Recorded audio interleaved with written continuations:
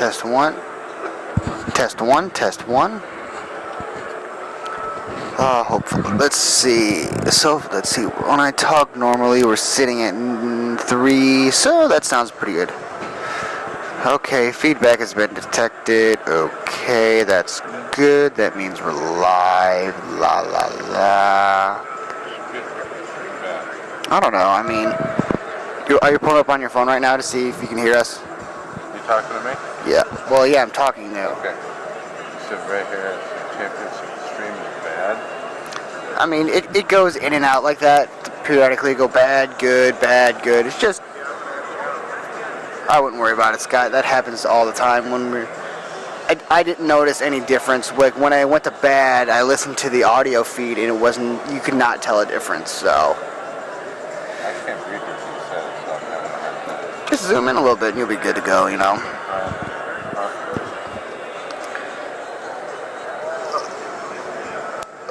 Let's see, now let me get set up over here. Oh no, my sunglasses.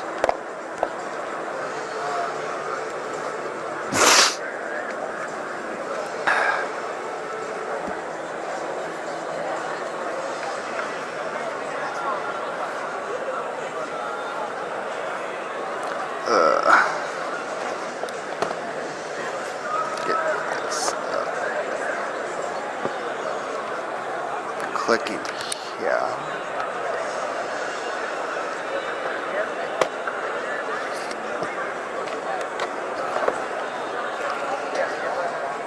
I wonder what Borschel's doing.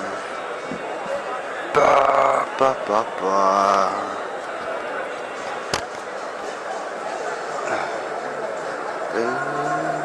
Hey, Gary. Hey, Gary. Hey, Gary. Gary, do you know where Richard might be? What's wrong? What's wrong, Scott? He doesn't have his slide up. Uh-oh. Uh-oh. I think that's why you're getting this.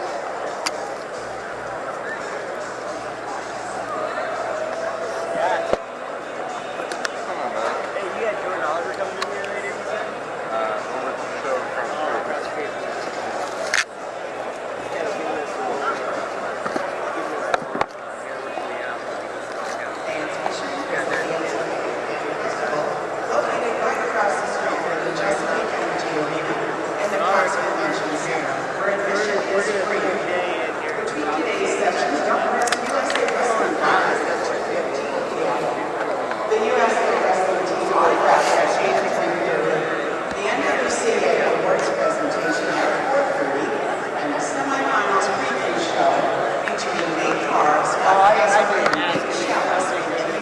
Yeah, Scott Casbear.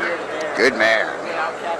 Welcome to Chesapeake Energy Arena for the 2014 Division I Wrestling Championships, where your convenience, concession stands, and restrooms are located throughout Chesapeake Energy Arena, as well as first aid, ATMs, and guest relation rooms. In the event of an emergency, please exit the arena. Please exit stage left.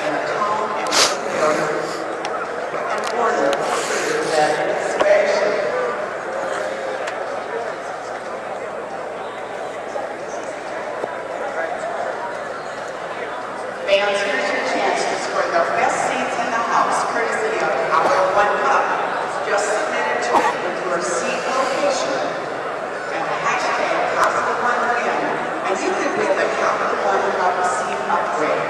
For your chance to get closer to the action in today's match, all you have to do is tweet now with your seat location and the hashtag #CapitalOneWin, and you can win a seat upgrade courtesy of Capital One. Partner champion of the NCAA. Hey, Scott, how are you doing?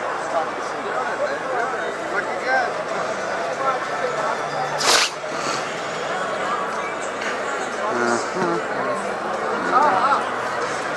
Good morning, Patrick. How are you? It's been a long day. Yesterday was long.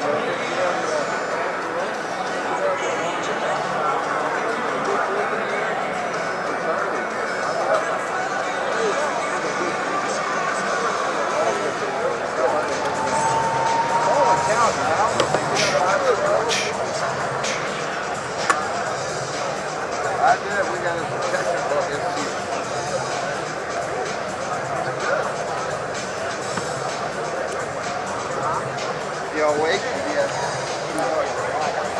For a little bit. There's no slide on the homepage for us.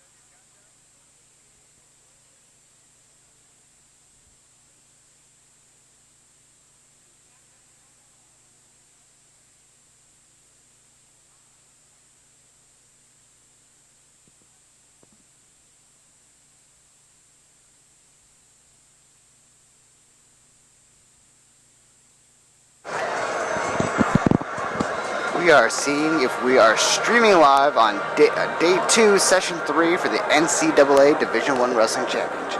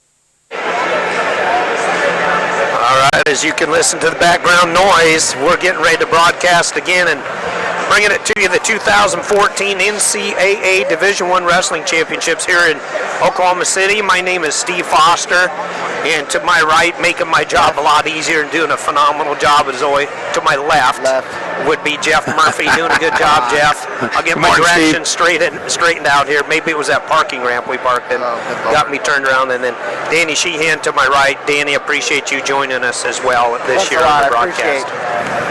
And boy, we got some great rounds coming up, like always, some real good matches, and picked up some information as we walk through and talk to coaches and fans and all. We got 3 people that are going for their third national titles. That's Logan Stevers going for his third. He's a junior from Ohio State University. Yeah, junior from Ohio State. Thank you, Dan. And then you got Tony Nelson.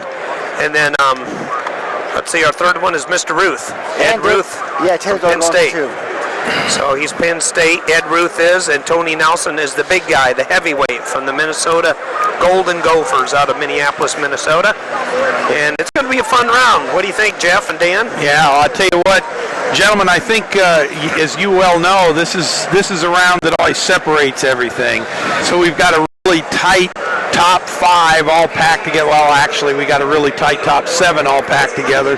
But that'll separate itself out after the morning round. Because we'll start to earn some points now for the quarterfinalists that get into the finals or into the semifinals tonight, and then of course we'll start to see a little more. We'll see a few more wrestlers drop out of things here in the 2 rounds of consolations that we've got this morning. So this will give us some separation, and then whoever's standing after this morning will be legitimate contenders for this whole thing. So Penn State's in the lead. I think that's kind of to be expected, and as Jeff Murphy predicted, not just this week, guys, but you ready for this? Mr. Murphy predicted at the beginning of the season those 5 teams up there, right up there. I don't know if it's in exact order, but he said who's going to be in the run. Penn State, Minnesota, the Cowboys, Oklahoma State, the Hawkeyes of Iowa, and of course the Sooners, which is the official host team of Oklahoma. And I think the team maybe that kind of surprises me a little bit in there would probably be Edinburgh in 7th, 18. Wisconsin in 8th at 15.5, but this could change a lot, obviously. And the Iowa State Cyclones actually doing very good. Came in with the rankings, I know, as far anywhere from 16 to 22nd in the nation. They're 9th, the Clones are. We call them that short, the Iowa State Cyclones 15. And then Cornell, actually, they almost, I thought they might be in the run for something a little higher in 10th, but I mean, 10th is nothing to be ashamed of, obviously. They have 14 points, but like Jeff Murphy just said, this is where you're going to gain or start losing a lot of points, these rounds here. Because the teams that are in the top 10 right now either came in this tournament with 10 wrestlers, and obviously they got to be pretty good wrestlers, right? Or they scored a lot of bonus points, and that would be the case for Iowa State up there. Iowa State, I think, had 4 pins yesterday and a major decision. So when you take a look at some of those types of things, we know Penn State's separation, the 5-point separation they've got, that's all bonus points. So bonus points are critical through the whole tournament, but really critical early in the tournament when we're looking at this first and second round, and so again, it'll be real interesting to see as the day goes on. Steve, I have something I want to talk about for just a minute. Alrighty. All right, so I'm going to go first to the 149-pound class. Alrighty. All right. So let's talk about seedings for a minute. 149. So in the quarterfinals, we're going to have number 1, How to Show from Missouri versus number 9, Grahalis from Michigan. And in the other half of the top bracket, we're going to have number 5, Searches versus number 4, Maple. So 1 versus 9, pretty close. 4 versus 5, pretty close. But then we get down to the bottom half of that bracket. And we're going to have number 14, Scott Sakaguchi, wrestle number 11, Josh Kindig. And for the right to compete against the winner of number 10, Niebert from Virginia Tech, and number 15, Menotti from Lehigh. Wow. Now, I think we talked a little bit about this in the past, but a poor job the seating committee did, because look at Surtsas. They had Dardanes seated above Surtsas. Now, Dardanes goes out on an upset, but I think that first round. I think there's absolutely no coincidence involved that this 149-pound bracket, the bottom half, has a 14, 11, a 10, and a 15 seed still involved because they did a poor job of seeding. They did. Now let's move to the 197-pound class. I bet that page I was going to bring it up if you did. It's the same situation. Yeah, because you got a number 1 versus an unseeded wrestler and a 5 and a 4, and you get to the bottom half, you've got a 14 versus an 11, an unseeded wrestler versus a 2. Again, that's the other that was a travesty in the seeding, and guess what? It proved to be true. Conversations and message boards, you're right, Jeff Murphy. Those are the two. Everybody was saying, how in the world will they ever seat these guys at this position? Yeah. And it's interesting. The wrestlers has proved that they're Absolutely. right, and the seaters were really. Absolutely. I don't know if they was eating too much popcorn when they went through that. Well, so if you're one of the people who agreed with us that, boy, that sure looks screwy, the wrestlers have proved it out on the mat. They have proved out on the All right, mat. so please, if you're one of those members of that committee and you happen to pick this up, which I'm sure you're here and you won't, but if you happen to know one of them and you're listening, go jab them in the rib and say, do a better job next year. Yeah, exactly. Yeah, they had some troubles with some of the weights. A few of the other arguments, too, in a few places were questionable, too. But like you say, 49 and 97 didn't make any sense. Nope. Especially Gadsden. He's been ranked number 1 in the nation for over a month. He's beaten everybody in there except Heflin. And, you know, Heflin really hasn't even got warmed up yet. He had an injury default in 5 minutes. He won this first match. Then he got a medical forfeit in his second one. So he's barely got his motor running. So let's talk about that for a minute, because that could be a real interesting thing tonight. So Heflin, as you said, an injury default in 5 minutes 36 seconds, so he did have to break a sweat in that one. But he got a medical forfeit, didn't even have to do anything more than step on the mat and get his arm raised. That's now, team points, too, isn't it? Yep. So good team Now points. he's going to wrestle unseeded Cody Reed from Binghamton. Now taking nothing away from Cody Reed, who's earned his spot to be in there. Exactly. But he's smokes people. Yeah, but he's not facing a seeded wrestler at this Right, point. yeah. Okay, and so depending upon how he does today, does that hurt Heflin when he comes into the semis tonight if he does win? Because he's going to face the winner of Schiller and Gadsden, who've sort of been through the wars against the toughest guys. They really have. Yeah, it'll be interesting to see if that does.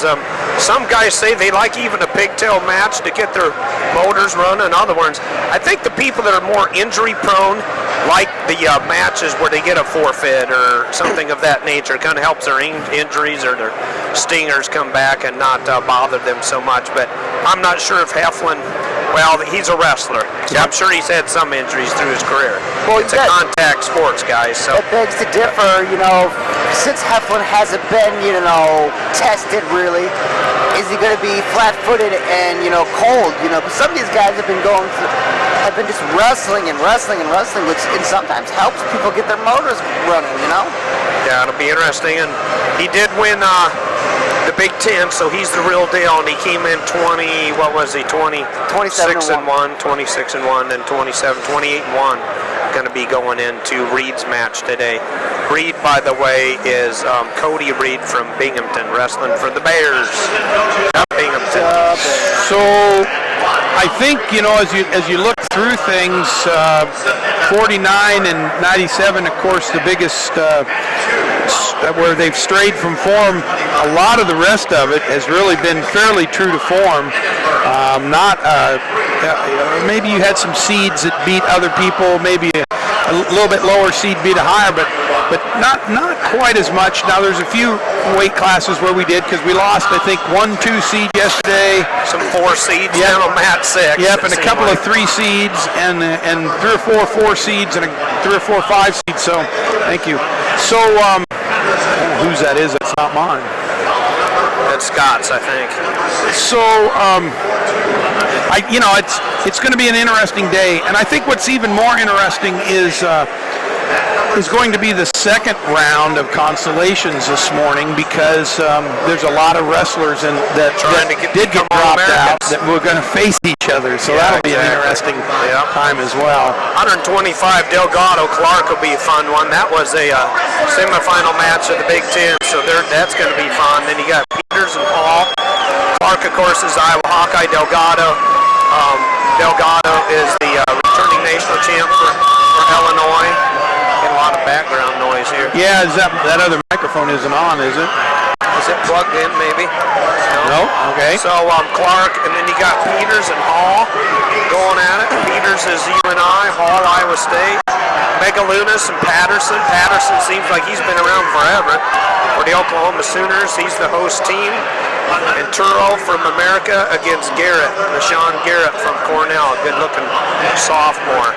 I think our quarterfinals are in the center matches. Is that right? Center mats? The 4 center mats and the 4 outside mats will be the consolation. And if we do this as we typically do, we pay very close attention to the 4 center mats. And if there are matches that could be of interest to the team race, we'll try to fill you in where we can on the consolations. Yeah, but you're going to hear today a whole lot more play-by-play because we have only 4 mats to pay close attention to as opposed to 8 mats. It helps us zero in on what's happening, and we keep track of these wrestlebacks that we've mentioned before. We'll try to cover them. They're so numerous. There's a lot going on. There's so many people left back, but those are important because these kids can still end up taking 3rd place. You know, they can actually the winners of the wrestlebacks more or less can end up wrestling. They'll end up wrestling the losers in the quarterfinals. So these quarterfinal guys that lose, they'll drop back down and end up wrestling. And it's not possible for some of these wrestlers to see each other again. Again, somebody that they lost to early, the person that knocked them out of the championship match. So that's you one can of the get a little worst payback incorporated, as that's Jim one of the worst Hochstrasser would call it. What's that, Dan? It's one of the worst situations to see someone again, hoping you won't see him again in the tournament. That's right. Noel Thompson. My good friend Jim Hochstrasser always called it payback ink. Yep. So it's time for a little payback. But so it'll be interesting, guys. We're getting ready to go. It's just about 10 o'clock. Yeah, we're getting ready to do something here, I think. So setting the stage just a little bit in this 125-pound wrestlebacks around the outside. It's kind of interesting at 25. We've got a 13 and a 14 seed going at it. Silver from Stanford and Clamara from Oklahoma State. And we've got a 7 and 9 seed going at it this morning. Cox from Wyoming and Taylor from Wisconsin. So, already in just the second round of consolation, and we've got some seeded wrestlers that are facing each other. So, quite an interesting thing. Clark Delgado will be good. I know in that match before, Delgado kind of backed up the last 30 seconds in that match, I remember, with Clark. Corey Clark really brought it. Clark actually was fortunate to get out of a buzzsaw. He kind of got hit with some offense from Tyler Cox yesterday from the Wyoming Cowboys. So I remember that match. Cox didn't stop there for Wyoming, but Clark came out with that victory 8-5. Yeah, it's going to be real interesting as well as you move down to the next. You can't talk about Coca-Cola here, Scott. Coca-Cola is not one of our sponsors. You can't talk about Coca-Cola, even though it's really good and cool and tastes good. So we're just joking around here because they keep bringing us cups and telling us we have to pour our beverages into cups. Usually they make us cut our stuff off of our water bottles too, but I'm just turning it around so only I can see it. So the other our quarterfinal match that I think is going to be interesting is Peters and Hall. Hall from Iowa State, the unseeded wrestler here in this first 125-pound class. Peters and Hall faced each other twice this year, I think. Yeah, Peters beat him in the Vegas. He pinned Hall, I think, and then he just won by regular decision in the duel up in Cedar Falls at the West Gym. Yep, so, trying to beat a guy 3 times is sometimes real difficult. I think it's kind of interesting, and pay attention so people don't think we're homers here and going for one team, but it's the state of Iowa really represented up on that top bracket. You got Clark, Iowa Hawkeyes, you got Peters, Northern Iowa Panthers, and you got Hall, Iowa State Cyclones. Yep, and then you go down to the bottom half of that bracket, and it's the East Coast represented with Megalunas from Penn State, Terrell from American, and Garrett from Cornell. So you got the East Coast on the bottom half and the Midwest on the top half. You really the state of Iowa on the top you really half do. almost. So, and Midwest, Delgado, Illinois. So, Yep. Of course, he's in California Prep. I think he came with Mark Perry from Cal Poly. So. And Patterson from from Oklahoma down on the bottom. Yeah, yeah, John Patterson. He's got to be a senior, right, Jeff? Yeah. I remember him wrestling long. I remember him as a freshman, absolutely. I think even the year before that. So he's had a red shirt. I think he got a medical red shirt as well. I'm not sure. Every once in a while, these young men, they end up running into those Olympic years. Yep. And you can technically and legally take an Olympic red shirt year. So that gives you another year. I think Howe ended up with that because Howe's been there quite a few years. Yeah, Howe took Patterson. both a red shirt and an Olympic red shirt year. And didn't he take a medical red shirt when he Might have snapped his medical nose? issue. Might have got 3. I don't know. I know he's been there for quite a while. So yeah, he's had some good matches. He actually, I think he actually lost to Caldwell in one of his years in the finals. To the semifinals, then Burroughs beat him. Burroughs beat Caldwell. What a shocker, right? Yeah, but I'll tell you what, I've never seen anybody wrestle Caldwell or Burroughs as good as Caldwell did. Remember at the Hilton Coliseum in Ames, you were there, weren't you, Jeff? Burroughs was fortunate to beat Caldwell. Absolute coaching was outstanding in that match. They had him very prepared, and of course Caldwell had wrestled Burroughs several times, so it wasn't as if they were strangers to each other. So well, let's get it going here. All right, We're we're getting our wrestlers ready, so I think we're going to start here. So again, we do need to pay attention probably to that Clamera match down on the end because that has implications on the team score as well. Well, Delgado's on mat number 3 again. I don't know if he's ever been on a different mat. It is almost Illinois colors too, blue, if they had some orange on there, but it's blue. Now last time Delgado got out to the lead and then he just kind of put his transmission in neutral reverse. Yep. Nashon Garrett in on a takedown early. His opponent Tero's got his ankle, so Garrett with no points yet, and the referee stops it for potentially dangerous. Megalunas and Patterson, of course, Megalunas for Penn State. He's been an NCAA finalist. They lead the team score. Oklahoma Sooners are the host team, so I'm sure Patterson will have a lot of people cheering for him. Patterson has a very heavily taped right leg. Yep. Patterson for Oklahoma. So Garrett in on a single leg again. Has it up under his arm, but just hasn't taken Tero to the mat yet. Tero wrestling for American. Yep. And University out of Washington D.C. area. Garrett with the 2 finally. So Megalunas got a nice high crotch. He's got a bottom leg Turk. He's trying to Turk hold Clark to his back. Delgado has Clark down, and he's got him some trouble early. Oh, and Earl Hall throws a headlock on Peters, but he just doesn't quite get him whipped over, and Peters, no points yet. Hall throws the whizzer in. Everybody thought it was a 2, but Hall threw the whizzer in. Nothing doing between Panther and Cyclone. Yep. Delgado leads Clark now 2-0 with that takedown. He might get hit for a stall.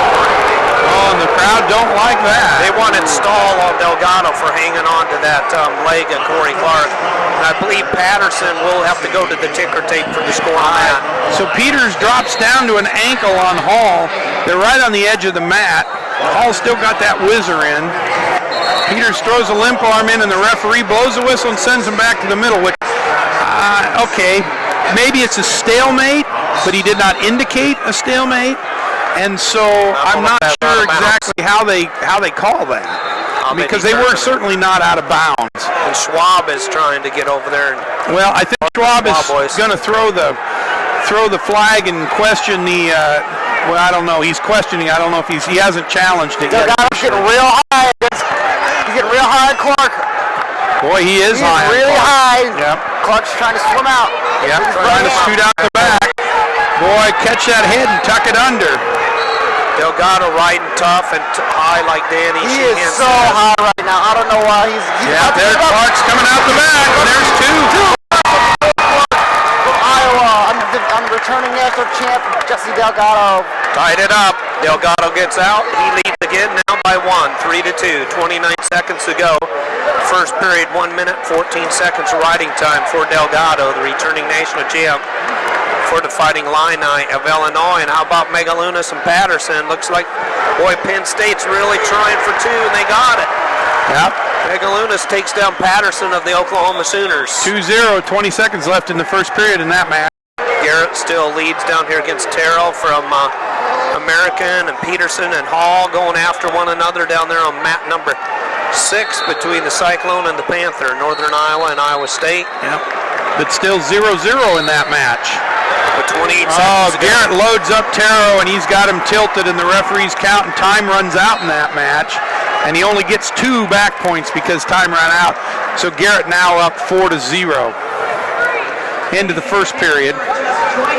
Into the first period on mat 3 with Clark and Delgado. And into the first period as well on mat number 5 with Megaludis and Patterson. Megaludis up 2-0 there. 2-0. Clark starts on top. He's going to try to get this riding time down underneath a minute. He's about ready to do it, right? About now. So your Southeast Polk High School's prep is really trying to keep up with Mr. Delgado from Illinois. Inside stand-up by Delgado. He's got a Merkel. He's got a Merkel locked up. Oh. He's trying to put Delgado over on his back if he can. Yep. Got him all tied up, working that upper body and those arms real tough, Clark is. See if he can do an arm chop there. Big pin there for Edinburgh. Yep. That's what they needed, right? Being in Absolutely. 7th place. Right in front of us here. Corey Clark's got Delgado all tied up, his arms, so. All right.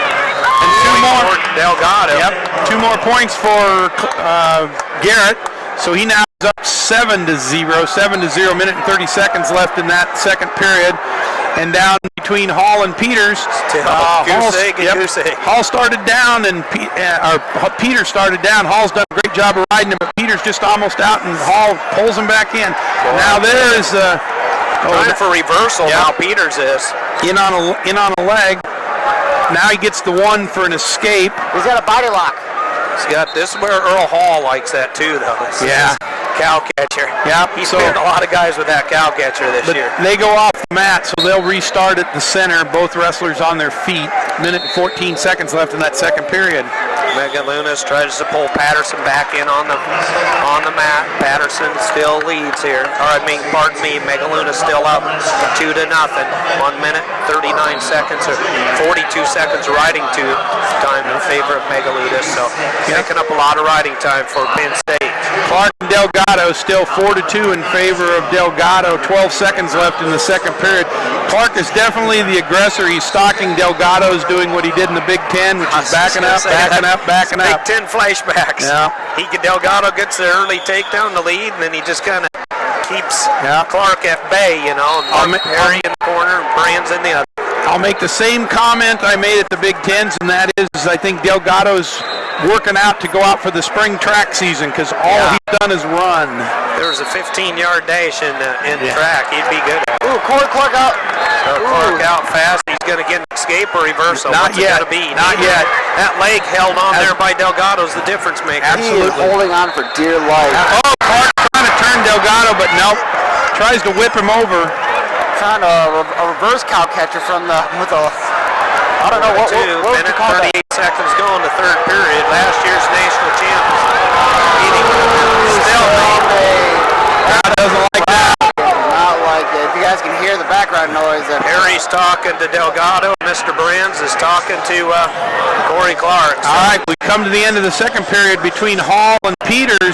It's 1-0 in favor of Peters. Hall now starts down to start the third period. This is where he's dangerous, Hall. Yep. Isn't he? He really Absolutely. Finally, the stalling Peters call is trying to ride Hall. on This Delgado. is Hall's move. He's dangerous right here. This is where he'll. This is where he'll Peters take got him locked up. Throws him over.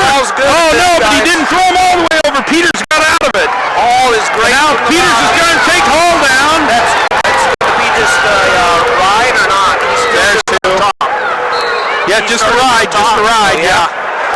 This is where Hall's dangerous. You see, he's pinned so many people. Hall went for the big move. Got nothing out of the deal. From underneath, boy, he's got this year's best cow catcher award. So real quick while they reset it on the other 3 mats, Garrett does have an 8-0 lead. Garrett from Cornell, so that's a good thing. Ooh, yeah. Delgado on a beautiful fire. Big high crotch. Oh, he's picking up back points. He could pin Clark right here. We get the fall. Clark's in big trouble. No. Big shoelace to shoelace scramble here. Now Clark in a scramble situation. Yep, 3 back These guys can really bend a lot of directions. So it's 9-3 in favor of Delgado right now. Wow. Delgado's up big for the Fighting Illini. Oh man, Brand's is up waving the flag. He is not happy. All right, now, oh boy, Peters looked like he'd whipped all the way over, and I thought Hall was going to reverse him, but no, he manages to come back, breaks Hall back down to his belly. And there's 49 seconds left in that match. That's a 1-0 score right now. 1-0 in favor of Peters. Yep. From Northern Iowa over Iowa State. Yep. I'm sure he wants to keep Hall off his feet. Once Hall gets that inside stand-up, this is where he's dangerous. Yep. He's going to have to throw it. He's only got 30 seconds left. He's going to have to do There's something. a lot of people from this. Hall with a Nice big reversal. Huge reversal. Grimby roll into a reversal. 2-1 lead right now. At 52 seconds of riding time, so he did it just in the right amount of time. I think Hall has scored more points from bottom than takedowns this year. Garrett wins big for Cornell Big Red. 11-0. With a major. And Megaludis with a 3-0 lead with 1 minute left in the match over Patterson from Oklahoma. 23 seconds. Oh. And Peters gets out. So 2-2. And actually, Hall could have got the riding time as well. So Hall in on the shot here. In on that far single, Hall is. They go out of bounds. And Still thinking and talking and thinking and talking. A lot of discussions going on. Referees looking at the video over between Clark and Delgado. Everybody with a sour look on their face over there. Don't think anybody's had. Well, there's one guy at the scores table who's got a little bit of a smile this morning. He must have had a good breakfast. He says, I already know what happened. There were points there. Absolutely. It's not our fault. So Patterson and Megaludis both on their feet, 18 seconds left. Wow. Patterson tries the last ditch, and that doesn't work, so they both back out. Last year's finalist. Yep. Is he going to 8 seconds left. It looks like Megaludis is going to win this one. Yeah. Hall and Peters, sudden victory. Yeah, wow. Sudden victory for these two. And Peters has been getting the takedowns in these circumstances. 4 times enough. Hard to see right now. Yeah, it is. We got Right so on the edge many of the people map. away here between the Panther and the Cyclone of Iowa State. Oh, and I think Peters got the 2. Peters got the takedown. I think Peters got the 2. Look at Doug Schwab. No, wait a minute. I'm not sure. Schwab's They all waved it man. off, maybe. Oh, I know what Schwab's complaining about. Peters got the 2. The referee said that's it, sudden victory, but he had Hall on his back, so he could have went for the pin and scored the bonus points, but the referee called him, stopped the match. Yeah, that's right.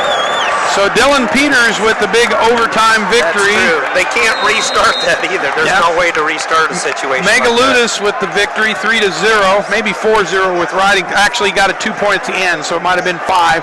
And Clark and Delgado, 15 seconds left. They sorted through all that. Really no change in the score. No, there really wasn't. Then Clark with the 1 point escape, so it was 9-4. Right now you got 6 seconds left in that match, and it looks like Delgado's going to win it. There's no way Clark can get enough points in 6 seconds. It's not going to happen. I inked it in, but I may have made a mistake. I don't think so. Yeah. And so there it is, and Delgado with the win. Last year's champ for the Fighting Illini of Illinois. So we've got Delgado versus Peters and Megaludis versus Garrett. So the 1 versus the 5, 3 versus the 2. As far as team race goes, Megaludis is Penn State, and they're really one of the only teams involved in that that's in the top 4. They're leading it, obviously. But it does hurt Iowa because their man does not advance. Yep, Mr. Corey Clark doesn't advance. So. But he'll drop back down into the consolation round. So true, yeah. Yeah, so, well, we get another Northern Iowa Panther over there. How's that for Northern Iowa? Cedar Falls. Mr. Joey Pincalone. So, and Cologne's going to go up against Thorne of Minnesota Golden Gophers, David Thorne. I often say John Thorne because I'm old enough, I watched John Thorne, his dad, wrestle for Iowa State back in the day. Did any of you guys happen to peer down at the far mat and see how that match turned out with Clamara from Oklahoma State. Just curious about that. So much action on the middle four, and that was down in that 8 corner where it's just hard to see. His opponent was Silver from Stanford. Yep. Let's see how that turned out. All right, so keep track of that. If I find out, we'll broadcast. We'll set the stage here because we'll have a few little gaps this morning as we wait for the TV to catch up to us. But 133-pound championship, going to have number one seeded Joe Cologne from Northern Iowa versus David Thorne from Minnesota, the 8 seed. Tyler Graff, the 5 seed from Wisconsin, versus Cody Brewer, the 13 seed from Oklahoma. He had the big win over Morrison, the 4 seed from Oklahoma State, in the rematch of the Bedlam Series here at the NCAA tournament. Caught him with a beautiful cradle. Bottom half of the bracket, Tony Ramos from Iowa, the 3 seed, versus Mason Beckman from Lehigh, who's seeded 6th. And in the very bottom 2, Cash Kuroga from Purdue, the 7 seed, versus A.J. Schopp from Edinburgh, the 2 seed. Any thoughts on that, gentlemen? Cologne's a junior college national champ. We watched him win his JUCO champion. Scott Casper and I did at the Veterans Auditorium for Iowa Central. He's an Iowa kid. He's from Clear Lake, Iowa.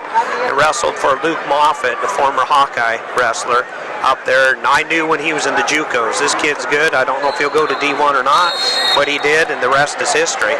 Thorne will be tough. Big Ten, I'm not sure if you and I in Minnesota dueled this year or not. I know Graff was in there, obviously, with Thorne, but Tyler Graff, he's a veteran. He's a senior. He's a seasoned veteran. Yep. He really has. Graff's been around a lot, but Brewer showed against Morrison from Oklahoma State that he's dangerous with that pin at 2 minutes and 45 seconds. And, of course, Ramos always brings it for Iowa, but guess what, guys? He's had close matches. Yep. His first one against Mackey, ready 3-1. A sudden victory win against Richards of Illinois, 6-4. So Ramos has not been picking up the bonus points for the Iowa Hawkeyes. His opponent, Mason Beckman, I apologize, 6th seed, so he's a good wrestler, obviously, 26-3, but I'm not real familiar with Beckman so much, wrestling for the Mountain Hawks. Cash Kuroga, I know quite a bit about him. Scott and I've traveled to West Lafayette, done some home duels. I remember out there for Purdue, they had us come over and do some duels, so I got to watch Cash. Cash is dangerous. Had a great match with Ramos, lost in 7 seconds to go, I think, in the Big Tens. And of course, A.J. Schopp's a stud. He's 33-1. He has a win over Ramos. So I'd say Schopp is a slight favorite there, obviously, but Kuroga's dangerous on his feet. I think Kuroga has a very, very low seed for how he can wrestle coming out of the Big Tens. As a true freshman, making the semifinals as a freshman, I just think he wrestles way better than what his seed shows right here in this tournament, because he's been putting it on a lot of good people. I know we talked to his coach and then his former coach of many years, Tom the Big Cat Erickson. He said the only time Cash loses is kind of maybe a mental error, because he's got all the tools. He's got great lungs. He's got plenty of strength for his body size for being a 133-pounder. And he said he very seldom loses, but when he does, it's just kind of a technical error. Yeah. But he said he's got all the tools to run the table, Cash Kuroga does, for the Purdue Boilermakers. All right, so we're started in 133-pound quarterfinal action. This A.J. Schopp is dangerous. He's long and lean. He's real tall for 133 pounds, and he can bring it. He's dangerous, so they're going to be two different kinds of builds. So Cash Kuroga is a little more powerful looking and looking for some leverage. Cologne in on a leg for Thorne. Early. Picks up an ankle. Stands up with it. You gotta love about Cologne, man. He just attacks. Yep. He does, man. He goes after you. Yeah, Cologne reminds me a lot of his coach, Doug Schwab, how he just was relentless. Yeah, Mark was too. Mark, his brother, Doug's brother, was that way, his older brother. Oh, and Cologne kicks Thorne up and throws him to the mat. Oh, man. For a big 2 points. Trying to tilt him for back points, but I don't think he's going to get that accomplished. Schopp gets a takedown early against Kuroga. Takes Kuroga down. He's got that long range and a lot of reach there. Schopp does. Beckman and Ramos just kind of tying it up over there. Yep, not much action there. Oh, and Cologne gets Thorne turned, and he gets 2 back points. So Joe Cologne up 4-0 early in this first period. You also got to remember Thorne's dangerous because he works out with Jason Ness, one of the most brilliant pinners and throwers of Minnesota. So you got to. Thorne can probably, if need be, pull something out of his tool bag if need be. He's tough. But Cologne is looking sharp. Graf from Brewer scored us down there between the Oklahoma Sooner. Picked up the big upset win over Morrison. Cologne's getting another tilt. 4 seed. Only got a, there he's 2, getting count. 3, 4, and 5. That's 3 for Joey Cologne. Yeah, so Cologne now out to a big, hasn't released it yet. Now he gets the point. 7-0 lead with 1 minute and 25 seconds left in the first period. And Ramos and Beckman still scoreless up there. What this coach is giving up down here, he's raising the right flag, Steve. Yeah, that's right. Not sure what surrender. Not sure what that indicates other than the fact he's trying to block our view. I know in the Civil War it meant we're done. We've had enough. So still no score over there on the map between Beckman and Ramos. Beckman in on a single leg, but I'm not. Joey Cologne with a body lock. Big body lock. He goes right to his back. Well, I tell you, he takes Thorne right to his back. I wouldn't recommend going up upper body with It's Joe 2 and 2. Oh man, 11 points within 2 minutes. Oh man, he is making short work of Thorne. Boy, he is too. But Shop's got Case Kuroga on his back now. But he's got that leverage. Yep, and Cologne was going for more back points, but Thorne spins out of it and gets the 2-point reversal. So that's now 11-3 with 30 seconds left in that first period. Well, I tell you, the Schwab boys have sure done good up there at Northern Iowa, haven't they? Yep. They've done it. They had a good dual season, I know. Yep. And that school's actually won the national championship, team title, but it was called Iowa Teachers College. Jeff Murphy. So Cologne out with the escape now. 15 seconds left. Both wrestlers on their feet.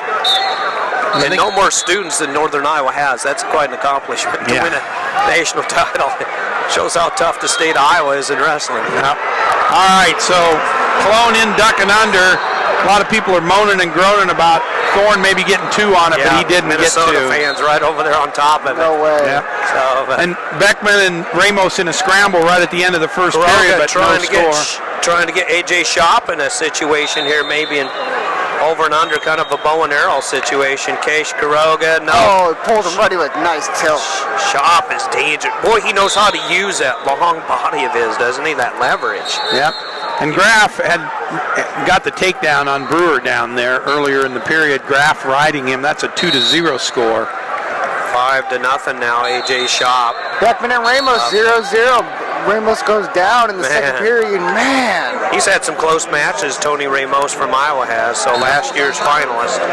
Joe Cologne starts in the bottom position as well in this second period. Thorne riding him pretty tough. Yeah, he is. We'll see if Cologne can come out of here. This is just second period ready. 15 total points in that match, guys. Most of them on the docket side of Joe Cologne, though, 12-3. So there's the end of the first period between Brewer and Graf. Graf still up 2-0. Brewer gets his choice. He takes down. Cody Brewer takes down. Yep. And Tony Ramos scores the first blood down in his match. He gets an escape. Both those wrestlers on their feet. It's 1-0 in favor of Ramos. Second period. His opponent is Mason Beckman from the Lehigh Mountain Hawks. So we got another Hawk against the Mountain Hawk. Yeah. I think last time the Hawk beat the Mountain Hawk. So I'm not sure the difference of the species as far as biology goes. But one's a prairie hawk, evidently. Apparently. So 13-3 here, and Cologne gets out, so he got the escape, so he gets at a point for the Northern Iowa Panthers. Schwab up on his feet. Yep. And look at that, you and I in 9th place. And Cody Brewer. Yep. Cody Brewer gets out, so that score now is 2-1 in favor of Graf. Oh, and Thorne with a takedown against Cologne, so that score becomes 13-5 right now. And Cologne with the escape, so 14-5. Thorne just out front trying to run around Cologne. That worked once, but it didn't work the second time. Beckman in on a single leg with Ramos. Ramos heavy hips and sprawl, and Beckman picks it up, gets to his feet. Ramos with the whizzer in. Boy, I tell you, Shop has been so tough on top of Case Kuroga. He had the choice and he took up, and I can see why. This kid is tough on top from Edinburgh. Yeah. Beckman's still fighting that single leg with Ramos, but I don't know that he has the leverage to pick it up. They're back down on the mat. Ramos with heavy hips right on the edge. Beckman sort of picks him up, and I think they'll probably go off the mat. Yep. So no change there. So that's still a 1-0 score in favor of Ramos with 11 seconds left in the second period. 2-1 still. Graff from Wisconsin leads Brewer from the Oklahoma Sooners, the host team here in Oklahoma City. Boy, look how Shop really loads that up. Yeah, he does. And Joe Colon starts the third period on top of David Thorne. He's got a leg in, and he's riding Thorne tough. Trying to get the crossbody ride in. Absolutely. Here, trying to tilt Thorne over a little bit. Yep. The underhook's got a crab ride right now. He's working on that crab ride. Yeah, it's a great place to be with a 9-point lead.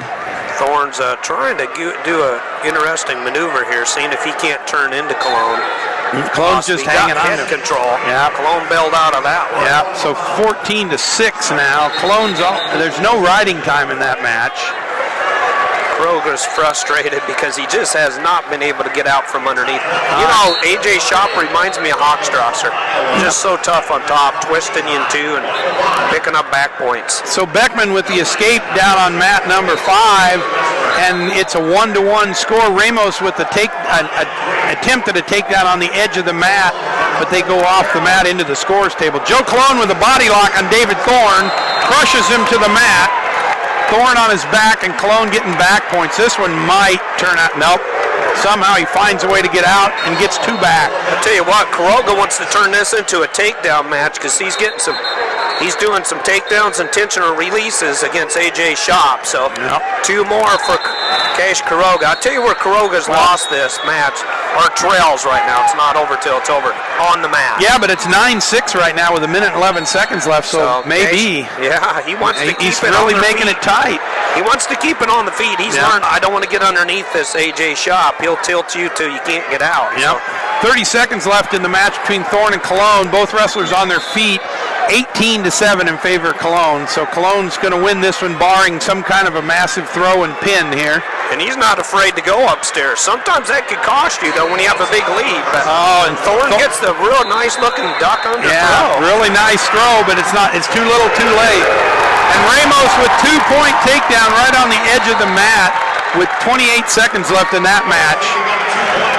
All right, so Joe Colon wins it 19-9. He'll advance to the semifinals. Big win for the Northern Iowa Panther. The Iowa Hawkeye leads, and how about Tyler Graff from Wisconsin? He's up 8-4 against Oklahoma Sooner with 35 seconds to go. Yep. Riding tough against Brewer of Oklahoma, who had the big upset on that very mat down there yesterday against in the Bedlam match. So Ramos with a 3-1 lead, 17 seconds left. They go back to the center. Beckman starts down. Okay, Cash Quiroga down 10-6. Shop's I'll tell you the difference was when Shop got on top. All right, and Ramos pushes him off, and so Tony Ramos with the 3-1 win over Beckman. So Ramos advances to the semifinals. His second 3-1 win. So he had one already earlier. Graff and Brewer get potentially dangerous. Yep, there's 8 seconds left in that match. So 10-7. So one more for Green. I'll tell you what Shop's got to keep track of. He's getting called for stalling. All right, and time runs out. So Tyler Graff with the 9-6 win. 9-6 win. So it'll be Cologne versus Graff. And Ramos against whoever wins between Quiroga and Shop.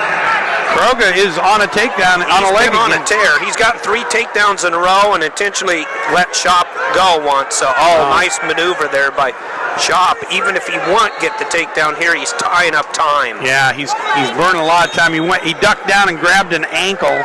Great maneuver there, wasn't it? And they're just sort of rolling around now in a ball. Tied up in a knot.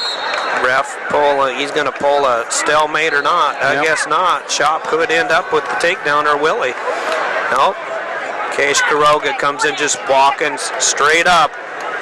Shop comes in real low for Edinburgh. Time running out in a big hurry here. Edinburgh's had a good tournament, guys. There it is. So A.J. Shop. They win another one, and the Edinburgh right now, you ready? 5th place. Yep. They just picked up more. Yep, just passed. Well, they're tied for 5th with the Iowa Hawkeyes and the Oklahoma Sooners right now. That's through the first round, not through this. The Shops points have not gone up yet. Another match of consequence right now in the team score. We've got Gulabon from Penn State and Zane Richards from Illinois down on the mat number 8 down there. Right now it's a 2-1 lead in favor of Richards. There's 1 minute and 4 seconds left in the second period. It's going to be big for Penn State. I'm sure they'd love to get some more points in those wrestlebacks. So as we look ahead, one other match of consequence that we'll want to keep an idea or take a look at here right in front of us is going to be John Morrison from Oklahoma State versus Shelton Mack, also in a consolation round match right here in front of us. So we'll keep an eye on that for the listeners as well. Morrison was the number 4 seed who got beat in that Bedlam match. So let's set the stage here quickly for the 141-pound championships. So you've got Mitchell Port from Edinburgh, the number 1 seed against Evan Henderson from North Carolina. Henderson came into this tournament with a 9 seed. You've got Richard Durso, the lone representative from Franklin and Mary. Durso ranked or seeded 12th. He's facing Devin Carter, who was seeded number 4, Carter from Virginia Tech. In the bottom half of the bracket, you've got Zane Rutherford from Penn State University, the 3 seed, versus Joey Lazor from UNI, Northern Iowa. So another Northern Iowa Panther, the 11 seed. And in the very last match, you've got Todd Preston from Harvard, who's a 10 seed, versus Logan Stieber, the 2 seed. Stieber's been on a tear. He really has, guys. A fall and a tech fall. He got that tech fall in 4 minutes and 52 seconds. 17-1 was the score. And his fall was 2 minutes and 48 seconds. So when Stieber's on, boy, he's a load. He's hard to stop. He can score points in bushel basketfuls. Mitchell Port came in, you ready? Undefeated. So he's another undefeated wrestler along with Jimmy Shiptock. So actually we have another undefeated wrestler this year. We have Mitchell Port, Edinburgh, Shiptock from Maryland, and then of course David Taylor, DT. So as we look down at some of these consolation matches, Gulabon comes back in that match now. It's the third period. There's 1 minute and 34 seconds. It's 3-3, all tied up between Gulabon of Penn State and Richards from Illinois. How about the riding time? What's going on down there with that? Well, and there's a minute and 1 second for Zane Richards of riding time. So that could be the difference. Yeah. Right? If we go back to another match that we talked about earlier, I did get a confirmation that Eddie Clamara from Oklahoma State did win that match 4-1. So Oklahoma State has another wrestler still alive in the consolation round. So that's good. Did win. And then of course we've got Morrison and Mack right here in front of us. That's a 0-0 score with 2 minutes left in the first period. This is the Mack that gave Ramos all he could handle the first round. This Mack kid's tough. I mean, he fought with Ramos, and Ramos scored at the very end and won. So. Yeah, this is an exceptionally good match for this early in the tournament in the consolation round. This is a match you might expect to see on Saturday morning. That's right. You got it, Jeff Murphy. And unfortunately, one of these two wrestlers is going to drop out of the tournament after they complete this. Can you imagine? And Max wrestled tough against Ramos, and Morse is tough. And Morrison just got hit for a stall warning, by the way, for Oklahoma State. Yep. So that's certainly not the way that these two wrestlers thought that their tournament was going to go. So if we look down at the far mat again, there's 30 seconds left in that match. It's still 3-3 in favor of Richards. Richards are in favor of no one, 3-3, but it is in Richards' favor because Zane Richards has a minute exactly of riding time. Riding time, 1 exact minute. Is that amazing? 1-0-0. Yeah. Richards with a stalling call against him. That just a warning. No points awarded, so still 3-3. Gulabon needs to keep the pressure on him. Gulabon just stalking him at the edge of the mat. I don't know if he wants to just go out, do a restart, and start pushing him and get the call, but that's going to be the difference maker. There's the time. So that 1 minute exactly of riding time for Zane Richards, and he's going to beat Gulabon. 1 by a second. Yep, 4-3. So there's a Penn State wrestler out of the tournament. It's gone. Zane Richards. Wow. Big win there for Illinois. Yep. Richards looking good, guys. So Gulabon did score a major decision last night, so he did score a point for his team. So that's something. And if you're asking, who is this Richard? You ready? He lost in sudden victory to Ramos. Yeah, so Richard's had a good little tournament here for the Fighting Illini. I remember Richards from the Big Ten tournament wrestled kid. really well. We had kid. a long conversation about him one day, I remember. Yeah, he's a good kid. So. All right, so our quarterfinal matches are started. Yep. For a change, all the singlets are quite different from one another. Colors. I love it when these teams have all the. Penn State seems to be consistent with their blue and white stripe, you know, around their waist. They had a camel one last year. Everyone else seems to change, and it gets a little tough to tell who's who. Yeah, it really does. Early on, Edinburgh. Yep, I've got the wrong match here. I got to get on the right match. Stieber up quick. 52. Stieber up quick. Sorry, looking at the wrong clock on the wrong match. Yeah, Stieber with the 2-point takedown early. Green. He scores early and he scores often. So. Yeah. And Rutherford's got Lazor in trouble here. Yeah. Lazor's just about taken down, and he did. Rutherford takes Lazor down. And Stieber getting back points. Surprise. Boy, got him tied up tight. Lets him roll back over. We'll get the 3 here when the referee awards it. There he does. Logan Stieber's like almost mechanical. He's almost just a machine. Oh man, he's got that bar. Here comes the half on the right side. On the left side, excuse me. Oh no, yep, there it is. Oh, and Stieber throws a half in and stacks him up. Stieber's got pressed and all stacked up and picks up the fall. Is that right? That's correct. Some more bonus points there for Ohio State, who's in 10th place right now with 19.5 points. So that's going to help them big time.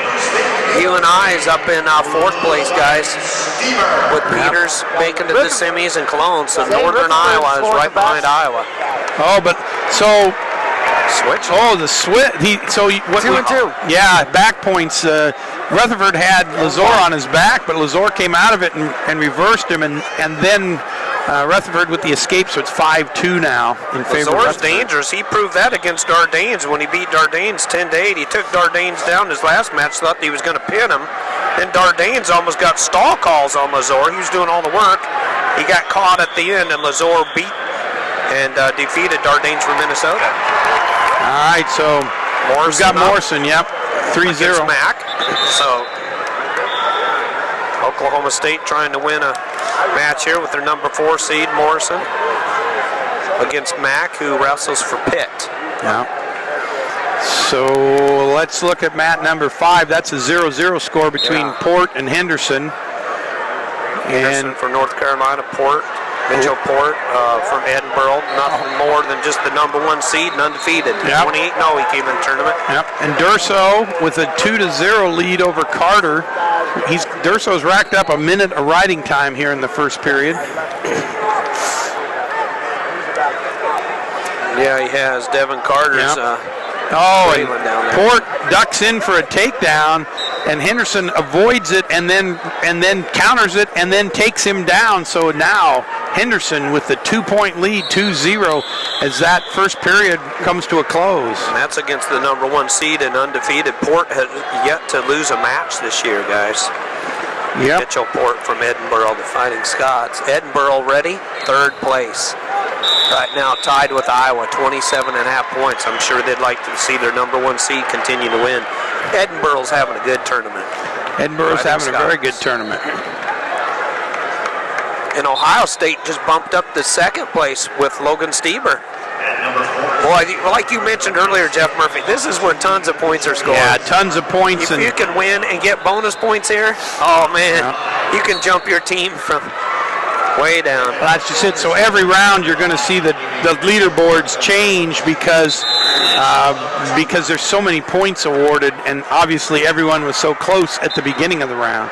So you look at Minnesota. Minnesota's down in 9th place right now, but that's because they've lost the one match that they've wrestled thus far. Yeah. And Dardane's going down early really hurt them too. Yeah. Storley Kokish will be fun coming up later. Both South Dakota kids. Storley is 6-time state champ, by the way. He won 6 state titles in high school. Oh, Lazor's got. Oh, Lazor had Rutherford on his back, but back and forth flip-flop, no points. I don't know. That's close. Mitchell Port with the escape down on mat number 5. He's now Evan Henderson now leads 2-1. Lazor with that leg here against Rutherford. So, and like you say, the number 1 seat still trailing, correct, Jeff? 2-1. So Henderson, Yeah. North Carolina. Wow, 2-1. This is a real scramble situation down here between Rutherford and Lazor. Devin Carter still trailing, right, Danny? Come on, man. Yes. 3-0 down there. So Devin Carter trailing Durso, Franklin and Mary. Good job by Durso. He has a nice tournament here. Yeah, Durso has had a nice tournament. Richard Durso from Franklin and Mary.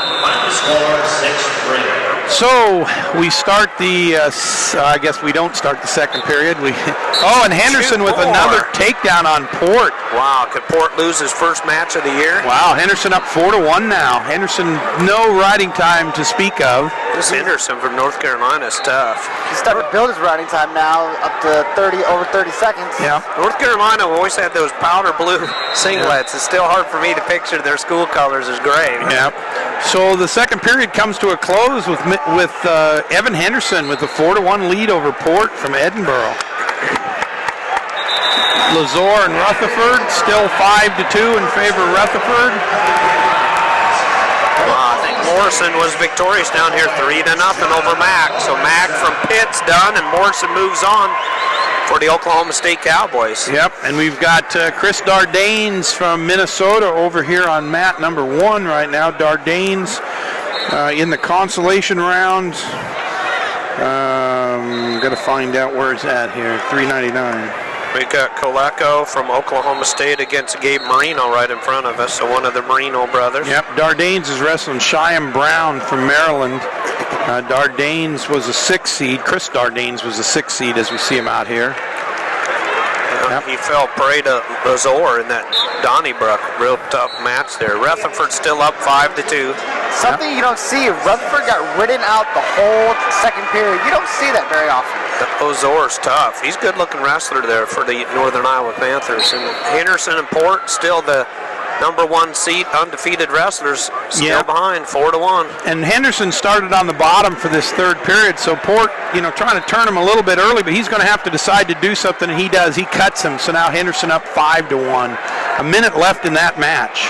I think with Henderson starting on the bottom third period, that was to his benefit, really. Well, that is absolutely going to be the biggest upset to this point. If it happens. If it happens. Right. That is correct. Port's in on a nice deep shot right now, kind of trying to stack Henderson up. So can the Edinburgh wrestlers score some more? Oh, boy. Rutherford had Lazor on his back near the edge of the mat, and the referee called him out of bounds, which I'm not sure, because as long as any part of your body is in, or these are wrestlers in the cylinder, they're supposed to continue. And they close the table, the front table. Well, then they need to move the tables back some or something, because that's just nuts. We wrestle all season that way, and then we come here to this tournament and you can't wrestle that way. That's just nuts. Tell me about it. I know, but it's supposed to be continuous wrestling. Yeah. And you can pin your opponent out of bounds. We've seen it this year too. So 37 seconds left. Port with a takedown on Henderson to tie that, or to tighten that thing up. Got news for you. His back's against the wall. It's 5-3 now in favor of Henderson. I don't know what they're trying to challenge. Well, they're looking at something. Was there back points maybe for Port or not? Sure. He took Henderson down, but we got a lot of people looking at the TV screens right now, because Durso and Carter, Durso up 3-2 into the second period, and they're wandering around. Well, the refs, I think the refs are trying to catch the NCAA basketball scores real quick in between periods. Might be the case. Gabe Marino now trails Coleco from Oklahoma State. Yep, 2-0. 2-0, 1:13 to go. A lot of riding time already for Coleco. Yep, and Brown is up 4-1 over Dardanes. Or excuse me, Dardanes up 4-1 over Brown over in the other consolation match. Yep. Dardanes up. Gabe Marino's a scrambling machine. He's like a slinky. Like a slinky. Some of the situation he gets in is just... All right, so Mitchell Port riding tough down there, trying to turn him, and he's not going to get it done. Evan Henderson is going to win this match 5-3. Look at Marino scramble. This is just the most unique thing you ever... Yeah. So your number 1 seed at 141 pounds goes down. That's goes huge. down. So No good more job out of undefeated. Evan Henderson from North Carolina. I think we're thinking now 3 undefeats just went down. Yep. So Shiptalk and Ruth are left. Yeah. Yeah, Ruth. we go back Taylor. and we go back to Henderson. I'm sorry, back to Rutherford and Lazor. 10 seconds left in that match. 5-2 in favor of Rutherford. Rutherford on top. So he's Lazor's just going to wrestled try to real ride good, him out. Boy, he can do that limp leg. Look at that, what Lazor does. Yeah, Lazor comes right back over the top, like just over the back. But that's all she wrote there. So Rutherford with the win. Lazor with an impressive match, really. I mean, Schwab brothers think he kind of got a bad call at the edge of the mat, but I don't know about refereeing these Gabe Marino matches. That'd be challenging. Gumby. We have a rematch. So we have one match still out there, and Carter from Virginia Tech with a takedown with 40 seconds left to take a 4-3 lead over Durso. And he's got Durso on his back. Is he getting the counter? No, they didn't get the. He rolled through. Dardane's up 4-2. Coleco still leading Gabe Marino down here 2-0. A lot of riding time for Coleco. So Carter on top, 4-3, 15 seconds left in that last quarterfinal match. Oh man, it's just like Devin Carter to pull it out at the end. I didn't get the win possibly. Absolutely. So hanging in there, 4 seconds left. Devin Carter. 2, and there it is. Carter moves on for the Virginia Tech piece. All right, so we've got a 9 seed versus a 4 seed. Kevin Dresser's doing a real good job out there, the Humboldt, Iowa native.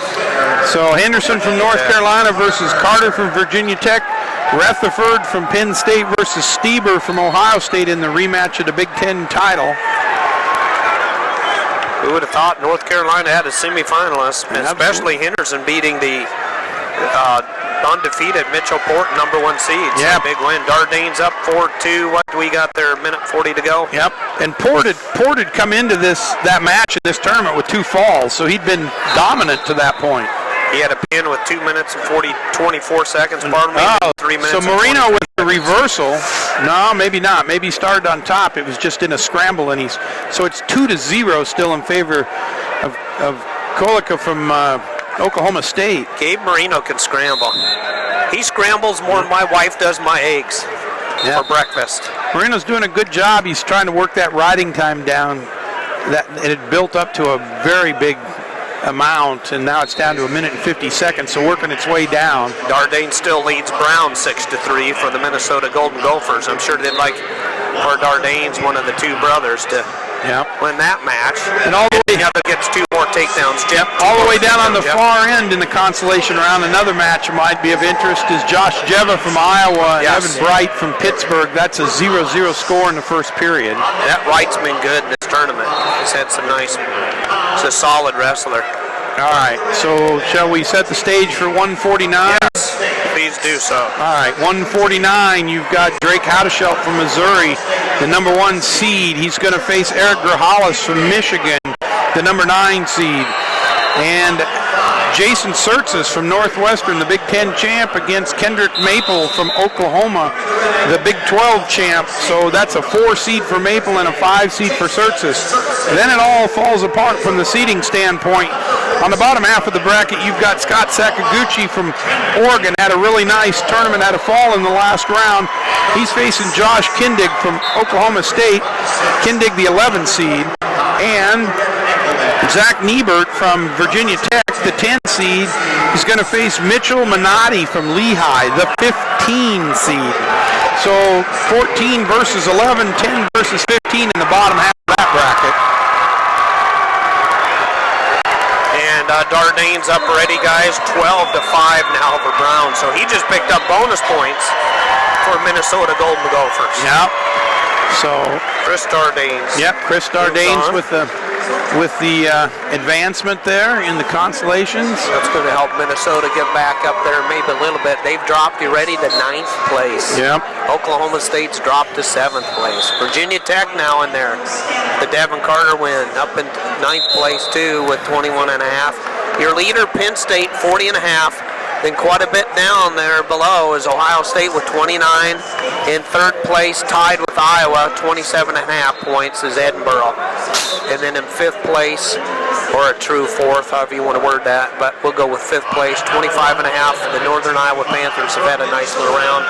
Wisconsin's been in that Big Ten, top 10, real consistent today. Seventh is Cornell with 22.5, tied with the Cowboys, and then Minnesota and Virginia Tech Hokies, 21.5 points.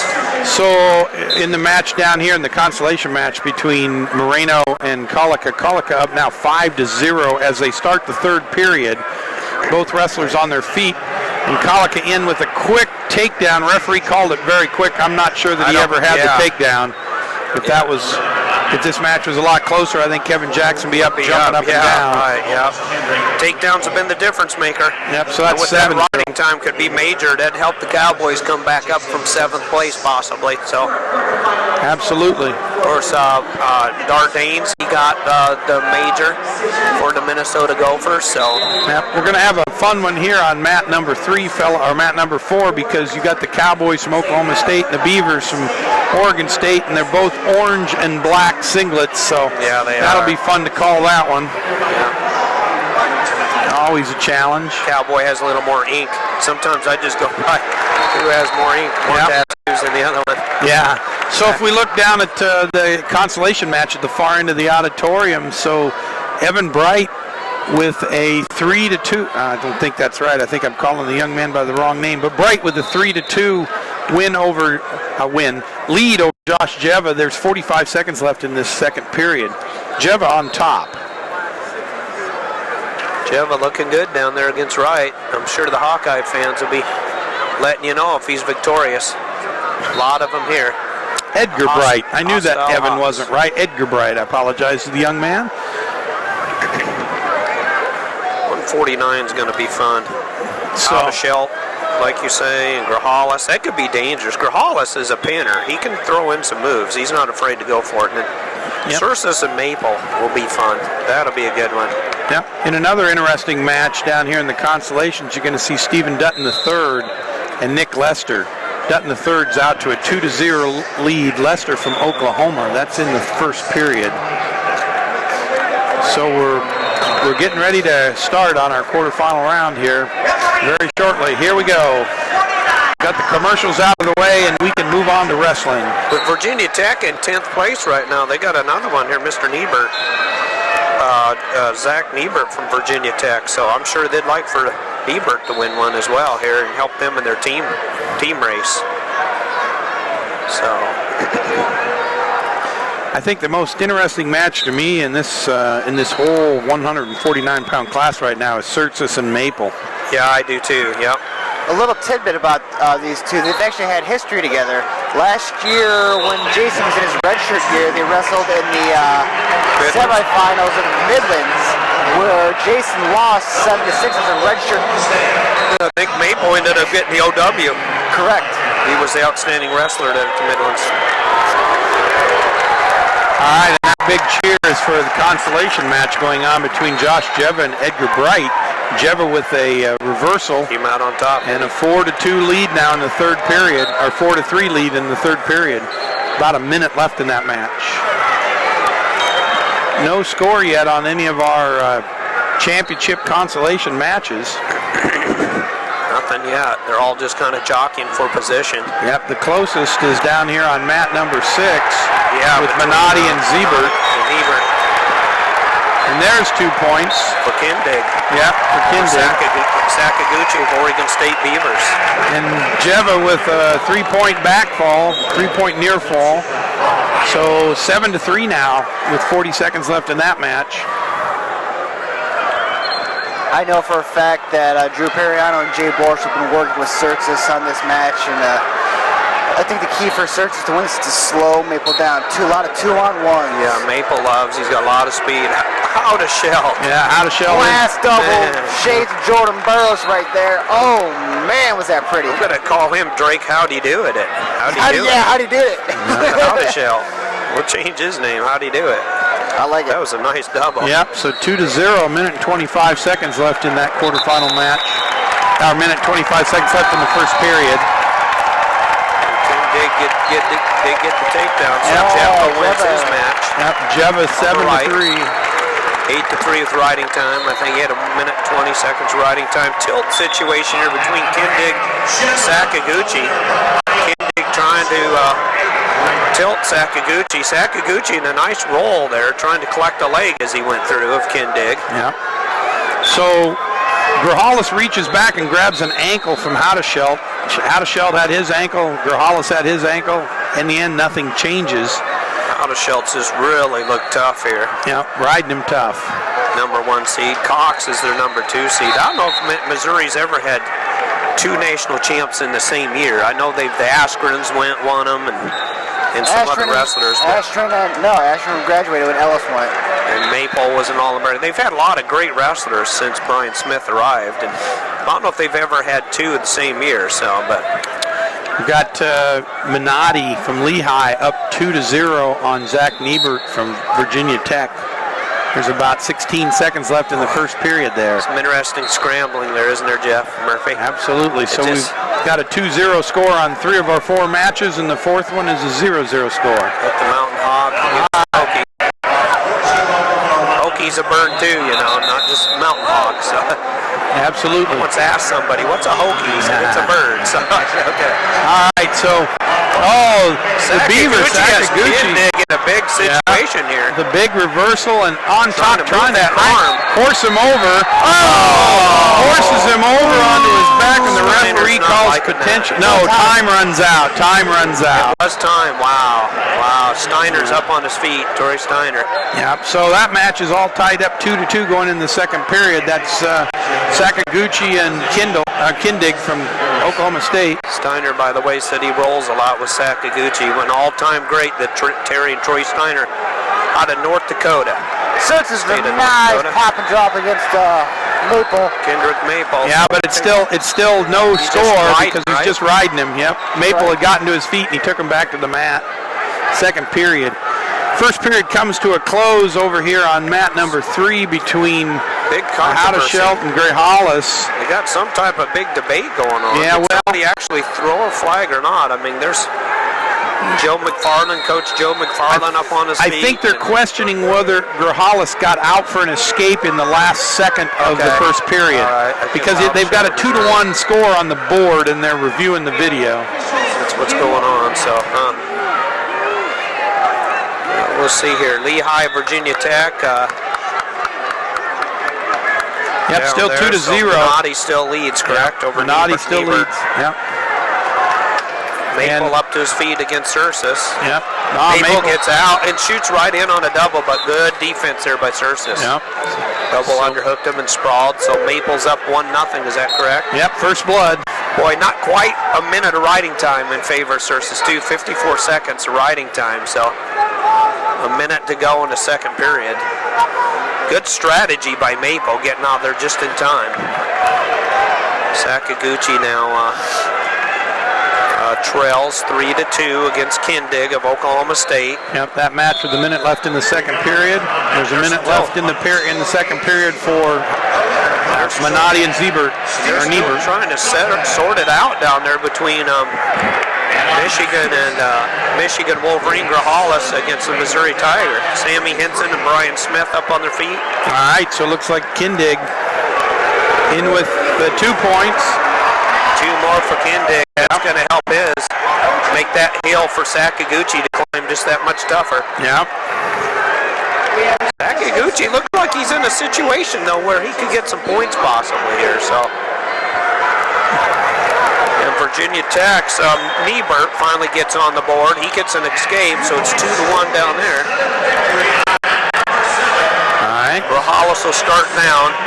He did not get the escape then. They did not give him that point. No. So. Well, now they got a 3-1 going the other way. I'm not sure what that's all about. 3-0 there, and Maple and Ursus. How's that coming there, Danny? Maple's up 1-0 at the end of the second. Ursus is going to go down. So we've got a 3-0 score. They get that all sorted out with 4 seconds left in the first period between Grijalles and Houdeschelt. Houdeschelt up 3-0. Houdeschelt on top with that 4 seconds remaining. He's tough. He's only got one loss. A lot of matches this year. Technically, he's 38-1, so almost 40 matches by the time he's done. So the first period comes to a close between Houdeschelt and Grijalles. He could have over 40 wins this year, Houdeschelt, if he would win this tournament. That's a lot again of when I'd say, how do you do it? Drake, how do you do it? A lot of early matches this year. Yeah, open tournament. We used to go down and do the Missouri Open every year. Scott and I did. A good tournament there. So Maple and Surtsas. Maple and Surtsas still 1-0 in favor of Maple. Now Maple is on top. The third period has started. We're about 30 seconds into it. Maple's whittled that riding time down to 23 seconds. Surtsas trying to get out. Man, Maple grabbed a hold of that leg. I thought Surtsas was entirely out, and he wasn't. And Maple follows him and rides right along, and so you've got a minute and 20 seconds left in that match, and Maple's erased almost all the riding time. So what you see is what you get. Wow, this is a tough match down there. So seasoned veteran against a freshman. Sakaguchi gets 2 and ties it. Is that right? Yeah, 5-5 now. Wow. They've got a lot of riding time for. Kick him and go again. Trying to get rid of some of Minotti's riding time for Lehigh, because I believe the Minotti. Surtsas gets out. Surtsas gets out. It's 1-1. Both wrestlers on their feet. There's a minute left in that match. Grijalles starts on top, and Houdeschelt from Missouri's on the bottom, and mat number 3. All right, Sakaguchi releases Kindig. They're both on their feet. Kindig with a 6-5 lead, but he's also got riding time wrapped up. 21 seconds left, so going to have to see Kindig do something pretty big, and there's a blood timeout in that match. A lot of blood. Maple gets hit with stalling. Maple just got hit with stalling over on mat 5. But he only got warned for stalling, so that won't change the score at this point in the game. 1-1, isn't it, down there? Wow, they're all tied up. No, it's... Yep, 1-1, both wrestlers on their feet, 35 seconds left. We could have a sudden victory down there, possibly. Yeah. And getting escape was Minotti on the other match for Lehigh. Now he leads Virginia Tech Hokie Niebert right now 3-1 with 20 seconds to go. So the Virginia Tech wrestler needs a takedown here. And actually, Minotti has the riding time. 1 minute, 16 seconds riding time for Lehigh. For the Mountain Hawk. That one just creeping down to the point where there's not much he can do. Oh, and he gets the 2. Niebert does, but riding time will be the difference maker. Yeah. Lost by 15 seconds. Yep, so Minotti from Lehigh moves into the semifinals. Yep, with a 4-3 win. We're going to overtime with Maple and Surtsas. The 15 seed. Man from Lehigh. Sudden victory between Surtsas. Absolutely, and a big man scramble between Sakaguchi and Kindig. 6 seconds left. No referee. They go out of bounds. Referee restarts him in the center.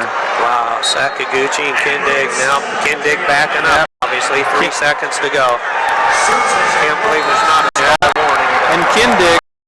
Big win, 6-5 over Sakaguchi of Oregon State Beavers. So we've got 28 seconds left in this sudden victory overtime period between Surtsas and Maple. Score all tied up 1-1. It's going to help Oklahoma State. They're in 6th place right now. 24 points, so Kindig's win will definitely help the Cowboys. So the 11 seed and the 15 seed will go at it in the semi. Yeah, is that funny or what? That's good. 149. We talked to you about the people having a difficulty in seeding, and boy, they did, didn't they? Yeah. That's proof of it. Once again, so.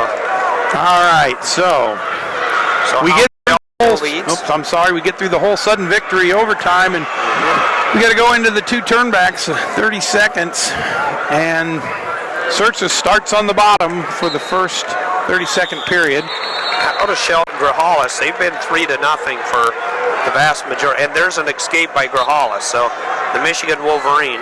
Harry Grajales does get the escape. It's now 3-1. Yep, minute 30 seconds left in that match. Yes, sir. 13 seconds riding time. Believe it or not, in favor of Grajales, but that's not going to be a determining factor. Jeff Murphy. Surtis up and out 21 seconds into the first 30-second ride-out period. So Surtis takes a 2-1 lead at this point, but Maple will have his chance at it here in a few seconds. Maple does have a stall call against them. Big underhook here by Grajales. Boy, he throws Haudeshelt, trying to throw him to his back with a headlock, but Haudeshelt might have got his own too. Yeah, I don't know whether I think the referee called him out of bounds maybe. It seems like there's more of that happening. Yeah, I don't quite understand that, but so we get to be able to wrestle on the edge. We get through the whole first 30-second overtime period, and now Maple gets set on the bottom. Surtis comes on top. Referee, we get started. Surtis leads 2-1. Maple trying to do a kick out. Yeah, Surtis down on an ankle. Be a good thing he came up on the thigh. He might have got hit for a stall. Yep, good strategy by referee Surtis. Calls stalemate with about 18 seconds left in that match. Good strategy by the Northwestern Wildcat. Haudeshelt, Grajales, still 40 seconds going that one. Maple tries to sit out, but that doesn't work. Surtis riding him tough. 8 seconds. Maple's got to get out in the next 6 seconds or he's going to go down. 3, 1. There it is. Surtis with the big win. Wildcats. Good job by that young man. Good looking freshman. So one of the number 5 seeds who didn't think he should have been a number 5 seed makes it to the semifinals tonight. That was another one we argued about the seeding, you know. So Kendrick Maple was last year's NCAA champ at 141 pounds. He went up a weight this year. And it's Grajales caught Haudeshelt. Haudeshelt went to drop down. Grajales caught him in a cradle if he can pull him over, but Haudeshelt, I don't think he's going to get him over. No, he doesn't throw the cradle hard enough, and Haudeshelt slips out, and that's the match. Big for the Missouri Tigers. Missouri Tigers. So Drake Haudeshelt, your number 1 seed, advances to the semifinals tonight. So Haudeshelt is victorious for Missouri. He's now 39-1. Lot of matches there for Mr. Haudeshelt as we fill in our brackets. And we'll set the stage for 157 pounds. They're still talking about what happened at the edge of the map there, so. Yeah, give me a minute here as I get caught up. Still debating maybe what happened over there at the edge. We've got Soufflon and Boosler here in front of us. And Ian Miller. Grajales wants some extra points there at the edge. Joe McFarland from the head coach of Michigan talking to the referee as well. All right, so let's set the stage for the 157-pound class. All right, so you've got your number 1 seed, James Green from Nebraska.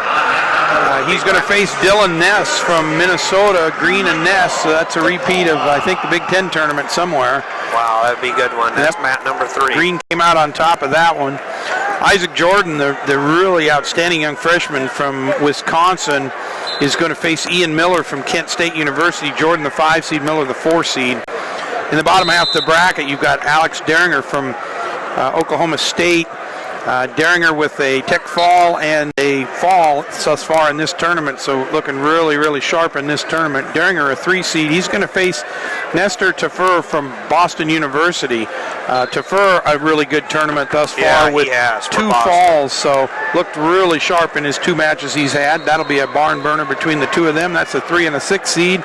And in the very last match of the quarterfinals, Anthony Real Budo from Cornell versus Derek St. John from Iowa. St. John a 2 seed, Real Budo a 7 seed. And St. John will be green and Rebuto will be red. The only thing about I always try to collect their ankle colors, and the thing I think is funny is Green's is red. Green is red. Green is red. So he's James Green. Who do we got here on mat 1 from Penn State? That won match 410. James English. That's Mr. English. Yeah, versus Barber from North Carolina. That's a 0-0 score right now. Just getting started. So we talked about Souflon for just a minute. Souflon from Nebraska up 6-0 right now as the second period winds to a close. Trying to pick up some bonus points maybe for Nebraska, who's dropped out of the top 10. Is that right? Yep, I think Nebraska. Oh, that fell off. Thanks, Jeff. So let's look at those top scores. So right now Penn State out to a pretty big lead, 40.5 points to Oklahoma's 31. Ohio State in third right now with 29. Yeah. Iowa in fourth with 28. And Edinburgh in fifth place with 27.5 points. Well, I'm sure they'd love to have Mitchell Port win that match. Yep. Edinburgh. Yeah. So Oklahoma's dropped completely off the tote board. Yep, we can with only Iowa see the State top as 10. well. Iowa State's up. UNI still at number 6. Minnesota, Wisconsin tied for 7. Cornell at 9. And Virginia Tech moves into number 10 momentarily anyway. And Virginia Tech, like you say, you know, that heads-up match between Peters and Earl Hall was big for UNI and Iowa State, because ever since then, UNI jumped into the rank to the top 10, and Iowa State Cyclones dropped out at the top 10. So they're going to have it hard to score points in this next round, any that are of large numbers, because their two quarterfinals are Taylor and Marino, and then of course, we'll have Schiller and Gatson coming up too. Minnesota's going to want those points. They're in 7th place. So. But Ohio State's had a good round. Logan Stever scoring those bonus points for the Buckeyes really helped Iowa State big time. Ohio State big time. So St. John, I'm sure with Iowa being in 4th there, 28 points, the Hawkeyes are going to want Derek St. John's to win. Yeah, things will just real Budo. So. And you know, we're not quite sure how far back we are. We could be and I'm not sure they've got the last weight classes scores even up on the board yet. I think they're running about one weight class behind. Yeah, I do too. Yep, I do. Yep. So that will all change when the last quarterfinals all comes together. Danny Sheehan mentioned that for running scores, that's a computer program, right? They must have had in the Big Tens. I wish somebody had introduced that computer program. Well, I bet they have it, and what they have to do is they have to get the bout sheet. Double check. They have to enter the bout sheet information. This happened here, this many that. Okay, enter final tally. Getting real specific. It's really, really, yeah. But if they're making any mistakes, I know who will call it on them. Jay Carl Guy.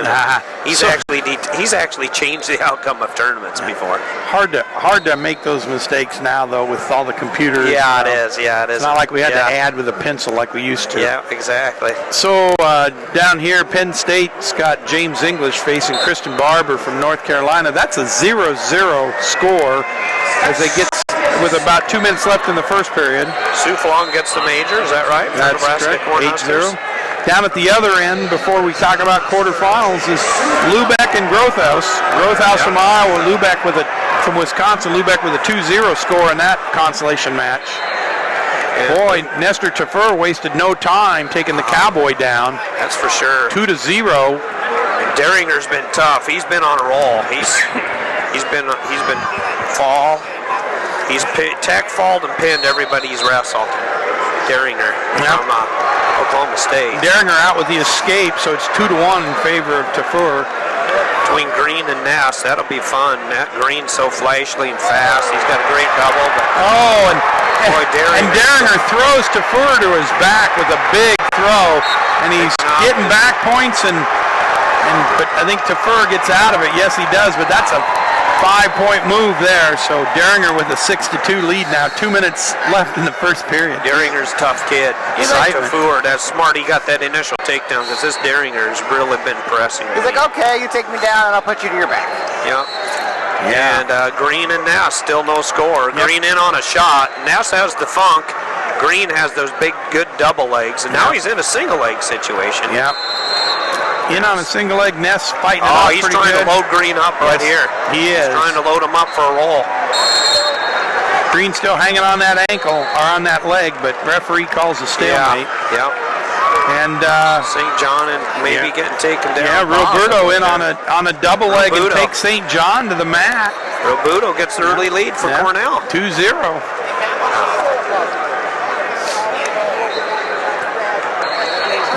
right, so 2-0 Real Bruto and St. John, 0-0 Green and Ness, 0-0 between Jordan and Miller, and 6-3 now in favor of Derringer because Tafur got out and up to his feet with an escape.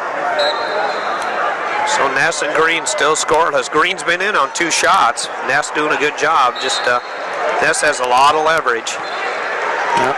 Danny Sheehan mentioned earlier about the Ness brothers, both of them, Dylan and Jason. They're just pinning machines. They're dangerous. You better keep track of where you're at all times. Yep. You're going to be counting the lights. If you relax against Dylan Ness, he's going to throw you. I guarantee it. All right, so got a St. John gets the escape now, 2-1 Robuto. and Ian Miller with the takedown against Jordan for a 2-0 score. Derringer gets 2 more for the Oklahoma State Cowboys. He's up now 10-3. I thought that might be a little tighter. Same Yeah, here. Derringer's he's been on a tear. That 5-point move is key. It's going to be tough. Derringer comes in here. Alex Derringer, 29-1.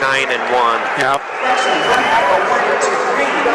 All right, so we got Green and Still no score. Ness, no score on their feet 21 seconds. as the last few seconds tick out of the first period. Oh, Tafur catches Derringer, catches him, on his throws back. him, and he had him on his back, but Derringer's, boy, that looks like it Oh, hurts. that looks painful. Oh, I'll tell you, Tafur has Derringer in position. So he It looks gave like him a backbreaker. 2 for the takedown.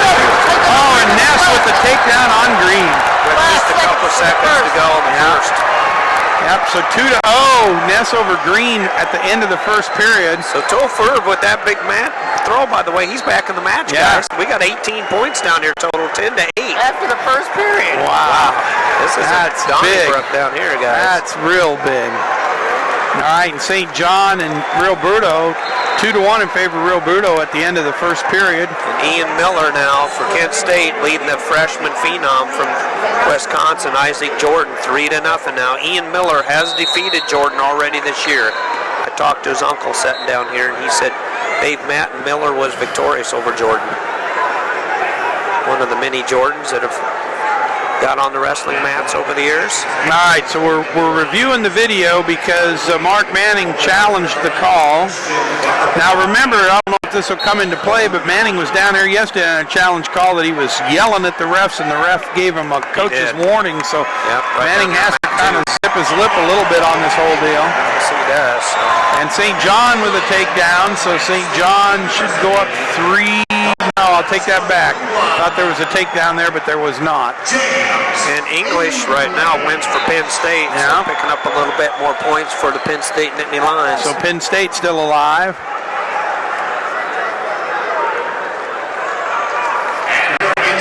All right, so we've watched the video and we've decided that Takedown or no takedown? no escape or no. Takedown for or Yep. Nass did get the takedown. So At the it end is. of Yep, the he did get it at the very end. So it's 2-0 in favor of Ness. And Green will start down to start the second period. Tufo against Derringer. This has turned out to be a barn burner, huh? Derringer getting some more points there. Yep. 11-8. Boy, Ness has just got kind of that spiral ride on him, and Tough on top. Green just keeps trying to back in. Oh, and Green escapes. big Green's move going to here. reverse him and almost puts Ness to his back. Oh, can he pin the And pin? almost puts. Oh, and Ness throws Green. Ness in a pretty combination. This is dangerous. He's dangerous. Boy, We I talked think. about it. And he's got him tight. He's got him tight. Ness with a big pin over James. A big pin for Ness. And the whole auditorium's up cheering. Big pin for Ness. Minnesota Gophers. The number 1 seed goes down. We watched Mitchell Port go down earlier. Yeah. The undefeated one from Edinburgh. Now we watch James Green go down. And I don't know if it'll be as easy to beat the number 1 seed on that map next coming up. Yeah. Marino Taylor over there. So, yeah, maybe not quite as easy. So we've got St. John and Real Budo at the end of the second period. Real Budo's got a 3-1 lead over St. John. St. John's going to start in the down position. Ian Miller's in the driver's seat against Isaac Jordan down there for Kent State. Ian Miller really wrestling good for the Golden Flashes. Yeah, so 5-0 in that match, plus riding time. Ian Miller's a stud. Yeah. That's good. And we start the third period between Tafur and Deringer. Tafur was started on bottom, jumped out to an escape immediately, so that's a 12-11 match. Wow, that's going to be fun to watch this last period. This is crazy. That's 23 points, guys. In two periods. Between the Boston and Oklahoma State. Carl Adams, a two-time national champ for Iowa State back in the year, won a couple titles for the Cyclones. Carl Adams did. Yep, Tafur says, I'm not going quietly here. Yeah. Oh, boy, Deringer in on a big double leg. He takes Tafur to his back or not? Or just nope, just two. 14-11 now is the score. We're getting perilously close to the point where Deringer's going to have riding time as well. Yeah, he is, so yeah. Real Budo reverses St. John and puts him to his back. Real Budo up now, 3-1. 2-2. More. Yeah, he's got 2-2. I think it's 5. I think it might even 5-1. How about the riding time for Cornell too? Maybe Real Budo got riding time. Yeah. Real Budo wrestling tough here for Cornell. St. John trying to come over the top and reverse him. Not quite yet. No, St. John with an escape. He's got 2 more backs though. And no, did 2 more for St. John. Now it should be, let's see, he did get Real Budo. You're right, Dan. They did give him 2 more. Should be 7-4 now. Because St. John got a takedown escape from now Real Budo. an 8 because St. John released Real Budo. I think it's 8-4, yes. St. John ain't going to go down without a fight, is he? Nope, 30 seconds left in that match. St. John in on a single leg, but Roberto with really heavy hips and sprawled out near the edge of the mat. He's got a cradle locked up. Almost. Got a cradle locked up. He's got a cradle locked up. Yeah, but I'm not sure he's going to do anything with it other than just sit there. I'd sit there. Right out the time. He's got 18 seconds left. Kind of foolish to do anything other than just hang. I think St. John would love for Real Budo to try to roll around. Take down off that cradle on the Ian Miller with a 6-2 win. So Miller from Kent State moves on a real tough Ian Miller. Real Budo with a 10-4. Make that 11-4 win. Big win for Cornell over Iowa Hawkeyes. Real Budo, big win there. The number 7 seed. And Alex Deringer with the 17-11 at the end. 7 riding time, 18-11. Almost 30 points. 29 points in that match. Boy, oh boy. 29 points in that match. So. All right, so we're going to have Ness versus Miller and Deringer versus Real Budo. That is going to be fun, guys. Real fun. We're going to call it here on Takedown Wrestling Media and Takedown Radio. Yep, so that'll be just, Matt.com. wow, what an exciting 157-pound semifinal match. Big pin by Ness. Do you know what I've noticed about Taufer from Boston? He's he's a gentleman out there. He lost in a crucial part of the tournament, but yet he was smiling that he lost. Yep. And John Smith and Guerrero gave him a big handshake and a pat on the back and said, hey, we know what's going on at Boston. Well, I think he went out in a big way. And yeah, he did. That's from Carl Adams. Yep. And he's still in placements. He can still be an All-American. Yep. It's going to happen. Absolutely. Yeah, because he's guaranteed to be an All-American. Yeah, once you get the semis, he'll be an All-American for Boston University. Yeah. Which is Gary Abbott's alma mater, by the way. I see Gary walking by. That's his alma mater is Boston. He just seems so happy just to be here, you know, with everything that's going on with Boston. Exactly. It's kind of refreshing to see those kind of guys. So we've got Dylan Alton down here in a consolation match versus Kerr Brown from Duke, and Alton up 2-0. Got Taylor Walsh, the Pinna Machine, down here in front of us versus Hancock from Army. Walsh from Indiana. We'll set the stage for the 65-pounders. I don't know if you guys have ever heard of the first guy. I'm going to say he's the number 1 seed. You probably heard of him a couple times. David Taylor. Who's that? Yeah, who is David Taylor? Yeah, DT, huh? The Magic Man, they call He's him. a machine. Yeah, he's the Magic Man. He'll be up against Look at this. Alton on a fall, maybe, or not. Trying to get a pin. He's got a big old throw locked up. Another Penn State trying to get a fall over here. This goal huge for the team race right here. Huge points. Penn State up with 41 points right now. Oklahoma State has just jumped back into second with 38. But he does not get the pin. But anyway, Taylor's opponent, Michael Marino, Iowa State Cyclone. A little side note, David Taylor actually committed to Iowa State in one day. But Marino has that nod as the varsity wrestler for the Cyclones, and he'll have his work cut out for him. Marino won an 8-5 and a major decision over Booth from Hofstra, 10-2. Taylor's done nothing but pin everybody he's wrestled. Beltray from Bloomsburg will wrestle Steve Monk from North Dakota State. And that'll be fun. Monk, of course, is a pinning machine. He's probably got the best cradle in the house. He's a cradler. I don't know. I'm going to go with Ruth on the cradles on that one. I'm going to argue with you on that one. Who's the other good cradler? Ed Ruth. Yeah, he's a cradler. He is. He's got that suicide cradle, inside cradle, and far side cradle. He cradles all three: suicide, inside, and far side. Ruth does. So. He'll try to make up cradles. I bet if he could, he would leg cradle someone. And you're probably right, because Monk mostly does that far side cradle, but he will go to it repeatedly. Keep setting your stage. Yeah, that's right. Virginia, and then Lou Sanjor. Lovin Sanjor from Citadel. That's going to be fun down there. The number 11 seed, and then Pierce Harger, Northwestern Wildcat. I'm sure Dan's keeping track of him. He has Mr. Caldwell, who's been on a tear for the Oklahoma State Cowboys. Not Darian Caldwell from North Carolina, but this is Tyler Caldwell from the Oklahoma State Cowboys. So, let's see. Caldwell's going to be red. Harger's green. Lufin Sandor is going to be green.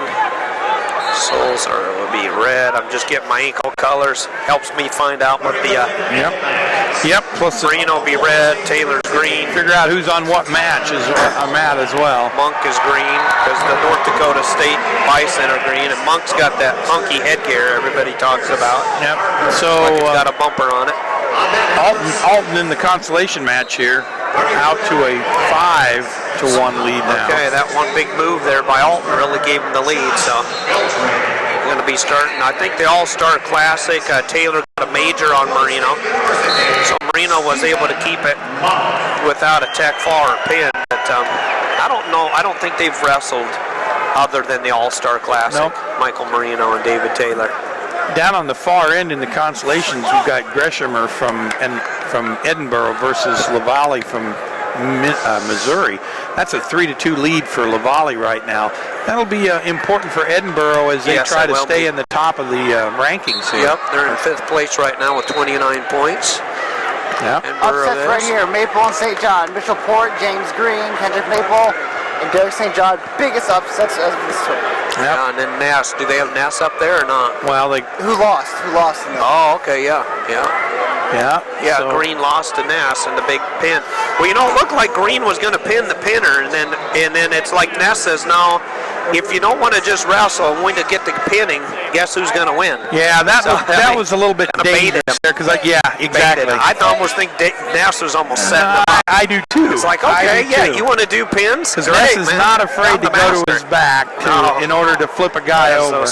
He does kind of that Earl Hall Iowa State cow catcher. I mean, that's how Earl Hall from Iowa State pins people. He gets that over and under, gets his hips out, hips tosses him, and showed Green the lights. Yeah, speaking of the pinner and a man who knows the cradle, you've got Taylor Walsh right down here in front of us from Indiana, who's got a cradle locked up, trying to turn his opponent Hancock from Army to his back, which he's doing right. Because Walsh trails actually in that one, though. I think 6-1.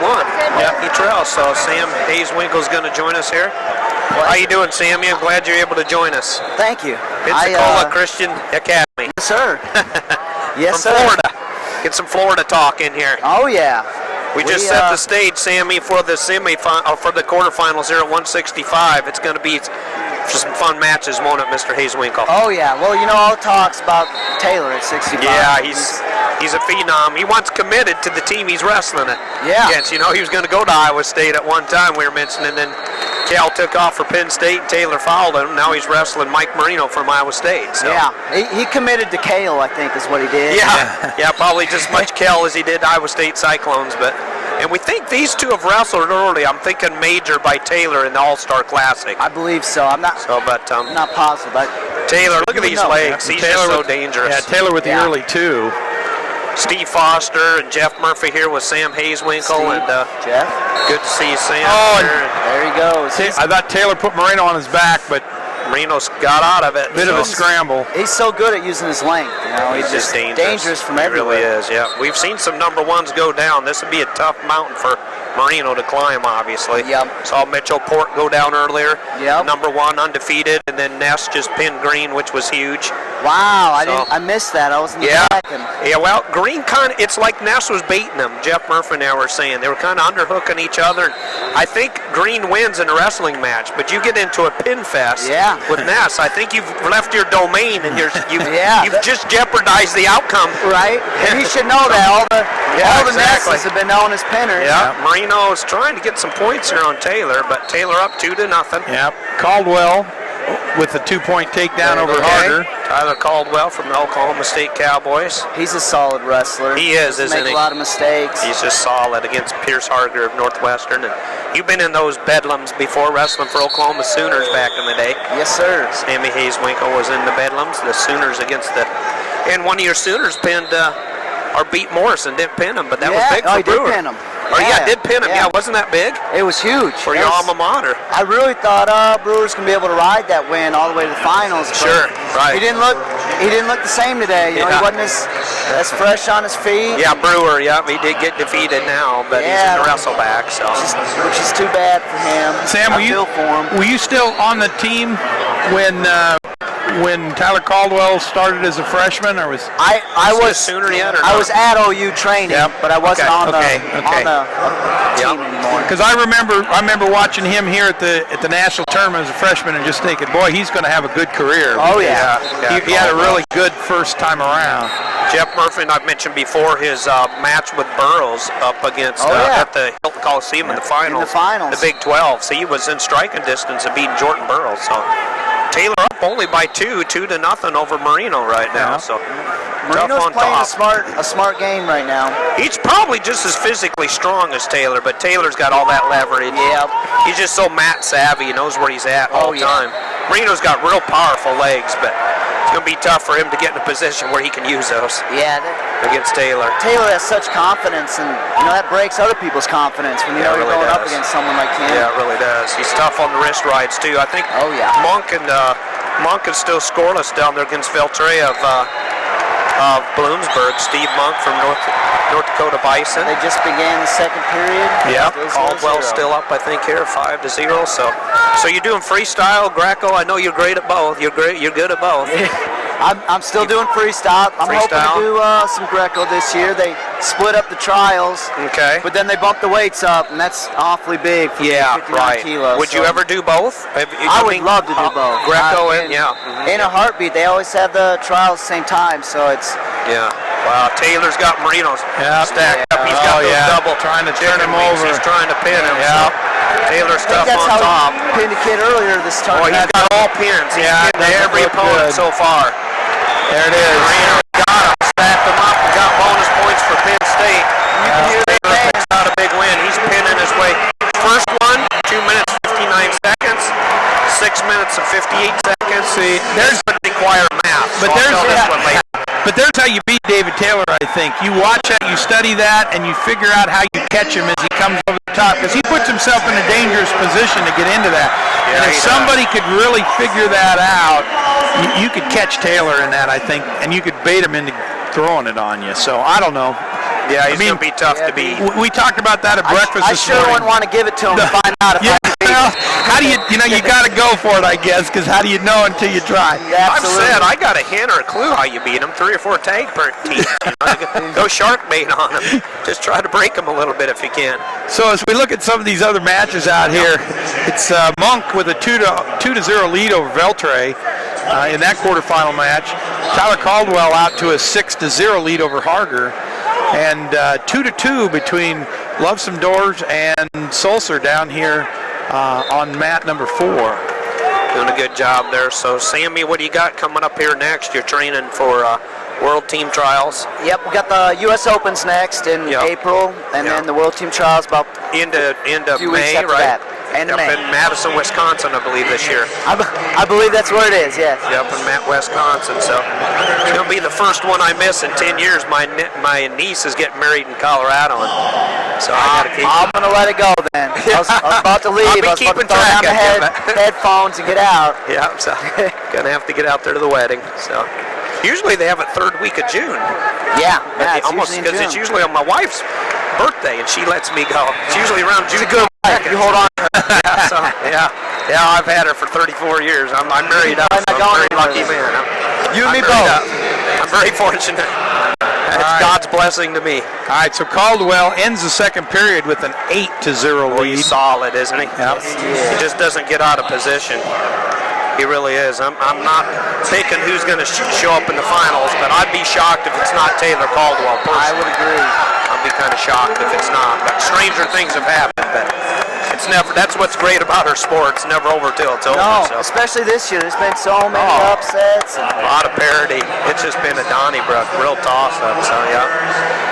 I remember calling your Big 12 championship. I think your senior year, was it? You won the Big 12s. Do you remember, where was that at? I did the play-by-play on that. I just remember. I think it was great. Nebraska. Yeah. I believe. Over in Lincoln, Nebraska. Somehow, was Great at OU match. 4 years. We had 4 teams in the Big 12. Yeah, I remember and that. it was never at OU. I still don't know how that happened. Yeah. Every year you're there, huh? You bounced around probably from Ames to Stillwater to Lincoln, I suppose. Or maybe Columbia, maybe. Did Nebraska Columbia, twice. Missouri. All right, so Monk gets 2 more, and he loads up a cradle. He's a cradler. Boy, he's got an L tray on his back, and he's got it tight. He's tough on cradles, buddy. Him and Ed Ruth are the two best 20 cradlers. seconds left. 20 seconds left in Gets that. the pin. No, he gets the fall. Gets the fall. So Monk gets the opportunity to wrestle David Taylor. So Monk's got a pin already, 338. Another pin. So between those two, Monk and Taylor, they've had 5 pins in the tournament. So right now we're sitting here with Loveson-Dor and Sulzer. It's all tied up 3-3. There's 30 seconds roughly left in this match. Both wrestlers on their feet. Wow, Loveson-Dor, really tight match here. Caldwell doesn't quite, he got riding time, 1:27, right? Yeah, he does. So he's got effectively a 10-2 major. Got the major there, so yeah. Yep, and that one's ticking down. That has about 45 seconds left in this match. There's 10 seconds left in this match between Sulzer and Loveson-Dor. I think we're going to go to sudden victory here unless somebody has. Whoa, but as I say that, Loveson-Dor on an ankle, but a little too late. Yeah. Ankle pick there for Time runs out, so we'll go to sudden victory. When we're done, I'll bait Sammy Hazewinkle here, one of my favorites to watch on the mat. We'll be talking about the Hazewinkle family in between some weights, if you don't mind. We'll talk I don't at all. A lot of heritage. We got a Sooner on the mat, so if I don't answer, it's keep track of your alma mater. That's right. Nothing wrong with that, Sammy. So Caldwell gets 2 more for an 11-2 lead now. There's 15 seconds left in that one, so you can put that in the... methodical. Yeah. Caldwell is And we're ticking down in sudden victory. We got 30 seconds left roughly. Yeah. Neither wrestler really doing anything too exciting here. I guess they maybe are either going to wait till the very end or contented to go to the ride-outs. Yeah. Have they wrestled each other this year? I couldn't tell you. Citadel, University of Virginia, I don't know for sure. I mean, what's confusing to me, University of Virginia, when they come out in the orange singlet, because the Hokies are orange. Virginia Tech. Finishes with some back points. Yeah. Wow, big win for Caldwell. He's solid. Caldwell 15-2 at the end on that one. Wow, for the Oklahoma State Cowboys. All right, 5 seconds. So looks like we're going to be content to go to both the turnbacks. So here we go, Loveson-Dor against Sulzer, University of Virginia. Yep. So Sulzer Guarantees All-American. Yeah. Sulzer takes down to start the first 30-second period. So we'll see who comes out on that on the ride-outs. Loveson-Dor on the bottom, Sulzer on top. Sulzer, nice tight waist kind of, or a claw ride here. He's got the claw in, coming across the throat of Lufsenjor. Lufsenjor looked like he was going to get out, but nice leg grab there by Sulzer right now. 3-3. We're in the ride-outs. 9 seconds to go. I think Sulzer's going to ride him the entire period. Yeah, Lufsenjor had that night. He got that tight waist and did an arm chop here, kind of chopped the arm a little bit. And he does. He rides him the entire period. And hustles back to the center of the mat. So 3-3. Sulzer says, I want to get this over with. Yes, he does. Come climb on and try to hang on. Lufsenjor's got to ride him out here. Oh, caution, I believe, on Citadel. Yeah. So we'll have a caution here. All right, there we go. Referee blows the whistle and Cuts him. boy, cuts him. Sulzer out immediately. It's a bold strategy. Yeah, it is, really. Yeah, 4-3 lead. Oh, it grabs an ankle. Oh, maybe that's why. Right on the, oh boy, the referee's got to watch that knee. He had that thing. That happened, that same move happened at the end of the regulation, as I call it. It really did. He had that knee really twisted. Yep. He shoots in there low, and Sulzer kind of gives him the limp leg. Sulzer sort of backs up to the edge, and the referee calls him for stalling. 7 seconds left, so if something's going to happen, it's going to happen off the whistle. Sammy here. Hazewinkle called it when he said it's a bold move, you know? I mean, and Sulzer's going to take the victory here, I think. So 2-1, that's there it is. guys. So University of Virginia gets a, Sulzer gets the semifinal. So congratulations to them. Lufsenjor Caldwell in the semis? Yep, Caldwell. Yeah, Caldwell won 15-2, so that'll be fun. Taylor Monk, 2 pinners up there. Yep. And Taylor Monk, I got to believe, obviously, Taylor Hodge Trophy chaser here will be the favorite. And you guys talk for a minute. I'm going to step out for just a second or two. Sounds good. That sounds good. And we'll keep track of DeAngelis down here, too. He's wrestling Brunson from Illinois. So Brunson against DeAngelis, one of the Oklahoma Sooners. But yeah, it set the stage a little bit. There's a lot of Hazewinkles, a lot of history. Yeah, Sammy. there is. We got one on the way now. Good. Hopefully got the next generation. Good. Yeah, little About to Sammy. pop out, little boy. Little boy, it is going to be a boy. Well, I'll tell you, the future's bright for wrestling, that's for sure, because there's a lot of great Hazewinkles. Talk to us a little bit about the older Hazewinkles and their accomplishments. I know they've had a lot of great success in your family. Absolutely. They got a few records themselves. They're twin brothers, Dave and Jim. Okay. And Jim was the second 4-time NAIA champ.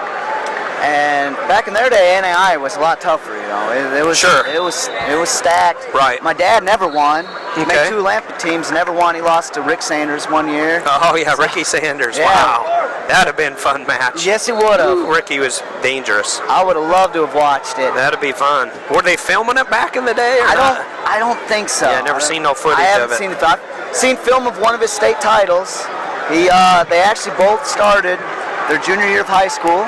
Okay. And made an Olympic team, and wrestling's one of those sports, you know, you can have kids that start when they're 3 or someone that starts junior year and make an Olympic team. Yeah, oh yeah. Put your mind to it, and you get competitors going at it. I believe Tervel, who was on our last Olympic team, started late. Yeah. So. Oh yeah. Oh, I've seen some. I forget some. Frank Santana won a couple of national titles. I remember he said, "Steve, I never went out for wrestling until I was a senior in high school." So he was just his nickname was the Specimen. Yeah, and so I believe he that. had something going for him, Frank the Tank. He looks like a specimen. Everybody called him the Specimen. He said, first match I did, I went out there and punched the guy, and I lost the match. I didn't know why. He said, I guess you can't strike. Yeah, I guess you can't do that. The rest is history, though. He would have fit in good with MMA. He had the wrong one. Oh, Frank could beat the pudding out of some people. He would have Santana. I think Tion Ware did the same thing. Yeah. His first match came out and drop kicked kid. That was WWE. Had his name already. That's good. Well, I'll tell you, the Hazewinkles have done a lot. You've accomplished so much in your career. I appreciate it. You've done a lot. God's been good to you. I know you have a strong faith, too. Yes, sir. Yes, sir. You have strong faith. And, you've been blessed. Give it all to God. Yep. And, done a good job, Sammy. Been very blessed. I've been born into a good, strong Christian family, good, strong wrestling family. It's good. That faith helps, doesn't it? Gives you encouragement. Oh, absolutely. You know, keeps you, helps you keep fighting. Yeah, oh, yeah.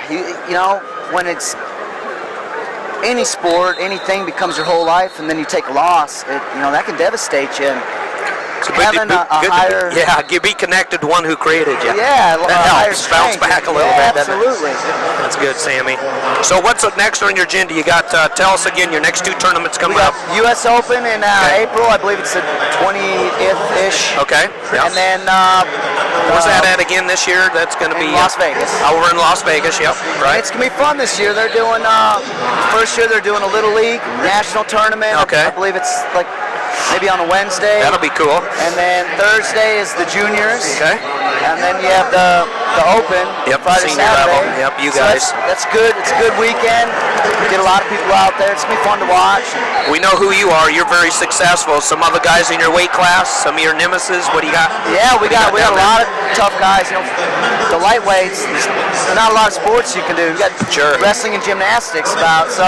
Yep. I'm sure we're gonna have a few of the guys that are here. We got a couple seniors this year at 25. Yep. So I'm sure a few of them will be there. You got Angel Escobedo, who's on the world team last year. Yeah. He's he's fifth in worlds. He's tough. Yep. He'll be there.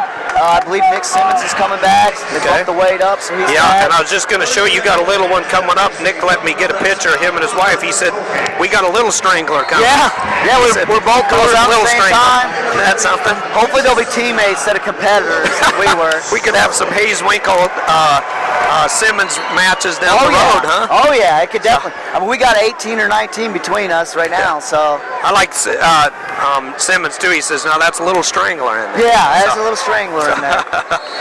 Guaranteed, they'll be long and lanky and. Yeah, and love to pin. Yep, so that'll be fun. Well, I'll tell you what, back in the day, your coach was Jack Spates, right? Yes. Jack Spates. Hey, here I got something on Jack Spates. You ready for this? Yeah. I got to get out to his house, and that was the best food I've had so far in this tournament. We'll go to the matches here, but that's at your coach's house. Did he? Was it really? Well, Steve talks about what he ate the other night. Let's talk about what other match. So Matt Brown with a big takedown with Evans right off the bat. How'd you ever make weight? How'd you make weight? I know. 2-0 in favor of Brown early in that first period. Of course, Chris Perry, and Howe may be on the collision course, the big match. Of course, there's that Bedlam, of course, Oklahoma State with Sammy Himpson. Sammy Hayeswinkle's been part of, and Perry came out with that victory down there. He's the number 1 seed. Riddick from Lehigh is his opponent up there on mat number 3, match number 365, and then Evans and Brown, Penn State, and they've met times in the past. I think Brown won big in the duel. Brown's won, I think, both times this year. Yeah. Kokish and Storley goes back to high school. Really? Storley, they're both South Dakota natives. Storley won 6 state championships. And Kokish had never beat him until this last year in college, and now Kokish is trying to make it a three-peat. Yeah, he's beat Storley twice. He's beat Storley twice, and then you have Welps from Pitt. He's had a real good duel this year. Haven't they been a solid team, Sammy? I believe so. Pitt? I believe so. And good. Then Howe. They're of course, showing Andrew up here Howe. today. Yep, Andrew Howe's down where? On the far mat down there, wrestling for your alma mater, the Oklahoma Absolutely. Sooners. I tell you, I generally want to take on better wrestlers. I want to see how I do against them. I would not want to wrestle Andrew Howe. Well, you'd be giving up weight. You got a good excuse. Yeah, well, even if we're at the same weight. Yeah, and that's one of the few people. Yeah, he's a You leave banger. the match with a headache, tired. Oh, he's a banger. He comes straight on, don't he? Oh yeah. And he came straight on. He just scored 2 points in a takedown over Wilps. So he's up 2-0 right now. Welps at Pitt against Pitt. Andrew Howe's one of the hardest workers I've ever seen. He's tough, but he's so good for our room. Did you see Kyle Dake and him last year in Stillwater? I did. It's probably could be one of the. I've seen a couple matches, but it might have been one of the greatest matches I've ever witnessed. Absolutely. Dake and Howe, that thing was a It Boston reminded me Marathon. Of Paulson and Hall a few years back. Their 17-minute match. Yes. Make an Olympic team, and then when you're having battling like that, you're making chance. Shows how tough Howe is and how great Kyle Dake is. Absolutely. So Evans in on a takedown. So now Mike Evans from the University of Iowa up 3-2 now over Brown here in the first period still. Wow, 3-2. Yep. Actually, I'll at least give it my the match of the year award last year, including folk style. The Dake Howe. It was worth the trip down to Stillwater. Oh, it was Every fun. mile. I'll tell you, those two guys, they both got teched their next match. They did. Each other they were wore out. Yep, Taylor teched Howe and Burroughs teched Dake, and then Yeah. Dake rebounded. Dake He gave him came all he back. could get. So Right now, Perry's still yeah, scoreless. Riddick down and there. Perry still scoreless, and also scoreless And between Perry Kokish gets and in. Storley. So right now, Evans and Brown trying to sort it out. They're all tied up here between Penn State and Iowa. Penn State still leads. Iowa's in 7th place for the team score. This is a big match for the Hawks and the Nittany Lions. Probably more so for the Hawks. Yeah, absolutely. So, They jump well, back in either way it's going to be, and I'll tell you, it's 3-3 as we dribble out of the end of the first period here between those two wrestlers. Now, this is one of the few weights that all the seeds, I think all the seeds made it through. Good observation by Sam Hayeswinkle here. Absolutely. Appreciate Sammy joining us today. Well, they got this one right. One of the all-time greats on the mat. Sammy, oh man, you were a terror, buddy. I appreciate it. So I sure enjoyed it. Yeah, you were very successful. We get to the end of the first period, and still 0-0. Chris Perry takes down to start the second I period. guess he didn't finish that shot at the end of the time. Huh? Nope. And Andrew Howe with the 2-1 Yep, 2-1 over score Wilkes. right now. Is up by 1. This Wilkes just gets another escape, so now that's all tied up 2-2. Pitt's got some tough kids. This Welps, he's a they've been working hard. tough here. kid. They have, haven't they? Had a great duel season. Beat Oklahoma State in the duel this year. Yeah. So Perry gets out. Perry gets out, and he scores a point, so he's up 1-0. Well, fellas, it was a blast. Okay, Sammy. I'm about to get crazy over here watching some Andrew House. I'll get off the radio. Alma mater. Let Thanks for everybody out joining there us, be able buddy. to hear. Yeah, good luck to you. Thank you guys so much. I'll see Thank you you. guys Good again. to see you. Okay, sounds good. All right, Danny so Evans Sheehan has will got- rejoin us. Jeff Murphy. Well, Matt Brown tried an escape. Evans grabbed him by an ankle and rode him out of bounds. Referee just gave a stall warning to Wilkes down there against Andrew Howe. Howe been the aggressor the whole match. Wow, he has been, hasn't he? Yep. Got a 0-0 score still down here between Kokish and Storley. That's in the second period now. Two South Dakota natives. They'll clear back to junior high. Their matches do. I've been informed. And Chris Perry with a takedown over on mat number 3. So Perry now up 3-0 over Evans. Over Riddick from Lehigh. Riddick, yep. Elliot Riddick. For Lehigh, got to watch Riddick wrestle in the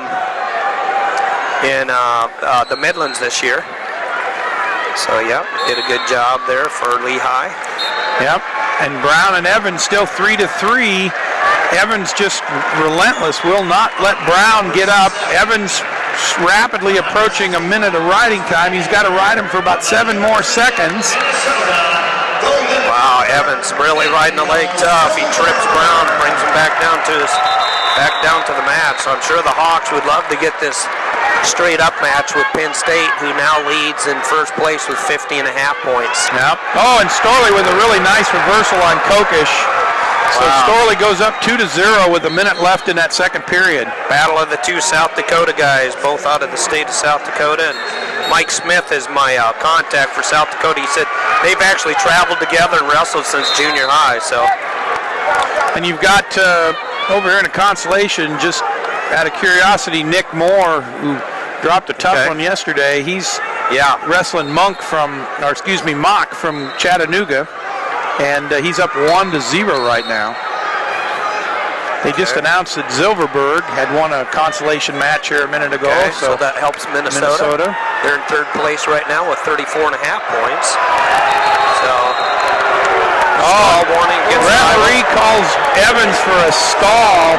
And that stall was because Evans was just with a parallel ride, kept dropping down on an ankle. So it's your obligation on top to work for a fall. So right now, Howe and Welps. Howe still leads 4-2. So Welps keeping that in striking distance. So all right, so Brown up to his feet, and Evans can't risk the stalling point, so he cuts him. Good observation. 4-3 now in favor of Brown. You sure you don't want to be a coach? No. So it's a lot of heat involved in that. I'd rather sit up here. It's a lot easier. There you go. That's right. I'd go horse even sooner if I was coaching. So. No, coaching is very tough on the voice, you know. So, just being a high school coach. Storley's up. Sam, Danny knows it's hard, isn't Danny Sheehan joining us here in our broadcast? We appreciate that, Dan. Hope you guys enjoyed that little segment with Sam the Hayes. Yeah, I appreciate you bringing in Hayeswinkle. He's just a tough kid. Very successful on the mat. Won a lot of matches for the Oklahoma Sooner back in the day. All right, so Howe down in a scramble with Wilkes. Ankle to ankle. Look at that. Yeah.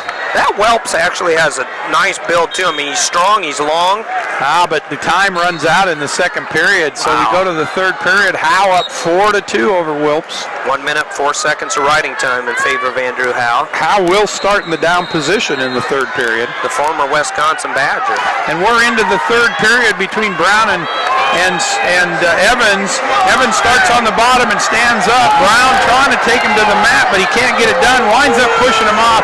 The Hawkeye fans want stalling on Brown. Yeah, they probably want payback for Browns for Evans stall. So down to referee's position will be Evans. Brown starts on top. Back to the ankle goes Brown. Evans up to his feet, trying to get his hips cleared. Third and final period. What's important, Steve, is Brown just Riding cleared time. the riding time, and then Brown got called for stalling, so he needs to do something with Evans, or he's going to get called again. And the referee does not call it, And the referee, now I'm not sure what that's all about. The referee moved him back to the center. Might have been a sympathy There call. was no reason to move him back to the center, and he should have probably called Brown for not returning him to the mat with a stalling call of some type. I'm not sure what that was all about. Boy, this is Donnybrook in front of us right here, by the way, too, in the consolation match. Perry's still up 3-0. Howe up 5-2 over Welps and Pitt. And Storley and Kokish tied 2-2, Minnesota, Nebraska. Evans gets up to his feet. Brown has to release him this time, and he does. So that's all tied up 4-4. There's only 28 seconds of riding time there.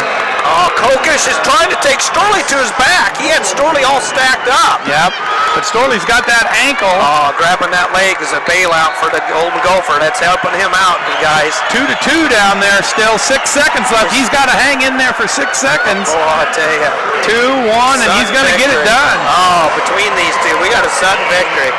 These guys go clear back to junior high in the great state of South Dakota. All right, so Chris Perry with the win over on his mat, 4-0. Yep. So Perry advances. It's not untypical for Perry. 4-0, 5-2, 3-0. 20 seconds left in this match between Brown and Evans. 4-4, all tied up. 28 seconds of riding time. Not going to factor into this. The winner wrestles Perry in the semifinals from Oklahoma State between Evans and Brown. Iowa, Penn State, 4-4. Yep. 2-2 Sudden victory. in the sudden victory. Yep. Over there between Kokish and Storley. And Howell's up now 5-2 over Welps and Pitt. So looks like that's going to be about the end of it. We've got 11 seconds to go. Unless Welps does something really big. We'll have to pull So something again, off his hat. we're in sudden victory now between Evans and Brown. Both wrestlers on their feet, center of the mat. 45 seconds left in that first period. Penn State, Iowa. Two tough kids here. Penn State, Iowa, Evans, Brown. Boy, all wrestlers all tied up. Kokish and Storley all tied up in sudden victory as well. Howell's in the semifinals. So Storley and Kokish, the time's just a little shorter for them. They rattled down. They're going to go to the 30-second rideouts here. 18 seconds left between Brown and Evans. Wow.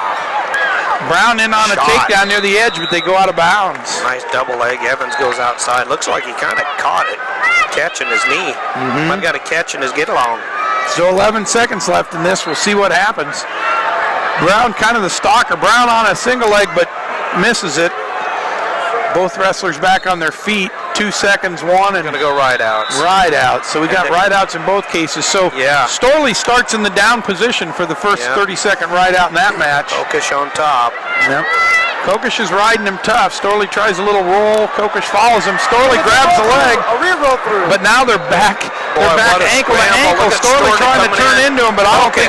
Yep. Kokish comes out on top again. These guys are not wrestling like 174-pounders. Yep. That's some amazing scrambling. Kokish is gonna. Storley gets the the referee gives him one. Time and out. tells him Nothing. No, the referee gave him one and both up. Oh, 3-2. Because he was in the middle of a reversal and he gave him one now. Mark Manning immediately went over and raised the red flag, so we'll see what happens with that. Meanwhile, back here between Brown and Evans, Evans is riding Brown just tough. 7 seconds left to go there. Be big for Evans. This is for the semifinals. Who gets to wrestle Chris Perry from Oklahoma State?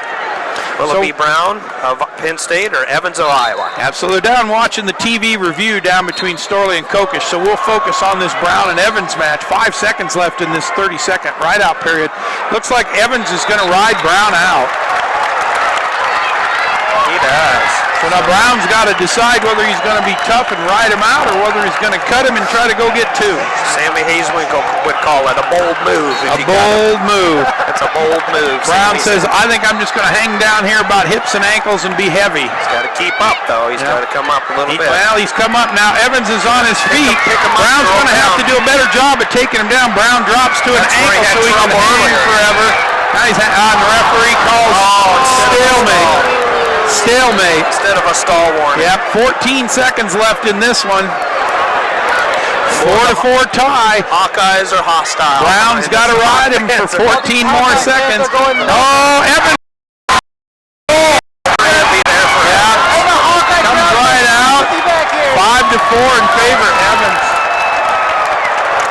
Wow, 5-4. Oh, Brown shoots a takedown immediately. Evans counters him. Brown coming back for one more. 2 seconds, one, and Evans. That's really big for the Hawkeyes if they want any chance of overtaking Penn State. So Iowa wins and setting the rideouts 5-4 over Brown. So big win there for the Iowa Hawkeyes. Yep, and we've got The Hawkeyes love it behind us right now. They're loving it. and the review did allow that 1-point escape in the last second. Favorite Storley. So Storley is up 3-2. Kokish has his turn at it, and 24 seconds left in that second turnback period. And Storley riding. Referee restarts him at the center of the mat. Don't know if Kokish is going to pull off 3 in a row. Kokish does. Kokish turns and gets his escape. So it's 3-3 now. 16 seconds left. All through high school and college, Storley's had the upper hand. Kokish is going for his 3rd win in a row. If he could beat Storley. Well, we'll find out here shortly. Boy, they're all been tight. I got a feeling. I've watched every one of their matches, but I got a feeling. All right, that's the end of the period. So we're going to go to another minute of sudden victory with both wrestlers on their feet. Now, Kokish did get out quicker. Yeah. He did get out quicker. Yeah. So that could come into play. Could come into play. After the next set of 30 seconds, that's when it'll factor in. Storley got that, not a reversal, but a point because he was in the middle of a reversal. So apparently they just claim you got the escape. Yeah, absolutely. All right, so they're both wrestlers feeling themselves out. We'll see if somebody shoots a takedown here or whether they'll be contented to try to go back. And right now, Kokish has got the advantage because he's got 17 seconds of riding time. Yeah, right. So one would consider that Storley better be shooting. Yeah, Kokish, nice reshot. Storley initiated it. Kokish shot there. Kokish is from the Nebraska Cornhuskers. Minnesota wrestler is Logan Storley, both South Dakota natives. Storley, a very unusual 6-time state champion in South Dakota. 15 seconds left in this sudden victory. Wow. Tough match down here. Both wrestlers seem, Storley with a little bit of something, but kind of half-hearted there at the end. Kokish beat Storley in the Big Tens. All right, so that's the period. So we're going to go to 2 30-second rideouts again. Here we go. Right now, Kokish takes down to start. Kokish has got the 17 seconds of riding time. So he got out real quick last time. Yep. Storley, he hung in there to the last tick of the clock. Boy, literally. Enough to cause a review. Yeah, absolutely. And so Kokish is out bad. Yeah, Kokish out very fast. Very fast. In fact, out 4 seconds into it. So 13 seconds of riding time on the clock in favor of Kokish. So Storley's going to have to do something because just to get out's not going to get him anywhere. No, it's not. I mean, it isn't. And I would think he may be wrestling a little harder right now. I guess if it had been me and I knew the situation well, if he got out that quick, I would have been all over him trying to take him back to the mat. You'd think so, wouldn't you? Think you'd be right on top of him. But so now Storley starts down, Kokish on top. Yeah, because Storley's got to reverse him or something. because an escape won't do it. Right. Nope. Because of the quickness of it. Yep. An escape won't do it. So he gets up and looks like he's turning right into Kokish. Storley is. And all Kokish has got to do is just hang in there. Hang on that leg right He'll now. have to do anything except for just finish the period without letting Storley score 2 points. So Storley's out. Yeah. 15 seconds, but he's got to take him down. Yeah, because he's behind with the quickness of the escape. So Kokish has the riding time. So 7 seconds to go. 6 seconds. Referee calls something. Timeout or something. I'm not sure Is there what. blood? Or I'm not sure what he called. I'm not sure why he called it. Yeah, a lot of blood. Look at that. Oh, a lot of blood. Okay. Oh, yeah, I can see it now. You look up on the big board up overhead. So 4-4 with a blood timeout. So someday maybe we'll get back to wrestling. While we're talking about it, let's turn around. Look over here, right in front of us. Weatherman and Gabel from Virginia Tech, I think. Yep. Tanner Weatherman. All tied up, 0-0 right now. First period, minute 45 seconds left.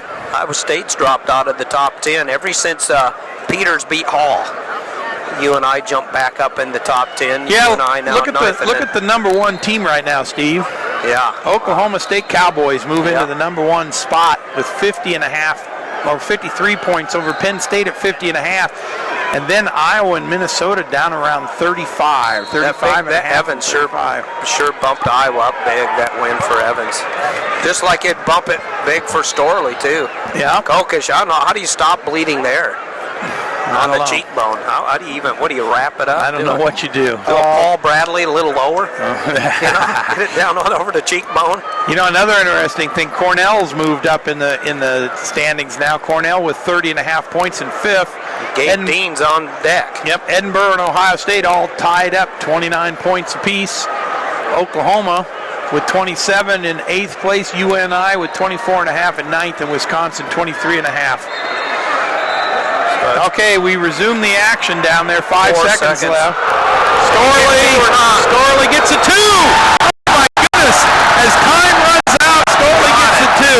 It literally was a track meet. It was a track meet. Yeah, It's huge for Minnesota's points too for the team. Kokish tried to run. Storley caught him at the edge of the mat, took a dive, got both ankles, and got the takedown. Wow, they both go clear back. Storley wins. He breaks the streak. Kokish had beat him 2 times in a row. Storley with the 6-4 win. That's really huge for the Minnesota Golden Gophers and their team score. That is Jeff Murphy. Wow. Look at the ESPN guy running. Yeah, chasing Storley into the back. And we got another Golden Gopher coming up. We got another Cornell guy coming up, Gabe Dean. And Mr. Arizona's Ed Ruth. Ed Ruth. The other cradler, although I have to inform you, Monk pinned his last guy in a cradle. That's true. So, but they're both great. If we could just get them at the same weight class, we could have a cradle tournament. Well, I think Taylor faces Monk in the semis, and those guys, Taylor can cradle. Yeah, we were talking about that. You're right. Dan Sheehan, that's going to be fun. Taylor, obviously, I think could be the favorite there, but Monk's dangerous enough that he could keep it interesting for a little while anyway. All right, so let's set the stage for this 184-pound quarterfinal matches. So in the first match, you got the number 1 seed, Jimmy Sheptock from Maryland. Undefeated. And as I say that, I hear the Maryland heckler right behind us, Steve. Yeah. So Sheptock's going to face unseeded Blake Stauffer from Arizona State University. There's one of the first times we've called that school out here today. So Blake Stauffer from Arizona the Sun State. Devils. Yeah, I've been keeping track of them.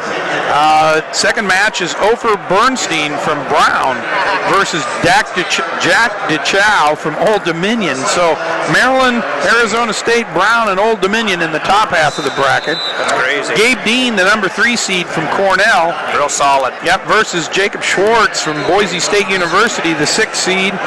And Kevin Steinhaus from Minnesota, the 7th seed, with the rematch with Ed Ruth, the number 2 seed. I know Steinhaus never beat Ruth, but boy, he's given him some tussles. You know, Steinhaus one of the few guys that, he should at least know what Ruth's going to want to do after all those matches they've had, because Ruth has lost 3 times in his career, Ed Ruth. And where this is Gabe Dean this year. Where this is really important, Steve, is again you go back to Penn State. Well, Penn State, so Iowa, So Penn State has a chance to take Minnesota out in this one, and then Iowa has no one in this round, and Oklahoma State has no one in this round. So here's a chance for Penn State to take a big jump on all the competition. Yeah, it is. Yes, it is big for Ed Ruth, especially if he gets bonus points. Steinhaus isn't going to go away voluntarily, though. No. He's a tough kid.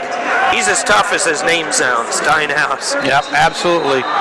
So Weatherman down here versus Gable from Virginia Tech. Yep, tied up 0-0. Weatherman riding him tough. Got 37 seconds of riding time. Weatherman made it, round of 12 last year, I believe. Yep, one match short of becoming an All-American. Iowa State Cyclones, Kevin Dresser for Virginia Tech Hokies in the corner. Dresser had some tussles with the Cyclone back in the days. Joe Gibbons and Kevin Dresser matches. Remember those? Absolutely. Those are some doozies. There's an all-time tough-looking guy in there, too, from Northern Iowa, Lou Sundegroff. Lou, that kid, he was tough. He was an ex-Marine, wasn't he? I wish UFC would have been back when Sundegroff was around. Joe Gibbons once told me, he said, Sundegroff would have been great in cage fighting. Yeah. He said he'd have beat the Absolutely. crap out of me. He's a tough guy. All right, so we're getting close. We've got the Maryland Heckler. He's got his jammies on today. They're just a little different colored jammies than what he had on last night. Good to know that he brings a change of jammies when he comes to these things. Yeah, he does. Yeah. So for those of you at home that don't know who this guy is, he's about the age of my grandpa. Robin Ficker is his real name, Robin Ficker. I'm not sure I want to give him that much credit. Yeah, give him his real name. Yeah, I know it. Hey, believe it or not, do research on him. He's an extremely successful attorney. That's he really is. Well, He's a very successful attorney. Yeah, that's who I'd want representing me. Well, I'll tell you, judges fear him apparently. So he'll heckle him if he doesn't call it right. He'll heckle him. All right, so we've got Gable for Virginia Tech with the escape, but not until after. That's a little late. Not until after Weatherman had ridden him for 1 minute and 46 seconds. So we go to the third period here in this consolation match as we're waiting for our championship matches, waiting for the TV guys to return from commercials. Yep. So Weatherman takes down, or is in the down position to start the third period. Yeah, and trails, right? 1-0. Trails 1-0. And riding time is in favor of Weatherman, though, correct? So a lot of riding time. Tanner Weatherman from Huxley, Iowa, won a couple state titles there for Huxley Ballard, Ballard Huxley. So Weatherman is released, and it's 1-1 on the scoreboard, but 1 minute and 30 seconds in favor of Weatherman. So he's only got to wrestle for a few more seconds here, and he'll have that riding time all locked up. In fact, the riding time is all locked up. So I'll take that back. I lied. I'm 1 minute off. So he's got to wrestle for about 1 minute more, and he'll be tied up. But both wrestlers on their feet. And here we go, starting these quarterfinal rounds. So this is going to be just an exciting set of matches. Yeah, it's going to be some good ones, Jeff. You call it. So, The National Wrestling Coaches Association. Chip Talk's on the match right. Where's he at? He's right here. yeah, it's true. That's right. Yeah. Boy, Steinhaus working the head here, Ruth, but yeah, you're right. Just a tussle here between these Big Ten foes. They've met each other so many times. And Gabe Dean ready on Schwartz from Boise State Broncos. Dean gets the first takedown right away. Really early in the match. He's so powerful. We saw him against Weatherman, and boy, he's tough and powerful. Yep. And, no, that'd have been Weatherspoon, pardon me. Yeah. The other Weather. One of the Weathers for Iowa State. So Jack DeChow from Old Dominion with an early takedown as well. Goes up 2-0 in his match. So DeChow is leading right now. Arizona State Sun Devils. Stouffer against Shiptalk. Jimmy Shiptalk, they're scoreless here. This Shiptalk's so powerful. Yep. Steinhaus in on an ankle with Ruth, but Ruth sort of drapes over the top. It's just hard for me to imagine Ruth not being seated first. And Ruth winds up getting the takedown, so Ruth up 2-0. Oh, and Stouffer almost with the takedown on Shiptalk. Shiptalk hasn't lost yet. We've seen an undefeated wrestler Mitchell Port go down earlier. Kick out there, an escape by the Boise State Broncos, Swartz. For Boise State, Gabe Dean up 5-1, 1 minute and 11 seconds of riding time for the very powerful looking Gabe Dean from Cornell. All right, so Weatherman in this consolation match gets out at exactly 1 minute, preserves his riding time. So he's got a 3-2 lead plus riding time. So he needs to wrestle smart, take this into sudden victory, right? 5-4, 3-2-1, if I'm correct, right with the math. So we got a sudden victory. Paulson's doing some scoring. Ruth in on a shot on Steinhaus. Will he get another takedown on the Minnesota Golden Gopher or not? Should. Penn State's looking tough here, trying to. Usually Ruth gets guaranteed bonus points most of his matches. I'm not sure about Steinhaus though, but Ruth pulls him back to the middle. He's got a single leg ankle way out on the ankle. Steinhaus twists and pulls out of it. Big kick out.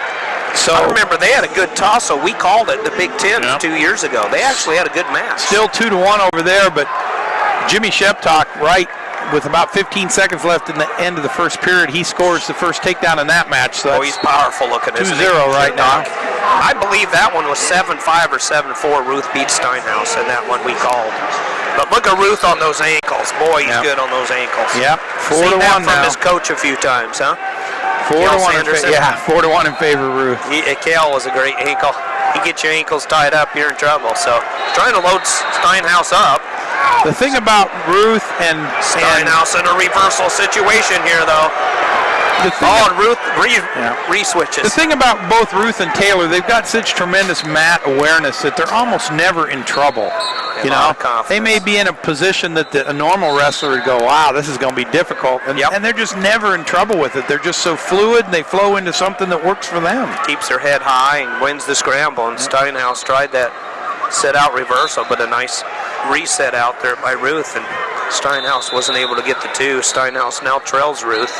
All right, for those folks at home that are listening and wanting to know about what happened in this consolation match between Weatherman and Gable, so we went through the first 1 minute of overtime, and now they're going into the 30-second rideouts. Weatherman will start on top of Gable from Virginia Tech. So we get a takedown down there on the far mat, and I believe it's now 4-1 in favor of DeChow from Old Dominion. Chow's leading there. Stouffer from Arizona State Sun Devils, he gets out. Gabe Dean in on a leg of Schwartz, he gets another two. Real powerful Dean from Cornell. He's going to build up some more riding time now. Leads 7-2 over the Boise State Bronco.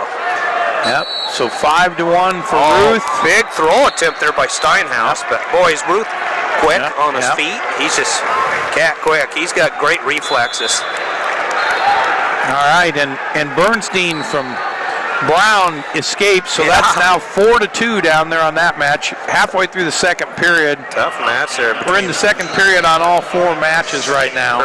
Bernstein and DeChow. All right, and Sheptock with another 2-point takedown, so he goes up 4-1 now over Stauffer.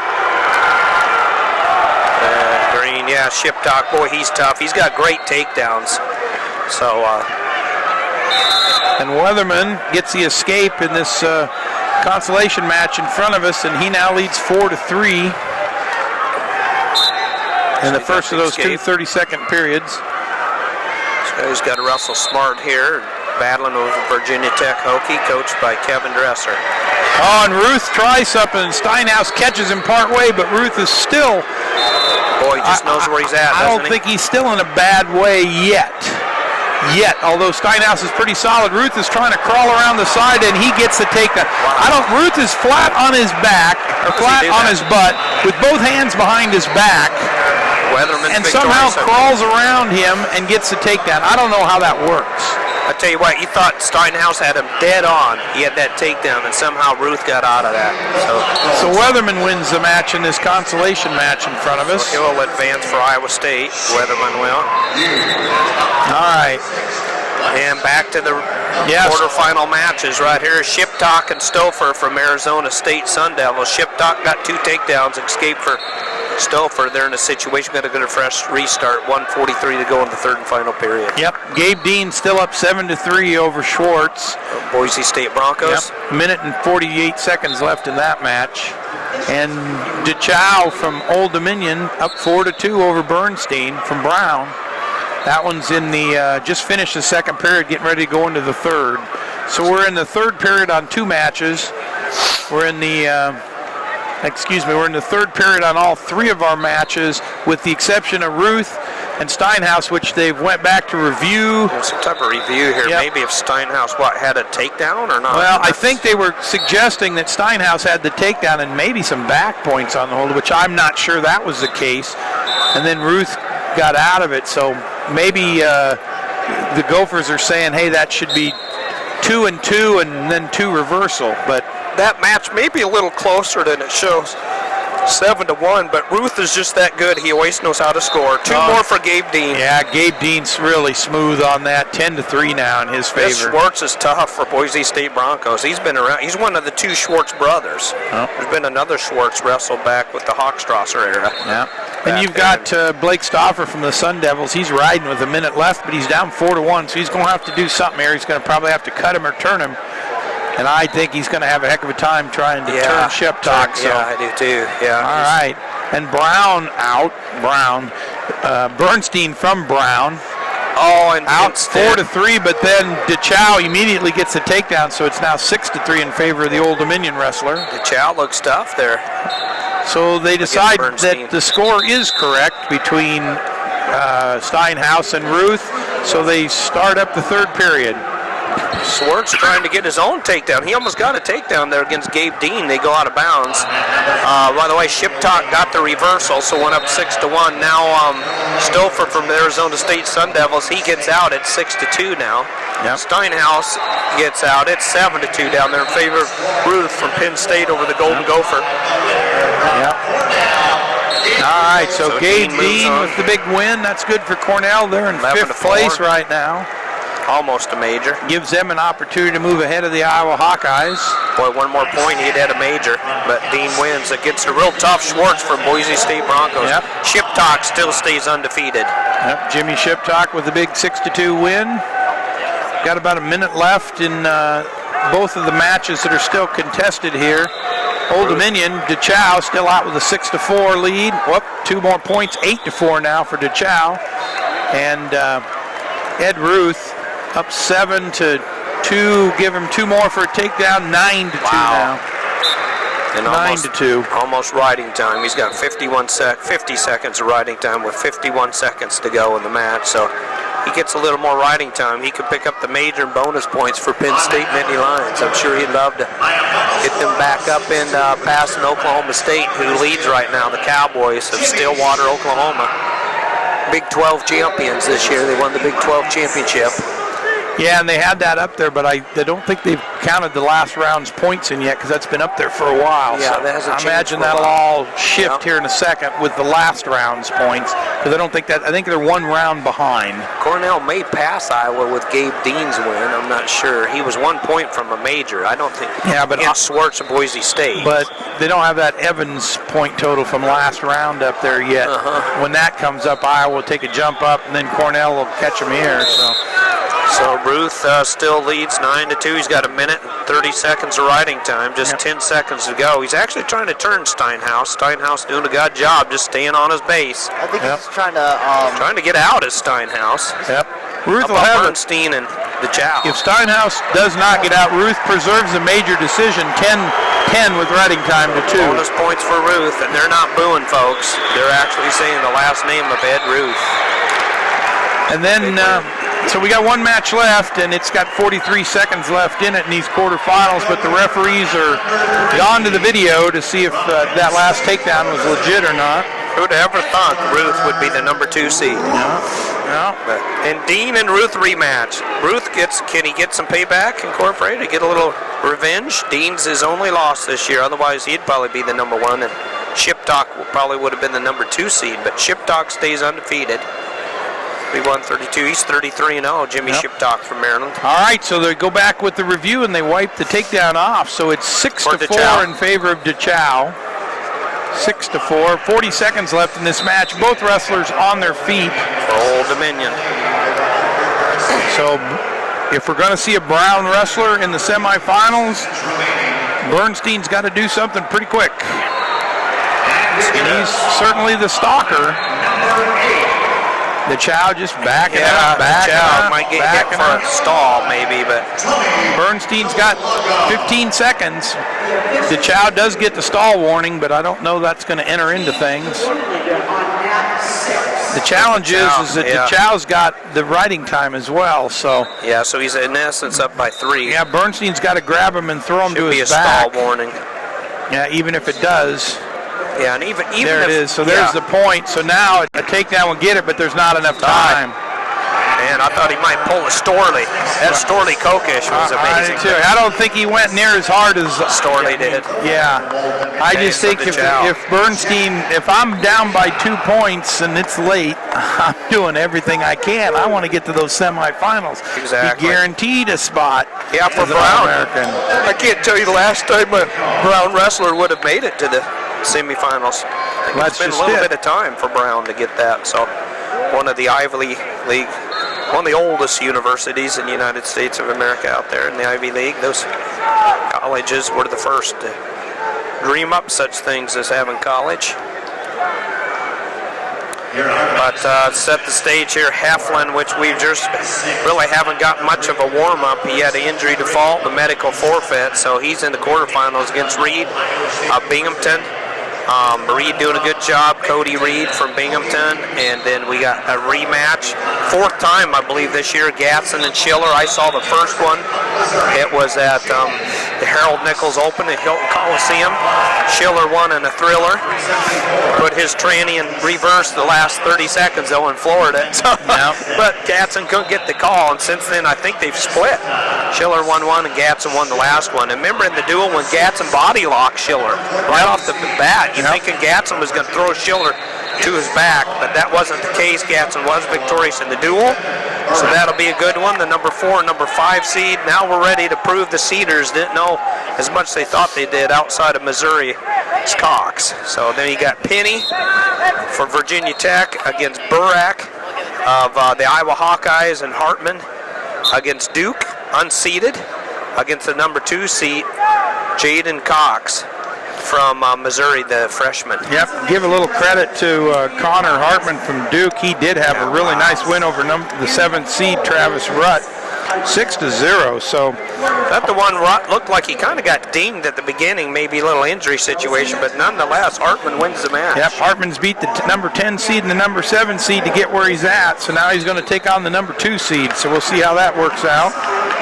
You know, and the top half of the bracket, you talked a little bit about Reed. Reed with not quite such an easy route, but he beat the number 9 seed, Kristen Boley, in the first round, and then beat the number 8 seed, Philip Wellington from Ohio, in the second round. So both those wrestlers earned their right to get where they're at. They really have. So I haven't said.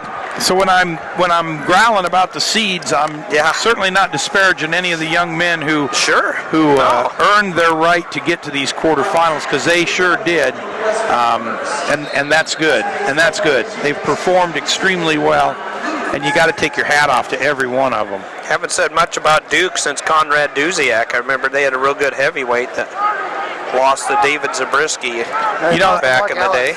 That is something that's pretty interesting, I think, about this tournament this year, Steve. We've talked about a lot of schools here in this quarterfinal rounds that we haven't really talked a lot about. Yeah, they're not in some of the years past. Oklahoma State, Iowa State. So a lot of parity out there. Yeah, there is a lot of parity. Yep. Well, and that just shows you, we go back. So you go back to the Big Ten tournament. Steve and I did the Big Ten tournament 2 weeks ago, and they talk about that being the mini nationals, but the real difference is the fact that you've got so many schools with 2 or 3 good wrestlers that come here, and then 1 or 2 of those good wrestlers get into these quarterfinal matches and have some upsets against some of those guys. Be spoilers. They work as spoilers. Absolutely, really. Absolutely. So that's what really makes this tournament fun. Yeah, it is. It's great, man. It's going to be fun. We're going to bring it to you.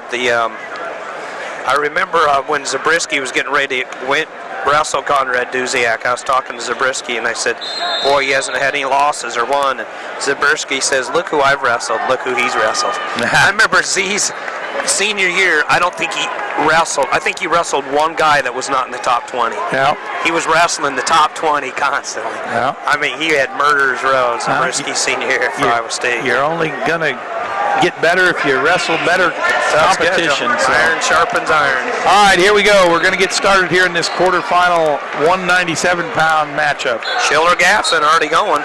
Yep. Up there. And we're all out there now. So Gatson on a 2-on-1 tie. That's the number 4, number 5 seed. So on paper, that should be the barn burner, really. Cox is tough. This Hartman's tough, too. I remember he wrestles with the T-shirt. So, for Duke, that is Hartman. Connor Hartman. And Cox is a takedown expert, though, isn't he? Oh, he's got those blasts. He is a takedown expert. And Burak in there on 6. Went to the Missouri website earlier in the season and listened to his interview, and he said, I'm going to be Cale Sanderson, was his goal. All right. That's a lot of people's goals. That's a lot of people's goals, yeah. So, but he's a stud, but he's already lost 2, so that kind of blows it. Yeah, well, but he still could be a 4-timer. He's still good. Oh, yeah. He's a good one. Yep. Gatson double underhook and Schiller.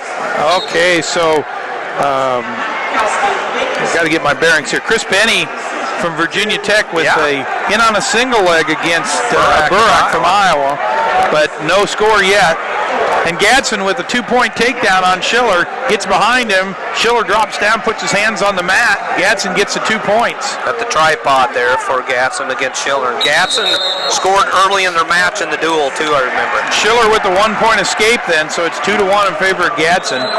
2-1, big escape at the edge. I think Gatson thought maybe they'd call him out of bounds. Yep, same 2-1 score, Chris Penny and Nathan Burak. Yep. Penny up 2-1 over the Iowa Hawkeye. Scoreless, correct? Everything else is scoreless, yep. Everybody on this end of the auditorium is scoreless. So Penny leads Burak from Iowa Hawkeyes. I'm sure Burak scores. We're going to hear a big roar. The Iowa Hawkeye fans right behind us, and they're always large numbers. Of the Hawkeye contingency. Gatson up 2-1 still against Schiller. Real tough Schiller. Schiller was ranked number 1 undefeated for the majority of the season this year, really, at this weight class. So all wrestlers on their feet, all sparring away. Cox in a big shot here against Hartman from Duke. So. Cox trying to pull him back inbounds. They're right on the edge. Hartman with the splits. Cox trying to get both legs. Going to be tough to do at this point. Yeah, it is. I think his foot's about ready to go out of bounds. Maybe Cox is still in the. See, there's where I think things are really difficult, okay, because the 2 mats are taped together so they can extend forever, but if you get on the edge with the scores table, you can't do that. Yeah. They ought to figure out how to make that thing a little more consistent and uniform all the way around. They corrected that there in the Midlands at Evanston. They corrected that situation, and they got mats now in another gymnasium. So the bleachers aren't in the way. Heflin in on a single leg against Reed, and Heflin with the 2 points, so he leads 2-0. Wow. Heflin's tough. We'll see if he goes a full match or not. No. He hasn't had to go a full match yet. So. All right. Cox pushes Hartman all the way into the scorer's table. Hartman's a tough-looking kid, isn't he? Yeah, he is. He is. Gatson and Schiller all done with the first period. Gatson says, I'll take down to start the second period. Ivan Gatson takes down there for Iowa State. Minnesota Gophers. Iowa State's dropped out of the Big Ten. Haven't seen them up there for a while. Minnesota's in 3rd place right now with 42 points. All right, so the referees decide they got to go to the video down here in the Penny versus the Burak match. They were all kind of pretzel twisted up at the end and no score. Gatson with a 2-point takedown. Reversal or reversal maybe. Must have been. He started down reversal, so it's 4-1 in favor of Gatson right now. 4-1 in favor of Gatson. Heflin right now got out for Ohio State Buckeyes, the number 1 seed for Ohio State. Came into the tournament 26-1, now leads 3-0 against Binghamton Bears Reed, Cody Reed. All right, and Schiller out. Gatson didn't get to. or anything? It's 2 no, to it's 1. 4-2. You're looking at the wrong Oh, yeah, I scoreboard. am. Yep, I got to go to ticker tape. Yeah, 4-1. Ticker tape. 4-2, Yep. excuse me. Oh, and Schiller with a nice trip and takes Gadsden down, so it's all tied up. 4-4 now. 4-4, 1:24 to go in the second period to get with the number 4 and number 5 seed. And have they figured out what's going on with Penny and Burak? Not yet, not yet. So we started the second period here between Cox and Hartman. Hartman on the top. Hartman trying to ride Cox. Cox is standing up. Cox got the referee's takedown telling there. Hartman, you need to take him back to the mat. It's your obligation. Potentially dangerous. Yeah. A fresh restart. 2-0. Cox got the takedown. Heflin still leads 3-0. Gadsden and Schiller in a thriller. 4-4 down there. Riding time building for Schiller. Hartman's having a heck of a time taking Cox back to the mat. Cox stood up immediately. Hartman drops to an ankle. Now he picks him up and rolls him off the mat. So. And you see the difference, those powerful legs and Cox. Oh, yeah. Hartman just having a hard time moving Cox around. He has such powerful thighs. Heflin now gets another takedown, so your number 1 seed leads Reed from Binghamton now 5-0 with 36 seconds. A riding time, 2 seconds to go in the second period. Schiller picking up riding time against Gadsden. He's up over the 1 minute mark. Gadsden and Schiller now tied 4-4. Absolutely. And if we look over with the match between Heflin and Reed, Heflin up 5-0 now. That match enters the third period. And we still haven't figured out what's going on down on the mat Penny number and Burak. 6. Yeah. Penny really up 4-1 here against Burak of Iowa. That's what it looks like. 2 seconds left in that first period. So Heflin and Reed Schiller will be over with before these guys get to the second period at this rate. Now they're arguing again. Schiller starts on top second period, so he's picking up a lot more riding time here. Yeah. For the Minnesota Golden Gophers. Going to get a fresh restart, I think, down there. And Heflin. No, that's the end of the period. It's 4-4, but Schiller's picked up 1 minute and 19 seconds of riding time on Gadsden. So Schiller's going to start in the bottom position now. Gadsden's going to need to ride him for a little bit. Get it under 1 minute 19. Yeah, and he doesn't. Nope, he doesn't. So minute Schiller 18. gets away. He's got 5-4 lead, but he's got riding time. Minute 15 seconds of riding time with the lead. Schiller does. So Gadsden needs a takedown. Takedown, technically, if it's the end of the third, it'd be takedown ties it because of the riding time. So, and Cox still leads now 3-0 over Hartman of Duke. And Heflin now with a 7-0 lead over Reed. The Iowa Hawkeye gets out and makes it 4-2. Burak and Penny. We have another Lofthouse down here wrestling in front of us. Yeah. Brian Morningstar coaching them in the corner. Lofthouse wrestling, Thomas from Penn. Thomas from Penn. All right, so Kyvan Gadsden and Scott Schiller still on their feet. Schiller up 5-4, but Schiller's got riding time. Gadsden needs a takedown to tie at 1 minute and 13. What about 1 minute and 10 seconds to go? Yep. Gadsden to his go-to move. All right, so he tries to lift Schiller, trying to get him up off his feet. Is Gadsden? He's got Schiller's leg. Schiller loves to get his hands on you. Close range, Schiller's good. So. Yep. Gadsden's having a tough time. Schiller looks like he's putting that leg down. 52 seconds I don't to go. think Gadsden's going to get this move. Schiller's going to, or Gadsden's going to have Gadsden to do picks him up in the air, though. Tries to get his hips Flings out. him to the side. Schiller's got the head up, though. Schiller breaks the legs and sprawls, and so much for that. Time, real beneficial time for the Minnesota Gopher. All right. 31 seconds to go. They go out of bounds, a fresh restart. And Nick Heflin wins his match 8-1. 8-1. So the number 1 seed, Heflin from Ohio State, is victorious. And he had to wrestle a full match. Yep. Hartman with the escape. He and Cox are both on their feet. 1 minute left, 3-1. Gadsden in on a shot. Schiller's definitely in the driver's seat here. 30 seconds left in that match. It's up by 1, and he has riding time. So Gadsden, Schiller, Gadsden, both juniors on the paper. I think Schiller has another year left. So. All right, so, Hartman in on a little, Schiller. But Cox counters him. Big shot there by Gadsden, but Schiller does a good job covering the hips of Gadsden. Ivan trying to get the escape. Does he get to Gadsden the end turns around, and no, Schiller with the big win over Gadsden. Semifinals. Yep.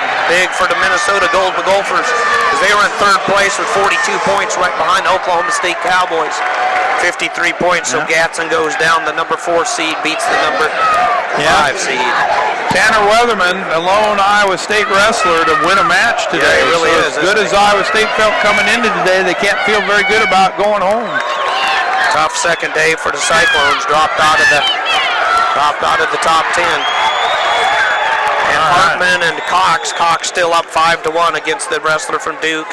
Boy, and Penny and Burak. Penny up 6-2, 6-3, 6-3 right now. The Hawkeyes are taking their lumps here. Penny up, Burak 6-3, and Thomas from Penn up 5-0 on Lofthouse down here in the consolation round. Hawkeyes need some wins. They're in 5th place right now, 35.5 points. So, yeah, they are in grave jeopardy of dropping out of the top 5 if they're not careful. Edinburgh right behind them on their heels. Big ride here by Cox from Missouri. Tough kid. Yeah. Good-looking freshman here for the Missouri Tigers. Yep. 10 seconds left in that match. Cox is going to win this one. Hartman might. Nope. Hartman does not get the escape. 2-1, and there it is. Hartman wrestling a tough tournament there for Duke, but just too much firepower. Yeah, I'm telling you what, Cox, he's tough. He's tough. And so that leaves just Penny and Burak down there. Penny up with a 6-3 lead. Riding time not a factor. 40 seconds left in the match. Wow, Penny and Burak, 6-3. We're having a little earthquake here. Evidently. Yeah, so.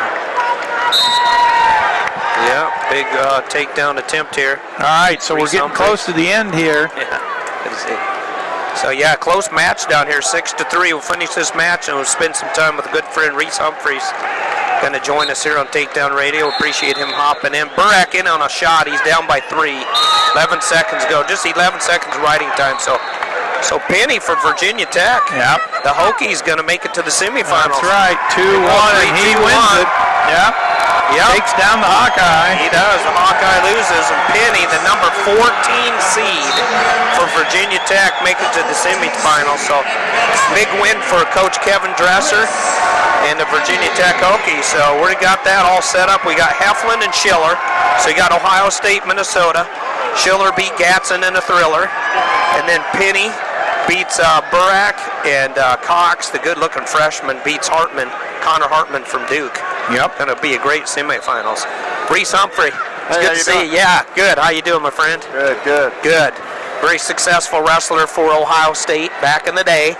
Does that sound like that's too far long ago or not? It seems like it was yesterday, but it was about 5 years ago. So, I mean, I love coming to this tournament. I've been for 12 years in a row.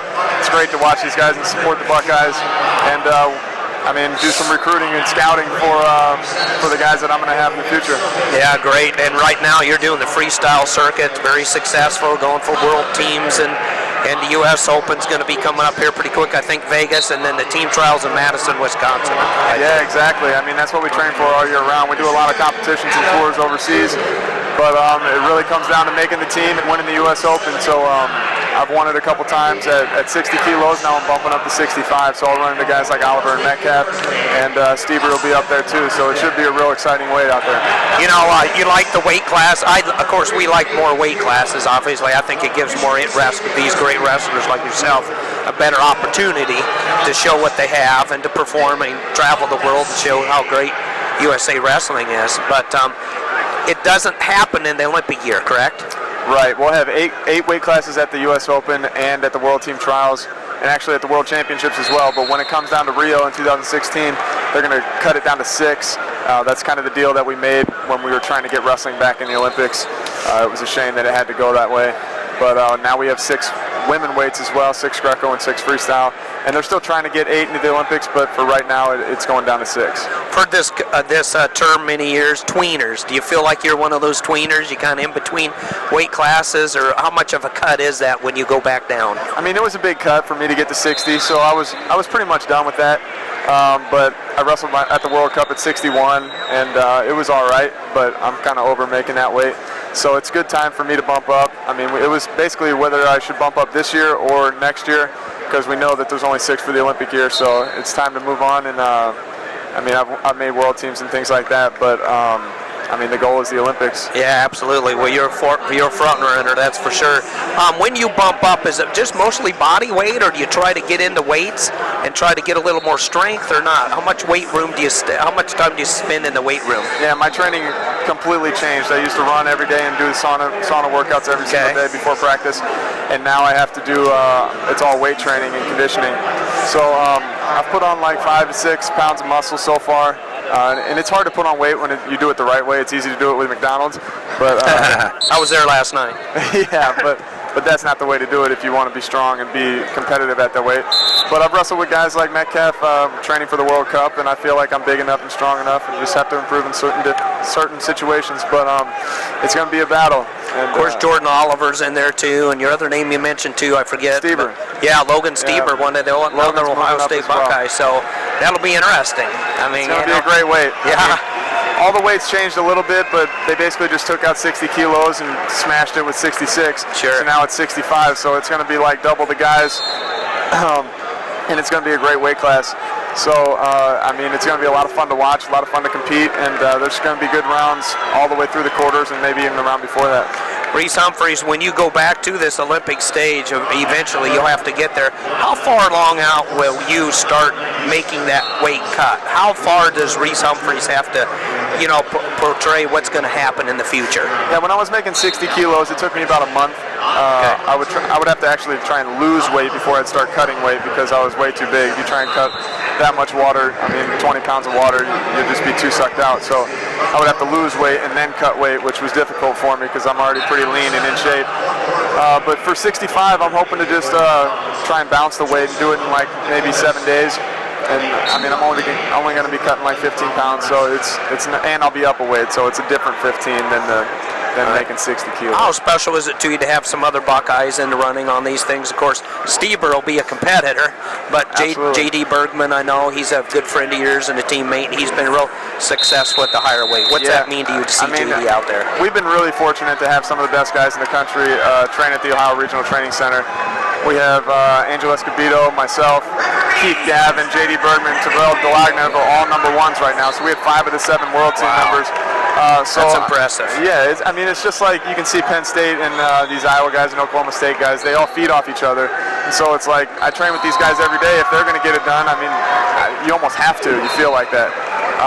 So it's great to have those kind of guys around me on a daily basis. And we all just build each other up, and if someone's doing something crazy, then we just have to match it. And that's how you make a great team, and that's how you get guys that win the Nationals. Well, Reese, we appreciate you joining us. You can stay for play-by-play if you wish. We invite you to, but best of luck to you in the future. If you want to stick around, I know the listeners want to hear some play-by-play, but if you want to talk about the heavy, stay if you want. Nice. I don't see anybody challenging you for your chair. So if you want to stick around, stick around. We got the heavyweights going. We got them started, so let's talk about it real quick. So Tony Nelson, the number 1 seed, versus Connor Midbury from Wisconsin, the number 9 seed. They're on mat number 3. Out there at mat 4, Bobby Telford from Iowa versus Adam Kuhn from Michigan. So that's a Midlands rematch in the finals. Also another Adam Chalfant from Indiana, and Austin Marsden. Nelson going for another pin as you speak, Jeff Murphy. Absolutely. Big Tony Nelson. So we'll keep our eye on that. And the last 2 is Mike McClure and Nick Wadowski from North Carolina State, McClure from Michigan State. And Medbury fights himself off his back. So Tony Nelson picks up the 3 back points and the 2 takedowns. So you've got a 5-0 lead there. Yeah, a lot of pressure being applied. Oh, and Nelson breaks him back over, and he's got him tight.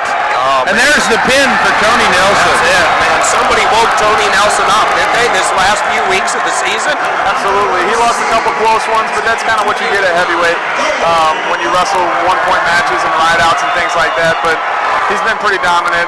He's been on a tear. Yeah, he's looking really tough. And it's definitely my pick to win the Nationals. The match to watch in this round right here is the 4 and 5s, Kuhn and Telford. Yes. Like you said, it's a rematch in the Midlands, but that came down to a last-second takedown. It looked like Telford was going to get him, and Kuhn kind of sat on his butt and ducked him. So this is going to be a great match here. Kuhn didn't have a great Big Ten, lost to some guys that he probably shouldn't have, but same thing, it's heavyweight.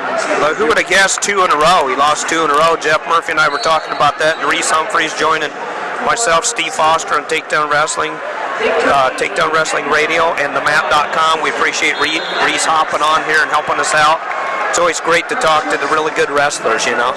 Pick their brains a little bit, see what's going on in there, because they've had so much success on the mat. So we're still scoreless, yeah, right? Scoreless. Everywhere else, everyone's just doing some hand fighting out there, maybe a little bit of leaning on the tie-up, but no scores. Chalfont, Marsden still no score, I believe, too, down there between Indiana and Oklahoma State. Tom, the big cat, Erickson, helped us with play-by-play, and he thinks Adam Chalfont's your most dangerous heavyweight. Erickson likes what he's got. He's got a lot of power. He's got good lungs. Marsden had a big win against McMullen of Northwestern earlier. Yeah, that was a huge win. Things down here on mat number 1. Right. I really like Chalfont too. He's got some actual wrestling moves. Like some of these heavyweights do a lot of pushing, but Chalfont can high crouch and pick people up and shoot single legs as well. He's pretty athletic for the weight. And Reese, how important that is that to get leg shots? As we watch one here right now with Wizendowski against McClure. Yeah, if you can get those leg shots, that really gives you an advantage, I think. Yeah, absolutely. But the thing about heavyweight is you don't want to get caught underneath. It's true too. Those guys are so big and their front headlocks are so good. That's a huge position for them. So it's high risk, high reward. Because if you get a takedown, the match could be over. If you go down, you better commit. Absolutely. You better finish what you started, or you're going to get flattened out, and somebody's going to plant you and spin you around. We got a stall warning against the true freshman. Kuhn from Michigan had a real banner year this year for the Wolverines. Yep. So no score on any of the mats yet. Two quick matches a note. So we saw Ethan Lofthouse here where you gentlemen were having the interview, and he went down from the University of Iowa. So Lofthouse, number 5 seed, out of the tournament. Out of the tournament. Loses. We also see Morgan McIntosh right now. He's wrestling Mitchell from America. That's all tied up 2-2 in that consolation. That's in the second period. Way down on mat number 8, I believe. So 2 matches with implications on the point totals here. Telford to start on top. Kuhn trying to tripod, get up to his base. Kind of a spiral ride here with the claw. Telford has the claw in, spiral ride. Kuhn trying to come up to his base. And nice little foot sweep grab there by Telford. Nice reaction there. Yep. And Chalfont's got Marston's leg. He had a single leg, but good hips by Marston. Yeah, good hips by Marston. Chalfont still in on that single leg, but Marston draped over the body, got his hands locked in the crotch. Marston, the Big 12 champ for the Oklahoma State Cowboys, who are now in 3rd place, 53 points. Referee says to Bobby Telford, you shoved him off the mat as he tried to get away, so Telford with the stall warning. That's what happens, huh? And I tell you, they're in a scuffle down there, but the table may be in the way. But look at Chalfont. Chalfont, yeah, Marston thought he was going to go off the mat and out of bounds because they were near the scores table, and Chalfont just grabbed and pulled him back on the mat for 2. Of course, Mr. John Smith's over there talking to him about. Yeah, John seems to think that something needs to happen, but John's not going to pull the challenge flag quite yet. Referees are saying, look, do you want to challenge it or not, John? John just wants to talk. Referee needs to go over and say, you got 2 choices. You can either challenge it or we're going to wrestle the match. Yeah, they got it. He's giving. Well, Marsden's getting oxygen. All right, so John says, well, I'll challenge it. What the heck? So that's a nice little trick there. so John picks up the flag and says, go look at the TV screen. Why my guy gets some oxygen. Yeah, absolutely. So that match between Wadowski and McClure. Wadowski's up 1-0 over McClure, but McClure starts the 3rd period in the down position, escapes immediately. So that's 1-1 right now. Mr. Atlas, I think we've been calling McClure, right? Absolutely. He spent some time in the weight room. Yeah, that Gwizdowski trains with us. He comes out every once in a while to train with Trevell Delagnev. So nice. Great. He's looking really good. He's got the 2 seed, and he's training solid, with Trevell is one of the best in the world. Has got to be a huge advantage for him and help him get to the place that he is now. Trevell Delagnev, just such powerful legs. Those legs are huge. I don't know how you'd ever get him down, you know. Yep, and he's evolved, because I know Les Sigmund for UNO back in the day, Les Sigmund kind of had Delagnev's number, and now Les Sigmund's kind of fallen off the radar screen a little bit. Les still a great wrestler for not being D1. Yeah, Trevell's kind of taken over for that spot. He really has. Sigmund's bowed out a little bit. Trevell's taking the driver's seat, and he's a tough kid. Absolutely. Collar tie here between Telford and Kuhn. Kuhn with the lead, right? Yeah, he got the escape, so he's up 1-0. Just a lot of shoving going on there right now, but we'll go to the 3rd period. Telford will take down. And I don't think the challenge there for Coach John Smith made a difference, because Adam Chalfont's still up 3-0 over Marsden of Oklahoma State. We got a blood timeout here between Telford from Iowa and Kuhn, so quick escape for Marsden. So Marsden's out, guys, and 3-1. 3-1, still 1-1 down here between. Now say that again, Reese. Gwizdowski. We've gone with Wiz. We call him G Wiz. G Wiz. All right. I guess we were. We were pretty close. That's what we called him to start with. We weren't sure how to say it. Gwizdowski and Gwizdowski. All right, so that's good. But that's a 1-1 tie with 30 seconds left between he and McClure. Sounds good, and I'll let Reese Humphrey know. 5's blocked from us, so we got to go to the ticker tape in order to get. There you go. I was wondering how you knew that. Yeah. So, but there's period 2 is just winding down there on mat number 5. So Chalfont with a 3-1 lead over Marsden. Yeah. So. All right, now what do we got? We got. Well, I'm not sure what happened. There's 2 points for Gwizdowski. So, and he's got a 4-1 score. So they must have called a stalling call on McClure or something. But it isn't going to matter. It's all over down there on mat number 6. Gwizdowski from North Carolina State, who's on to the semifinals. Those Tervel-Delagnev matches have paid off a little bit, huh? Looks like they did. So yeah, just Wowski. Now he's got. You're going to have all kinds of problems now. Yeah. All right, so Kuhn and Telford both started the third period, and Telford immediately got up for an escape. So that's all tied up 1-1. Both wrestlers on their feet. 1 minute and 30 seconds left. And down there been the match between Chalfont and Marston. Again, Marston started down, got up, so it's a 3-2 lead for Chalfont right now. In on legs, Chalfont right now, outside single. He's got it up in the air, Marsden is just getting ready to say he's keeping it within striking distance. Boy, he planted that foot, then he reads. Boy, absolutely. That's what you got to do. You got to fight the hands and get your foot back to the mat. And that's exactly what he did. He had a nice whizzer there, so got out of the hold. Chalfont's kind of been taking the more shots. I think he's about 4-2. I tried to keep track of my mind. There's about 4 or 5 shots by Chalfont, not as many by Marsden, but that hasn't made a difference so far, although Chalfont got the lone takedown there. Chalfont on Big Tom Erickson. Tom, the Big Cat Erickson, says he's got good hips. He gets underneath you, he'll launch you. So all those cheers you might hear in the background are for the consolation match between McIntosh and Mitchell.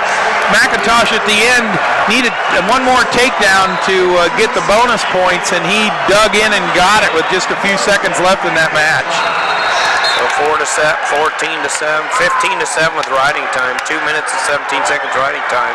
Yep. Chalfont Marsden still battling it out. 45 seconds going to third period. And Bennett from Cornell right here in front of us just beat Wellington from Ohio 5-4. Bennett from Cornell important in the team score team race because Cornell now in 4th place. That's big for Cornell, the Big Red. So they've had some big wins. Gabe Dean picking up some points for him all the way through the tournament. All right, so Chalfont is 11 seconds away from moving, 28 seconds away from moving to the semifinals tonight. He's battling Marsden, the Big 12 champion this year. Telford and Kuhn in sudden victory right now. Just getting started. These tables are kind of an issue, especially with the heavyweights. Always seems like the big guys end up going out of bounds, so much pushing and shoving. The mat seems a lot smaller when they're out there. Yeah, that's a good observation by Reese Humphrey. Yeah, it kind of shrinks. That cylinder doesn't look as big, does it? Yeah. So, all right. Yeah, Telford and Kuhn, boy, they're picking up where they left off in the Midlands. Yeah, pushing and shoving and shoving. 30 seconds left. A lot of grill. All right, so Adam Chalfont earns himself a trip to the semifinals tonight with a 3-2 score. Giondowski. I think I got it right. We just got the Musafar rock mods done, and then they graduate. Beds off and Musafar. And you got a new guy coming out. But heavyweights have always kept us on her edge of the chair. We had Bode Ogunoliwal, then we had Param Zarimpor from Sacred Heart. So we've had a lot of good names at heavyweights. But all right, so still just a lot of pushing and shoving head to head. Down time is out in this first sudden victory overtime period. So we'll right out. 30 seconds here on the clock, and Kuhn says, I'll take down first. So the Hawk starts on top, Telford, and the Wolverine will be on the bottom. All right, Telford covers, the referee blows the whistle. Kuhn stands up and Telford picks up a leg. And yeah, he did this earlier. and Kuhn puts it down to the mat. Planted that foot, didn't he? Planted the foot. Yeah, and that's what Iowa's been doing a really good job of. It almost seems like a stalling tactic, but the refs were letting these guys get away with it. They just dropped to the ankle, and it's a good way to waste a lot of time getting these scrambles when you're on top and accumulate the riding time. And those quick, on those ride-outs, these quick escapes are important because it comes down to that, doesn't it, Reese? Right, because these guys could very well go to the next round with the riding time counts. Yeah. So you could win by a couple seconds. All right, so 7 seconds of riding time, and Adam Kuhn up 2-1. Telford on the bottom as we start the second 30-second ride-out period here.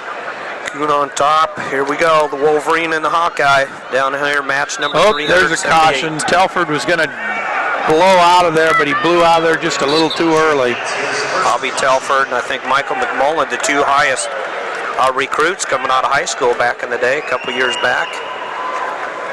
JT Felix with the fall right here in front of us in the consolation round. Wow, big fall there for the Boise State Bronco. So Telford up, and he is out with riding time at exactly zero. Oh, is that perfect? And we were just talking about that, discussing that with Reese Humphrey about how important that is, getting out quick. It can be the determining factor. So they're about as even as they can get, I guess I could say, Reese. Yeah. That's what it looks like so far. So we're going to have just a pushing match between two bulls here for probably another 6-7 seconds, it looks like, and they'll be contented to go to the sudden victory is round 2. I call this the immovable object against the irresistible force. He's kind of. All right. So put a minute on the clock, and the referee says, let's get after it. There we go, guys. Let's see what happens. 2-2. All tied up. A lot of Takedown doesn't necessarily win it. You're supposed to continue to wrestle. We've seen that more than once, the referees. Oh, Telford in on a single, but nope. Kuhn peels it off immediately. That's the most action I've seen in 10 minutes. A lot of pressure, a lot of pushing and shoving. Yeah. A lot of pushing and shoving. Don't do a lot of shooting like the little guys like Mr. Humphreys here, Reese, going after legs and stuff. Like Reese pointed out earlier, though, it's almost dangerous, too, at times. Definitely dangerous at a heavier weight. You can Especially pay when the price. you're slippery like this. These guys are sweating and working hard. Exactly. Slippery. That's why the ride-outs are not going to be. He rode them for 50 seconds in the first period, but not so much in the overtimes. Yeah. So 10 seconds left here in the last of the sudden victory periods. And we're going to go to ride-outs again. Here we go. Jeff Murphy calling the action, myself, Steve Foster. We got the privilege and honor of having Reese Humphrey jump in here and help us out a little bit. Talk about his future. So Telford will take down to start this go-round. We might as well have what we refer to as a Boston Marathon match. Yep. It just keeps going and going. All right. So riding time will be important at this point in the game. Telford's up on his feet. Yep, immediately. Kuhn trying to return him to the mat. Kuhn having a tough time, so Kuhn just throws him off the mat. They go out of bounds. He's just trying to keep his hands locked here because a stalling warning isn't nearly as bad as letting him away. Even a stalling point wouldn't be nearly as bad because the riding time is a huge factor in this right now. Absolutely. So we've got 20 seconds left in this period. Brand's in the corner and of the Hawkeye and Donnie Pritzloff over there for the Michigan Wolverine. Up and out, it's Telford, so he gets the escape. 3-2 now. Yep. So 13 seconds of riding time. Against the true freshman, Michigan Wolverine, who's made a lot of, really shook it up here at the heavyweight this year. I think this young man was wrestling high school matches last year. All right, rattling down, and there's the end of the period. So we've got 30 seconds left in this match. 30 seconds, so Telford's got to ride him for 14 seconds. Telford's riding. 14 is going to be his goal, 14 or more. Telford down on an ankle. Nice turn there. Kuhn tries to turn into him. I'm not sure that was the right thing to do. Kick out. Telford's got that ankle in the air. 4 seconds. Got to plant that foot like we've been mentioning, doesn't he? 1. All right, Telford's got the advantage now because he's got the riding time. Reversal, Kuhn does. Kuhn's got him between the legs trying to pull him over. Telford, but he's not really. He's scrambling. Telford's hanging on that ankle. There's 8 seconds left, and the referee calls a stalemate. Oh, reversal! No, the referee had called the stalemate long before that. Yeah. He had it called a long time before that. The wrestlers just didn't hear it. Wow. That's huge. Yep, so we go back to the center with 7 seconds left for Kuhn. Kuhn's got to get a reversal. He's got to get 2 points here somehow. Got to get out. Get a takedown or reversal. Because an escape doesn't cut it. Set out switch. There it is. Telford's going to hold him down. Yep. Hawkeye fans behind us. Yep. Bobby Telford advances to see Tony Nelson. We've never seen the two of them mate before, have we? Yeah, that's going to be a Donnybrook, huh? Telford and Nelson will be in the semifinals, and Chalfonts against G. Wendowski. G. Wendowski wrestling for North Carolina State, so big win there for the Hawkeyes. Big win, and the freshman Kuhn looked really good too. He's probably going to come back and be in for third and fourth. So he's tough. Good looking true freshman, hasn't he been this year? I mean, wow. He's had a great year. We've had some great freshmen, Cox from Missouri and Rutherford from Penn State, and I'm sure I'm forgetting a few of them because I'm just going by memory. But right. A lot of good freshmen this year. This has been the era of the freshmen. The last 4 years, I mean, with Dake and Taylor and Ed Ruth and Stieber, I mean, these guys have just been proven that you can come out and get it done right away. Logan Stieber, one of the three, going for his third title. We have Logan, I believe, Ed Ruth going for his third, and then Tony Nelson, the big guy, for the Golden Gophers, going for his third too. So Logan Stieber, what makes him so special? I mean, and then his brother comes out next year, right, for Ohio State. Hunter will be back. Hunter's great too. There's a lot of things that make Logan special. I mean, there's a lot of pressure on him all the time, and he just always finds a way to get it done. He shoots constantly. He's relentless on all his attacks. He's crazy strong, and he's got great position and technique. So, I mean, I wrestled him in the semifinals of the U.S. Open, and it was a great match. So, I mean, he's right there on the senior level. Obviously, you defeated him. I remember you defeated him. Yes, I got him, and I won the Open that year. So, I mean, it was a great match. Was that just this last one in Stillwater? Right, that was in Vegas. Or Vegas. It was the Open. Yeah, the Open. I'm sorry. Yeah. So he ended up losing to Jimmy Kennedy, who I beat in the trials final. Yeah. So I got a lot of photographs of that one. There's a lot of tough guys in all these weights at the senior level, but Logan's definitely there. Ed Ruth's making his way up. David Taylor was third. So these guys are not only college wrestlers; they're really there at the senior level and at the world level.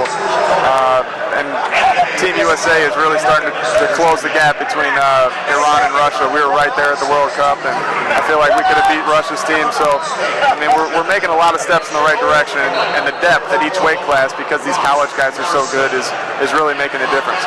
Now, were you in the World Cup when it was in Iran last year?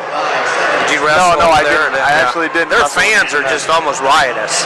Yeah, I watched that on YouTube, and my gosh, they were the their same way fans when are it was in amazing. LA. There's a lot of Iranians that live in LA, and they were great. They were great for Iran, and they were great for us when they weren't wrestling we weren't wrestling them. So it made the atmosphere a lot more fun for the wrestlers and for the fans. They're an appreciative fan too. I've noticed when our guys win, I've talked to Kevin Jackson before, two-time world champ, Olympic gold medalist KJ.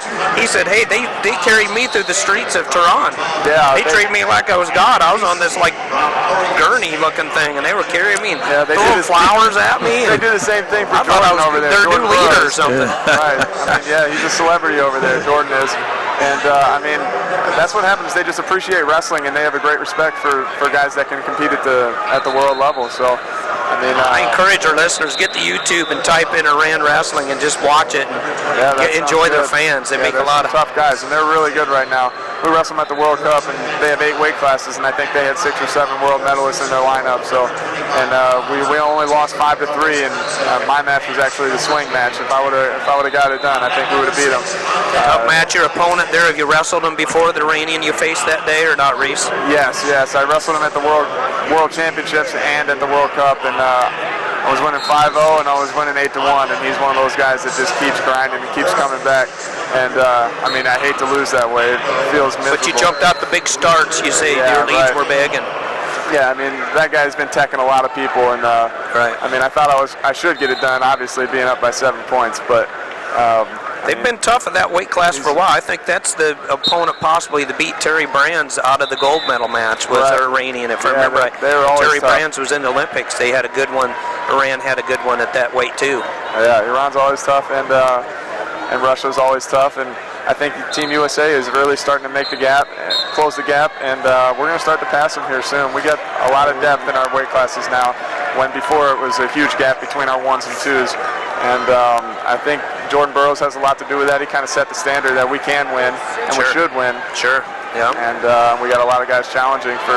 We're winning a lot of overseas tournaments now when before we'd be happy if we ever got one. So let me break in for just a second. In a consolation match, it's got some importance to the team title race right now. At the heavyweights, Ross Larson from Oklahoma just pins John Gingrich from Penn State. So Larson's dangerous from your hometown, Ankeny, Iowa. That's right. I had to get that one in. So pinned his way through the state championship maybe once, maybe twice. So back at Iowa, Larson did. So he's a tough kid. You know, I was looking at the World Cup race, and maybe Iowa. Pardon me, I was thinking of Russ from Iowa, the state of Iowa. Maybe the United States and Iran should have been in that championship match, because didn't they really take it to the Russians in the finals there? Yeah, they really did. Russia brought their number 2s. Their number 1s go to the European Championships. Okay. And their 2s go to the World Cup. So I really feel like we could have beat them. It would have been a great match as well. They got a great 55, and I would have had a tough match. So. And tough matchups all the way through. But if we wrestled like we did against Iran, I feel like we could have beat them. So I wish we were on the other side with them. But we've always had, the last 5 years, we've had Iran in our pool. Yeah. So it's been, and we've lost every time because they're on the top of the game right now. But we're really closing the gap, and I feel like we're going to get it done sooner or later. It's interesting that Iran's kind of taken the driver's seat because Russia had it for so many years. But like you say, this technically wasn't really their varsity squad that they brought. Yeah, it was their number 2 in Los Angeles. But it's still saying a lot that that their number 2s are some of the best in the world. Some of their number 2s could win the Worlds, but they can't make the team. Yeah. Right. But yeah, I mean, we wrestled well. I feel like we could have beat Russia, but it would have still been a hell of a match. And I mean, it was a great final to watch Russia and Iran as well. It was good. You know, I watched the Tbilisi. Used to keep track as a kid the Tbilisi tournament back in the day, and you could bring in more than one person at weight class. I remember Russia taking first, second, third. You know, Chris Campbell would be fourth from Iowa, and then fifth. And it's like, they're 3 deep and they're beating our starters. It's like, what's the deal here? So they've always been steeped in wrestling. I mean, they're just that Tbilisi tournament is the way the Eureka tournament is now. Yeah. So we sent some guys out there, some of our better guys, and it can be the same thing. It's like an accomplishment, just a medal. And I don't think we've had anybody win that for a long time. Yeah, it's been a while. It's tough. It's like a world championship or Olympics. Yeah, a lot of times, tougher. People don't realize the world championships. I've talked to Bruce Bumgardner in depth about it. He says there's times the world championships have been tougher than Olympic gold medalists. It's just there's not the pageantry involved that the Olympics has. Yeah, without a doubt. The world championships has 40 qualifiers, while the Olympics only has 20. Sure. And so, I mean, you have 3 or 4 matches at the Olympics when you have 5 or 6 at the Worlds. Sure. And you got to wrestle all the countries, and you could have a bad draw and have Russia. So that's what Bruce Bumgardner was referring to, wasn't he? Absolutely. He was saying, Steve, there's been times, my friend Steve Foster, where the Worlds were harder than Olympics. Yeah, without a doubt. Just don't carry all the flowers. Right. And all the pageantry. And Jordan Burroughs, I was talking to him the other day, and he was telling me he'll tell people he won the Worlds, and I'm like, oh, that's cool. And then he tells them he won the Olympics, and they think it's like the greatest thing ever when the Worlds could actually be harder. Been tougher. Yeah. So. Right. Yeah, that's good. Well, I'm glad you're on the team, and you're going to represent us good.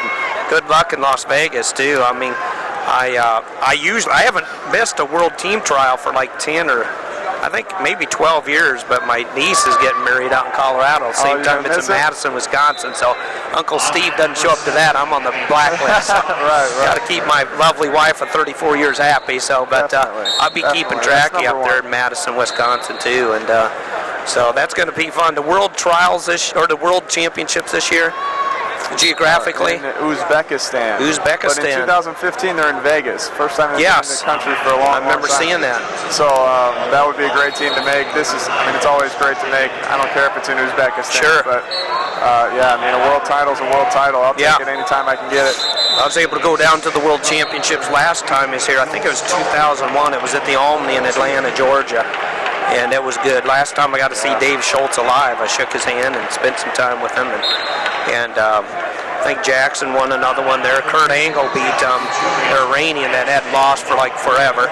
Yeah, Kurt Angle won. I actually grew up on the farm with Dave, and Xander Schultz is one of my good friends. Isn't that? And Nancy's out here now, his wife. So I mean, it's such a tragedy. Yeah, my dad, tough. they were best friends, and his coach, and so yeah, we were really close with the Schultzes, and that Foxcatcher movie's coming out. Yeah. Explains that story. One of my best friends, Zabrisky's the wrestler. Yeah, I'm in there too. Zabrisky, you are too, so you know Zeke good, huh? And Zabrisky and Zach Ray, and my brother, and Jake Herbert, Ellis Coleman, a lot of us are in there. So it'll be really cool for wrestling fans, because I mean, there's a lot of actual really good wrestlers in the wrestling scene. So I mean, it'll be really realistic, and the footage and everything just looked awesome. And I mean, for me, it was crazy because I remember the farm, and I remember Nancy's house and Dave's house, and they had it down to the T. And Ruffalo and Sienna Miller looked like Dave and Nancy exactly. Isn't that great? I watched them from a distance, and it was almost like flashbacks. Like it was definitely surreal. Wow. How old would you have been then at that era? I was pretty young. I was probably 5. About 5. But yeah, I mean, I've seen a million home videos, and so that's probably what I really remember it from. Sure. Yeah, Dave Schultz wrestled for Oklahoma, and Mark Schultz too.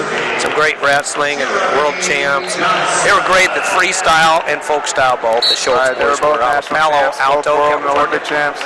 My dad actually coached them at OU, so yeah, we've known those guys for a long time. They're like family to us. The head coach for Oklahoma then was my dad, Jim Humphrey. Your dad, Jim Humphrey. That's right. Yeah, I remember Jim coaching him. And how beneficial? What part did he play getting him into Norman, Oklahoma? I'm pretty sure he was the whole thing. And sweet. And we've had some guys. Dave would tell people just go wherever Jim Humphrey is. Is that sweet? Boy, that's great for the Sooners, wasn't it? Yeah, absolutely. Good job, they had such a great team all the way through the lineup. Yeah, they did. Were some of the best. Yeah. Schultz and Sheets. Those were some great matches. Right. Dave Schultz, Mike Sheets. We always said Sheets covers him like a blanket. You know, because he was so tough on top. We always did a little tidbit on his name. Sheets covers him like a blanket. That's nice. Mike Sheets from Oklahoma State, and then of course Schultz had some amazing matches with Bannock. And then, believe it or not, an Iowa State Cyclone actually had a winning record against Mark Schultz, beat Perry Hummel. Hummel and Schultz had some knockdown dragouts. And I've bought some pickup trucks from Hummel's Nissan. I bring it up to Perry. Perry's super humble, but he said, you know, I was actually 4-3 against Mark Schultz. But Schultz was great. Bannock kind of was going to go for his 4th or his 3rd there at Hilton, and I remember Schultz beat him, 16-8, something like that. Mark did. Majored him, so that was a big win, and did his famous flips off his feet. Mark would. He is one of the best athletes I've ever known. Did some gymnastics too, I think, back in the day. They talk about his ability to do some gymnastics, and then trying to think who else. I don't know if Mark Schultz and Mike Mann ever met. I don't know if they did or not. I'm not sure, but Schultz was a 3-timer. Bannock was a 3-timer, and then they both won gold in L.A. in the Olympics in Los Angeles, California, as well as Lou Bannock, and a lot of people did. Lou Boo did, I think. Yeah, a lot of guys won in '84. Russia didn't come. We still got the gold medals. Right. We got to wrestle. Yeah. Still Olympic gold medals. Hey man, you only got to wrestle who they send out in front of you, right? Absolutely. So everybody showed up, and that was a great Olympic run for us over in Los Angeles back in the day. All right, so Steve, I'm going to bust in here for just a second because we have all the heavyweights done now. So I think we've got a final team score after this round of championship and the first round of consolation. There's a second round of consolation going on. But in first place is Penn State with 60 points. In second place is Minnesota with 58. So only 2 points separate the first and second place teams. Then you've got to drop down to 53 points to get to the third place Oklahoma State Cowboys, and then even further down in fourth place is Iowa with 42.5. So 17.5 points separate them and Penn State. So I'm not sure they can overcome that big a deficit at this point in the game, especially with what each of those schools has left in the tournament right now. Cornell in fifth with 38 points, so good job out of them. Reese's alma mater. Yep, Ohio State in sixth with 37. Yeah, we're wrestling really well right now. We got some nice bonus points going for us. And this is actually our down year. We redshirted Hunter Stever, and we've got 3 great freshmen coming in, Tomasello, Thomas Hines, and Kyle Snyder, which are all, and also Bo Jordan. So we got some really good guys coming up. I think we're going to have, I'm assuming 7 or 8 All-Americans in the lineup next year. So that'll be huge for the Buckeyes. Heflin doing a real good job here, and then Stieber, of course, picking up points for you. And some of the guys I'm sure I'm leaving out. Got a Buckeye right in front of us, so go ahead and finish top 10. So there's three schools tied at 7th with Edinburgh, Oklahoma, and Virginia Tech with 30 points apiece, and Missouri in 10th with 27. But as you two were talking about, Schelt and Cox. Absolutely. So Ohio State with a number of wrestlers still in contention here.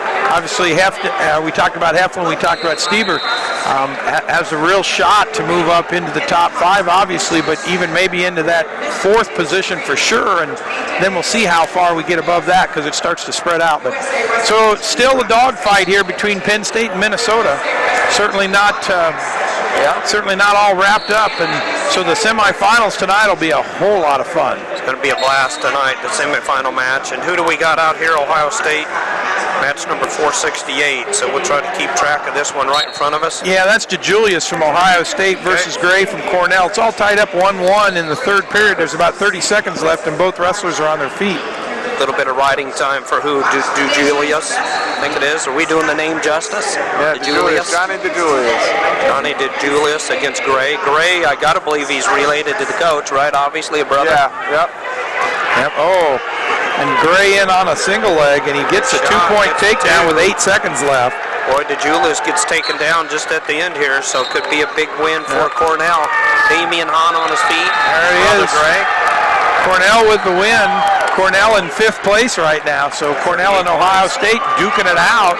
Yeah, that was 5th place against 6th place in the team race, so that was big for Cornell. So is DeJulius, does that mean he's done or not? Yeah, he's out done. now. Johnny. Yep. These guys are out. Yep. This is win or go home at this Do you point. remember his year? What Julius, what year he is? Do you remember? He is a sophomore. Just sophomore, so he's got some future. Big win there for Cornell. Celebrating Damian Hahn in the coaching corner. One of the guys we've talked about a lot this week is Zane Richards from Illinois. He's wrestling Ryan Mango right now. Mango's up 15-13, but talk about high scoring. 15-13. Yep. Now that's just about done. I think it is done. Mango wins then. And Mango wins, I believe. Wow. Yep. That's 19. fantastic. He actually got 3 points, back points right at the end, so 19-13. 19-13. Yep. Those are you've been some of those, Reese Humphrey.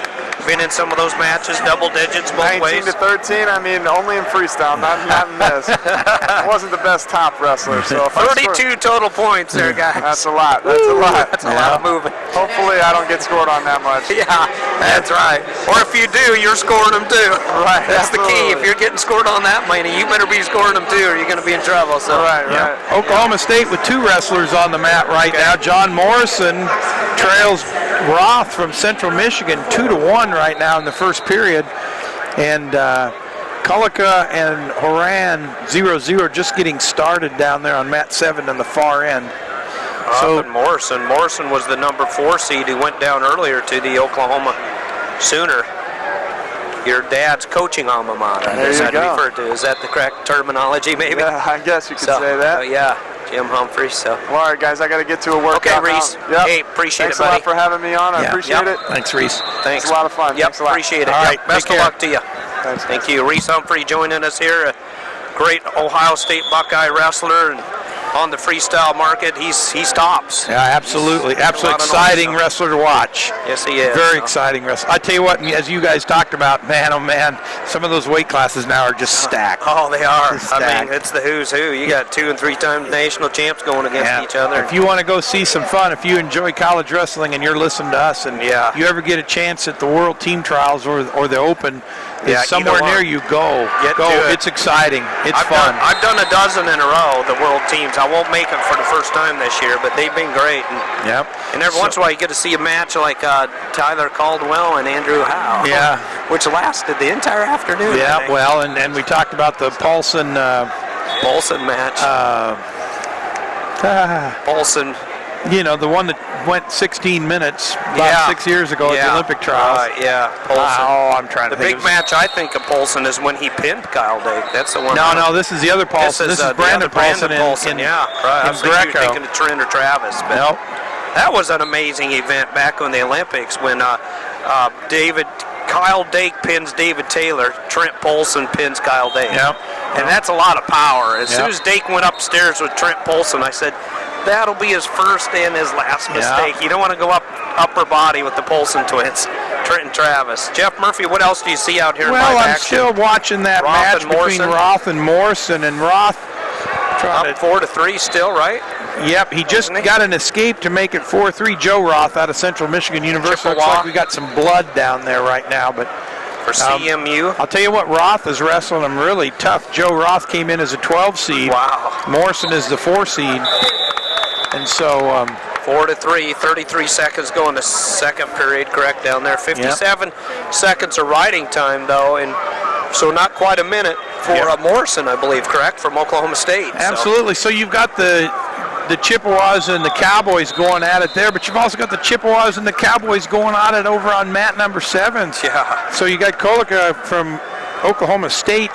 He's up 2-1 over Horan from Central Michigan University. That one in the first period. Kollik had a win earlier against Gabe Marino, I believe, down here, mat number 2. So he moves on for the Oklahoma State Cowboys. Yeah, absolutely. Horan's had some good matches this year for Chattanooga. Some very for Central Michigan, pardon me. Yep. Same color singlet. Same color singlet. Yeah, Zach Horan. So, I think obviously these matches are of great importance for 2 reasons. One, if you lose, you're done. Yeah. And that's no fun for anybody. This is your 2 and barbecue match. But on the other side of the coin, half a point advancement, and then all of these consolation matches allow these wrestlers to earn the bonus points that you'd have just like on the championship side. So if you can get a major decision or a tech fall or a fall, hey, those points all count. And we still got a long way to go to decide the team race today. This all just kind of decides the All-American ranks, how they're all going to stack up. Yeah, well, they've got one more match to do that. They've got to win one match tonight. Yep, one match tonight. Now, everybody who is... So this is considered a round to 12 or no? So, no, not yet. That's tonight is round to 12. That's correct. That's an important match a lot of people talk about often. So the young men who've advanced to the semifinals are guaranteed to be All-Americans and can finish no lower than 6th. Right. These young men that are all wrestling tonight will come back in the round of 12 tonight and have an opportunity. They have to win one match, and if they win that one match, they'll be guaranteed an All-America status, and then they'll wrestle each other the second time tonight to determine whether you're going to go into 5th or 7th or 3rd place matches. Right, yep. And these guys do it every year. Somebody comes back in those wrestlebacks and takes 3rd that I'm aware of. It seems like, I don't know. I know J. Carl Guyman could tell me if I'm correct there, but many years they have. We've seen it, so. Yep. So what's important is at this point in the game is just staying alive, because again, the bonus points are important too, but you're just trying to stay alive because you get the opportunity. Then once they get through the round of 12, they'll start earning additional points towards the placement that they have. So there'll be some points given out tonight as well, and things will move up pretty rapidly tonight as well. And then tomorrow morning, of course, you'll see things even spread out even further. I'm watching a wrestler on the far side of the mat that's not demonstrating the greatest of sportsmanship right now. Wisconsin bad, having a tough time. As he flung his headgear off about Then do 3 the mats over. proper handshake. Yep. So I think Kollik still leads. Is that right over Horan? Yeah, 3-1. 3-1 right now. And it's 4-4 now, all tied up between Morrison and Roth, and we got some blood time out again. Now, we got another Oklahoma State Cowboy. Man, a lot of Oklahoma State Cowboys in these wrestlebacks. Yeah, he's over here. Eddie Clemera from Oklahoma State versus Deutsch from Ryder. And that score's all tied up 0-0, so 3 Cowboys on the mat at the same time. The Cowboys are in 3rd place right now with 53 points for John Smith and Eric Guerrero and company. And right now, Esposito. 53 points to 60, but these 3 matches that are on the mat right now are critical for the Cowboys because those young men continue to earn points, and that's going to narrow that spread somewhat anyway today and considerably tomorrow. Kollik still up over Horan from Central Michigan Chippewa. The 2 Cowboys going against the 2 Chippewas here from CMU, sorry. Yep. And we've got another match that's important in the team race as well. You've got Chris Dardanes over there versus Josh Jeva of Iowa. So Minnesota, Iowa. Minnesota in 2nd place, Iowa in 4th. Yep. So Minnesota only 2 points out of the lead. Iowa a ways further back, but critically important, actually more important probably for Minnesota, only in the standpoint that they could still win this whole thing. I'm not sure Iowa has enough guys left, enough horsepower to get back in it. Don't think so. You got Ethan Lofthouse, who's out of the tournament. You do have Bobby Telford, Derek St. John's, Ramos, that are all in the semifinals tonight. So Mike Evans. St. John's Mike lost, Evans, I exactly. Actually, I think Derek No, I'm lost. sorry. I was thinking of Mike Evans. I said St. John's, didn't I? Yeah, St. John's still alive in the consolation Lost rounds. to the Cornell wrestler. But they're just a long way back right now. Yeah, they are. Yep, they sure are. They're back their ways. Yep. Ethan Lofthouse, he's not only out of the tournament at this point in the game, so who would have thunk that at the beginning? yeah, huh? absolutely. He was expected to do pretty well. Yeah. Yeah, well, he's 5 seed and completely out of the tournament. So again, Jeva down there wrestling Chris Dardanes to determine which one of those young seed Dardanes. which one of those young men will drop out of the tournament. That'd be the hard part. Boy, I'm wrestling in an elimination round. I'm getting the number 2 seed in the elimination round. That is tough. So yep. See. Got another tough one, or another man who's going to be very involved in the points race. I think this is James English here in front of us, I think. Yes, it is, from Penn State University. He's going to wrestle Ryan Lubeck from Wisconsin. So we're getting down to the point where most of the matches that were out there have something to do with the team race. The team race for those in the top 5 or 6. English and Lubeck, I think they're getting the blood time finally cleaned up down there between Morrison and Roth. Yeah. Roth for CMU. Kolika from Arizona State from Oklahoma State still up 3-1 over Haran. Someone on the back over here on mat 3 could go a long way for Oklahoma State. Oh boy, that'd be a big one for Oklahoma State. Clemera could get the fall. Big 3 points right here. Big bridge. Oh, he's got the half now. Cranking him back over. Oh, but he rolls through it. Rolls through it. So that's 3 back points. So Clemera goes out to a 5-0 lead. Dardanes and Jeva still scoreless. 20 seconds to go in the first period. Dardanes in on a shot. Jeva keeping his leg back. And Haran comes back with a takedown on the edge of the mat and ties it up 3-3 now. Kolika's got 1 minute and 11 seconds of riding time. So does he ride him out? Yeah, 1:17 left in the third and final period. He's got to ride him for 12 seconds to get the riding time off. I think he'd want to, don't you? All right, Morrison's back. He's in on a single leg, and time runs out. That's a 4-4 score. We're going to go to sudden victory here, but we got blood again. James English is taken down. Yep, James English gets taken down by Lubeck from Wisconsin. Lubeck up 2-0. Big, got him high in the air, really brought him down. Tried to scissor his legs, take him to the back, but English bailed out. Yep. Wasn't going to allow that to happen. So. Jeva and Dardanes still 0-0. Oh, Oklahoma State again over on 3. Oh, but Oklahoma State comes out on top of that. Again. Yeah. So Clemera rolls Dusher is back again, and he's got him tight this time. And there's a fall for Oklahoma State. Bonus points for the Big bonus points. Look at all the black and orange. Up on the second deck as well as the lower. A lot of Cowboy fans here, guys. That's worth a lot of points to those guys.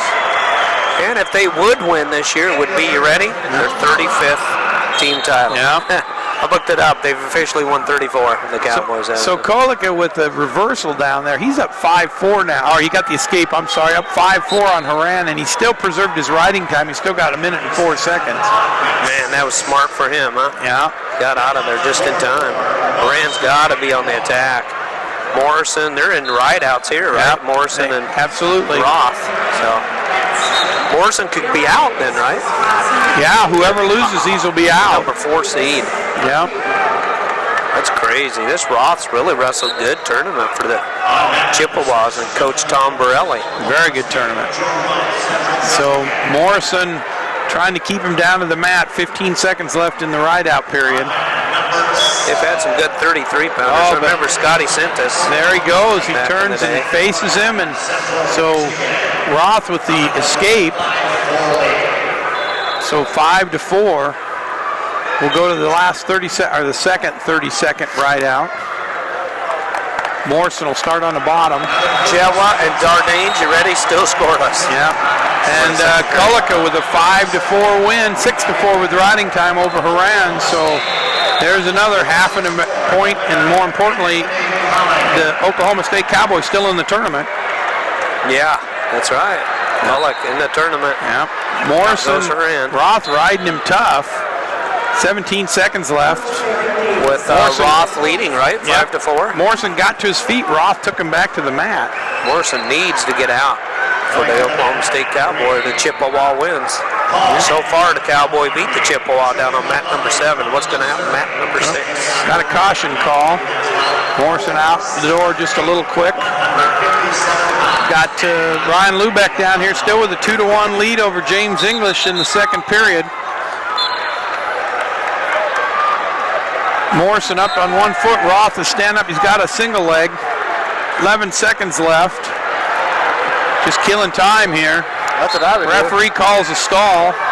It's all right. They bounce a little bit more. 2-1 and no. That's it. No, and that's it. Morrison does not get out. John Smith is livid. John Smith is livid, going, how can you not call the stalling call? You called one stalling call with 12 seconds, and then you wouldn't call the second one. What's that all about? And he probably got a right to be unhappy. He's probably got a right to be unhappy. And there's not a thing they can do because I don't think he can review that judgment call. I don't think he can either, no. Yeah, but it was pretty bad. You can't let him stand up there and hop around forever. And boy, the Cowboys are really unhappy. I think if Marsden was really had his leg, if Roth would have had his leg and Marsden was facing the other direction. Morrison. I think that would have been more of a jeopardy. But with him hopping straight in front of him, you know, it might have been a good call. Well, I don't know.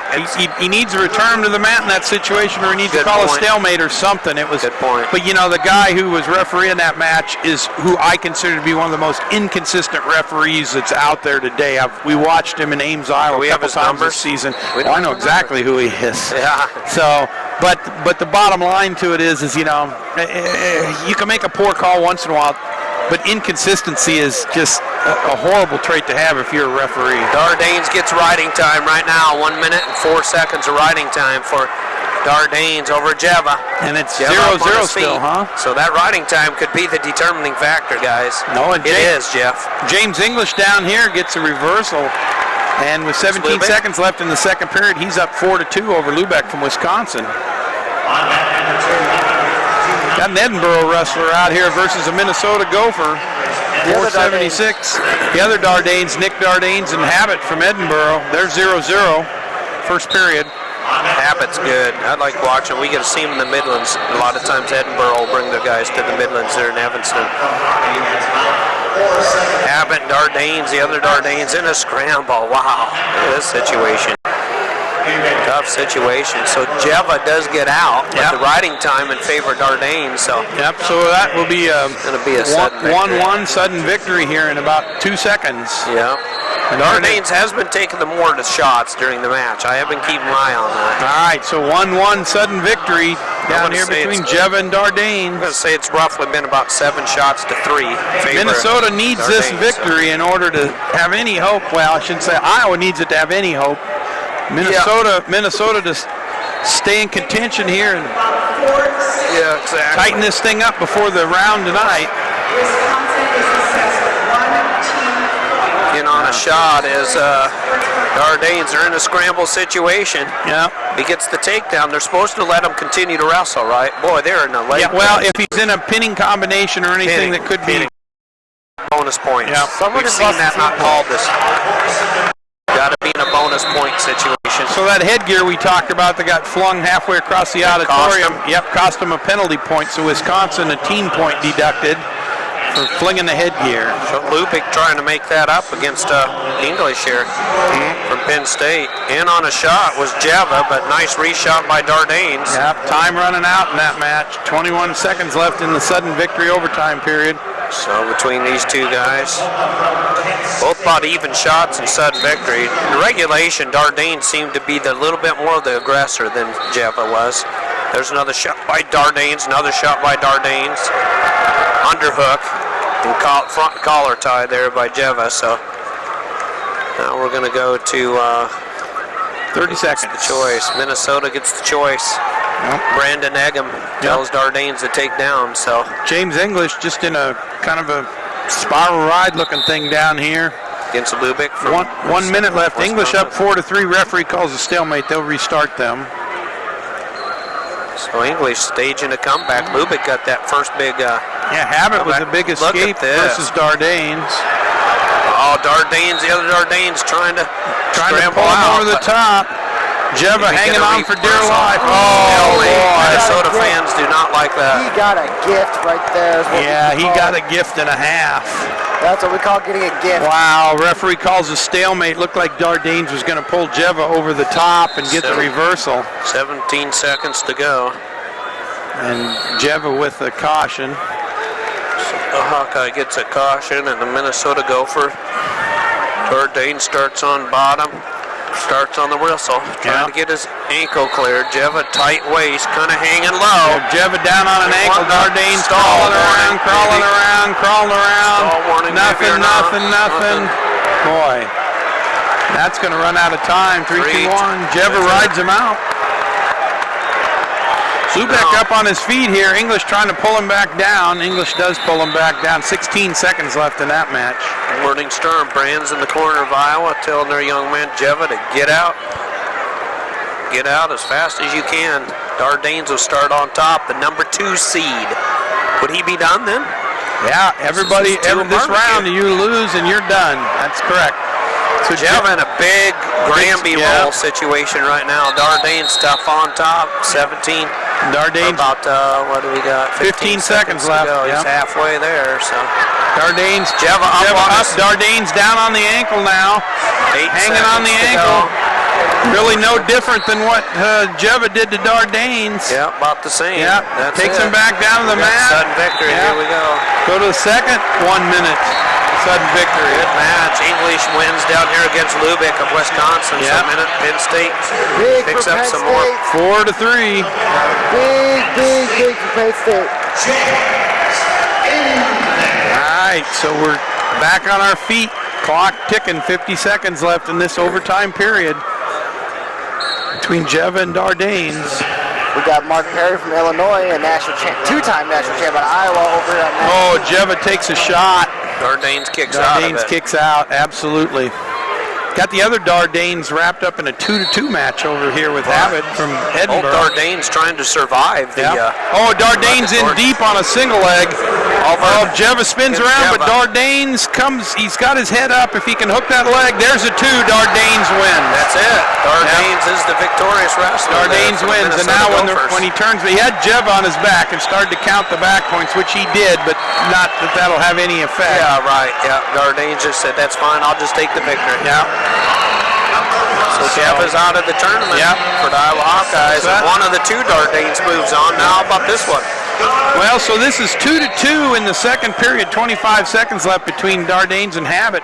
Dardanes does have a minute. No, I'll take it back. Habit has a minute and 37 seconds of riding time to his advantage.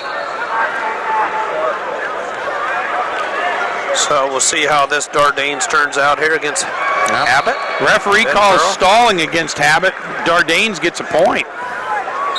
That's big for Dardanes, his brother winning a big match for the Minnesota Golden Gophers just a moment ago. Time runs out in the period, so we'll go to the third period with Dardanes up 3-2, but Abbott has a minute and 38 seconds of riding time. Abbott starts on the bottom. Got another Penn State wrestler out here. Dylan Alton, he's wrestling Smith from Central Michigan, so a lot of Chippewas in this consolation round. This would be Christopher Dardanes, his brother Nick Dardanes won earlier against Jeva. Other way. So this is Nick Dardanes here. Nick. Wow. Yep. Christopher's heavier, the 149 C comes pounder. before N, so that's how I remember that. Chris is the lighter guy and Nick is the heavier guy. All right, we go off the mat, so we'll come back and start again.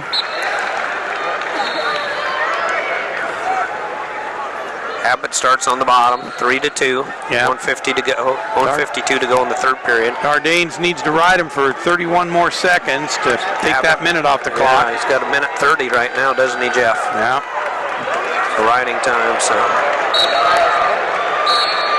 The Penn State wrestler out there on mat number 5.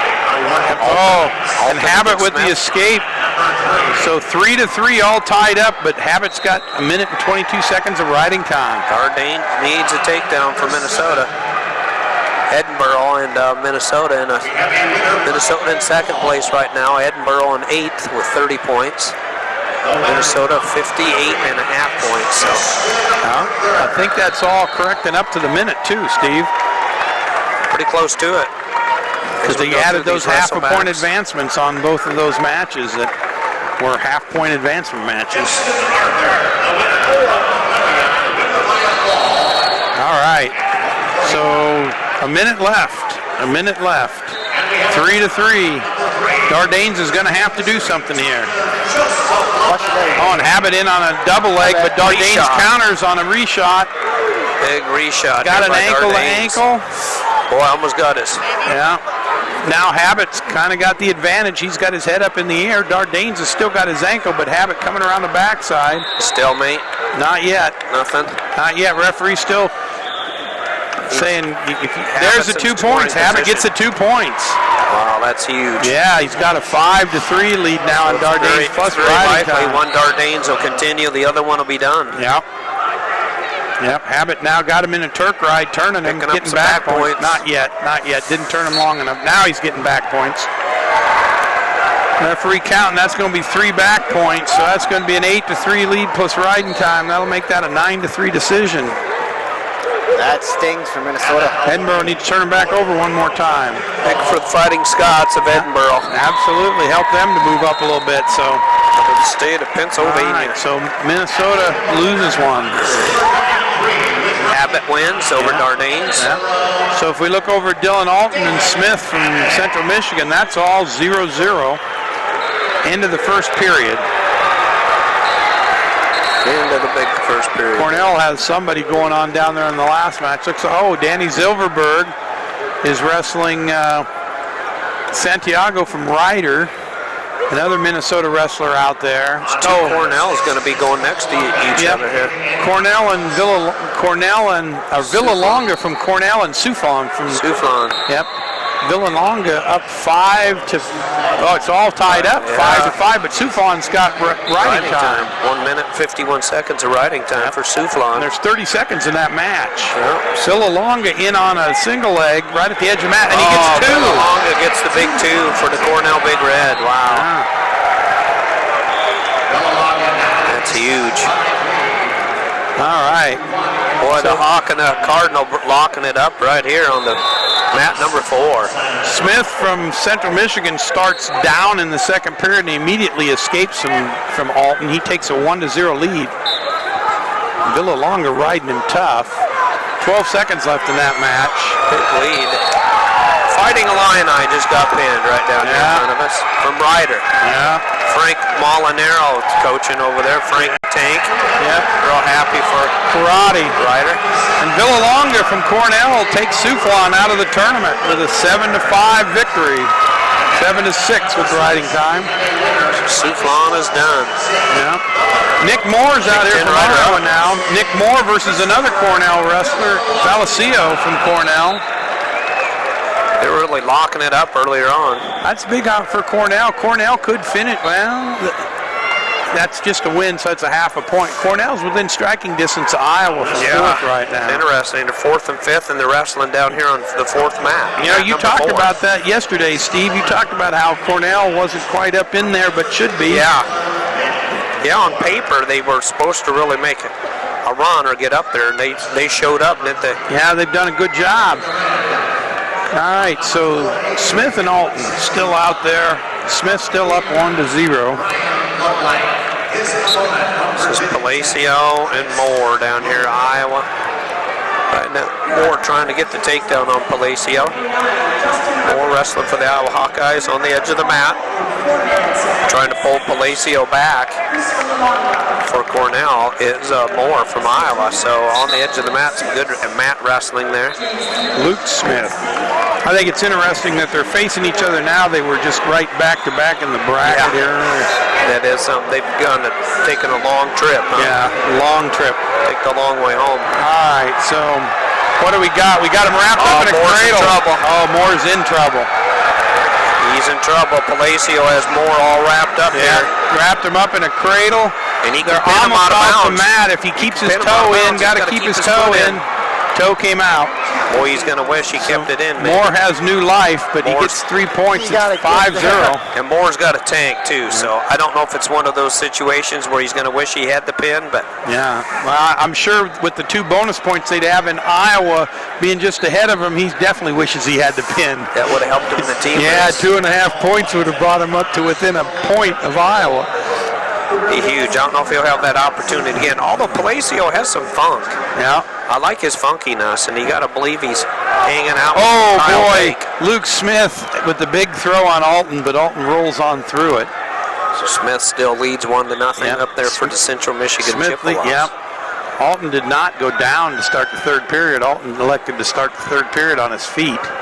Riding tough on top is Palacio over Moore of Iowa right now. Palacio up big, 5-0 right now. So Luke Smith from Central Michigan still up 1-0. Tough ride here by Palacio.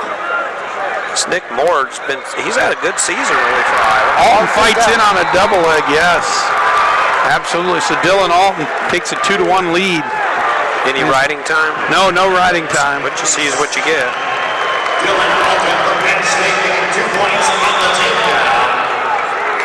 Now he's trying to turn him, but they go out of bounds. So Alton and Smith will go back to center mat. Riding time was broken. Moore starts on top here. Second period. Palacio, though, boy, Palacio got to love his mat savviness. Yeah, absolutely. Very mat savvy. Gets the big escape. 6-0 now, Steve. Against Moore, who'd have thought Moore could possibly go out, but he won't go down without a fight. We've seen him before with Marino matches. Yeah. He's got a gas tank. He's so got a big gas tank. he won't go voluntarily. Palacio's really impressed me, though. He can't wrestle two defenders. Luke Smith tries to Granby on Alton. He does. I thought Alton was going to catch Gets him. out, ties He gets it the up, one, right? ties it up. Riding time not a factor here. 47 seconds left in that match. It's all tied up 2-2. To determine if Alton or Smith stays in the tournament or if they get take a trip to the concession stand. Yeah, that'd be another big blow to the Penn State team title hopes. Yeah, it would. Oh, Alton in on a big single leg now. Smith with the whizzer in. Cornell's Palacio leads Moore still. 53 seconds go in the second period. 45 seconds riding time in favor of Palacio. He's not over the 1 minute mark, though. Well, boy, he's got that. Smith's got that whizzer in really deep, and I don't think there's going to be any points scored out of this. The clock ticks down to 2 seconds left. Referee blows. No, I guess it's down to nothing, and we'll start over in the center mat. 1 minute sudden victory between Smith and Alton. Winner stays in the tournament. Loser goes home. Big shot there by Moore, but down by 6. He's going to have to score a lot fast. That 5-point move by Palacio. That was huge on the edge of the mat. That was big. Oh, Alton with a try at a double leg, but Smith fights him off. And they go off the mat, and they'll restart him. 2-2, 43 seconds to go. Yep. Danny Zilverberg down in the far mat. He's got a 4-1 lead over Santiago with 40 seconds left in the second period. Alton and Smith back to the center. Alton tries a little duck under. Smith gets hit with a stalling warning. Interesting. Both back to their feet. Palacio, I think, almost could be hit with a stall. 30 seconds left in this sudden victory overtime. Moore's really been doing the stalking. Alton in on another single leg. Body lock. Yep. Oh, Smith. Well, but Smith somewhat catches him halfway over. Oh, I think Smith's going to get the takedown. He does.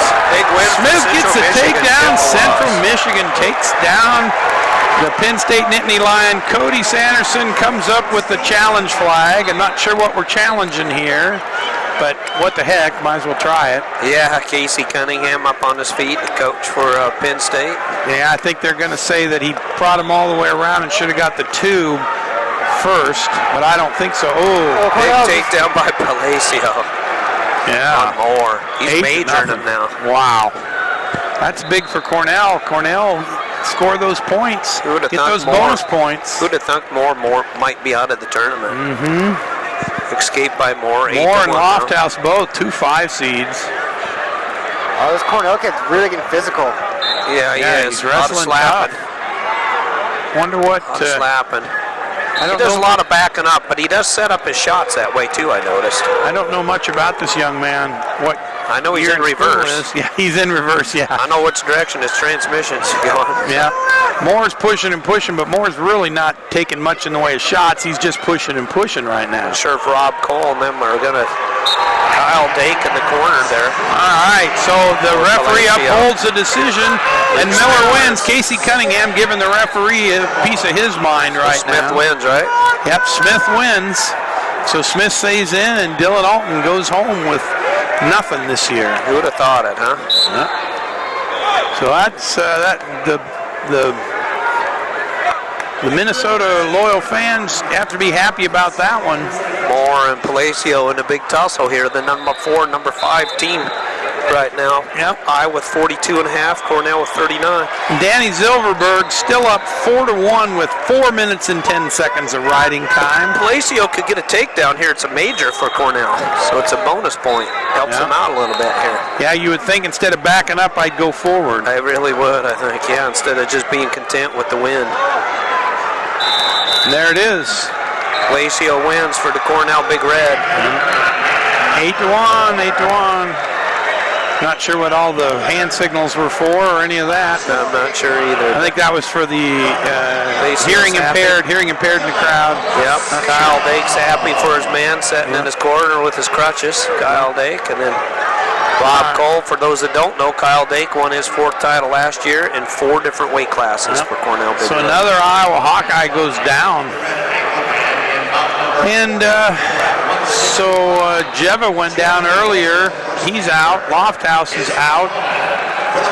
Moore is out. Well, the Hawkeyes can't be feeling very good about themselves. No, they've had a tough round. They really have. So, yeah. Marino-Moore rematch won't happen, sounds like. No.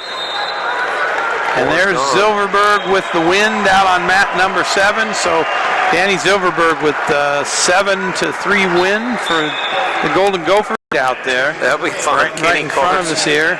Courts can score fast. Ray is a good-looking freshman for a redshirt freshman for Illinois.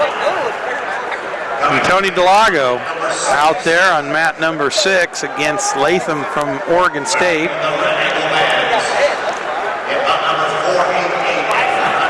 And Tanner Weatherman and Decino.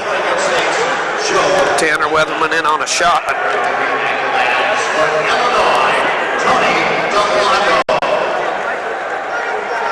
Delago.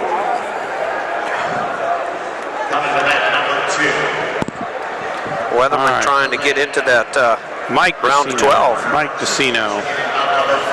I think he got in the round of 12 last year and then lost out there for Iowa State, if I remember right. For Tanner.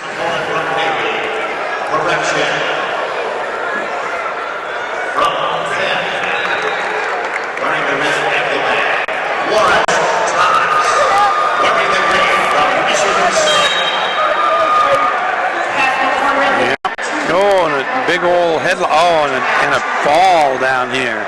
A fall. Delago. For Illinois, right? 6, man. Yeah, that is Delago. Delago just comes out. Pena from Oregon State, maybe? It was about a 20-second fall. No, it was Latham from Oregon State. Oh, Latham from Oregon State Beavers. Yeah.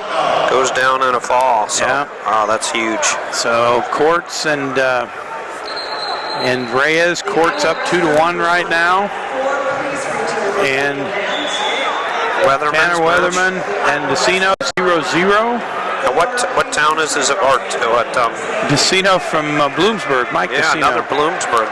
Mike. Yeah. Decino in on a single leg right now. Weatherman trying to fight him off. He does escape from it. Decino comes in 29-9 this year for Bloomsburg. All right, so we're getting right down to the bitter end here, Steve. It's about lunchtime, is that what you're saying? About lunchtime. About the time I bring up pictures of food on my iPhone. No, I don't need to see pictures of food. On the iPhone. There's no need for that. Makes it even more difficult, doesn't it, Jeff? Danny and I had to break down and go to McDonald's last night, so had our midnight meal, huh? Weatherman Decino, no score down there. I had a delicious set of Hostess cupcakes. and a Diet Mountain Dew. That was my delicious meal. Exactly. Yeah, it wasn't. It was kind of one of those deals where it was too late to eat much, but I had to have something before I went to bed. Yep. That's still no score down there between Weatherman and Decino. Yep. Decino wrestling for Bloomsburg. Yep. Reyes and Courts. Reyes up 3-2. Can't help but always think of the Bonomo brothers when I think of Bloomsburg. Ricky and Rocky.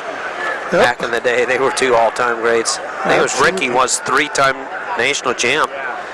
Won his 3 titles, so that's not a bad accomplishment. Ricky Bonomo. And they're still scoreless. Got kind of a whizzer situation down there. Decino in on a shot. He gets the 2 takedown over Weatherman. So Bloomsburg leads Iowa State down there 2-0. Got a blood timeout here between Courts and Reyes. I think Courts got a little blood. Okay. 374.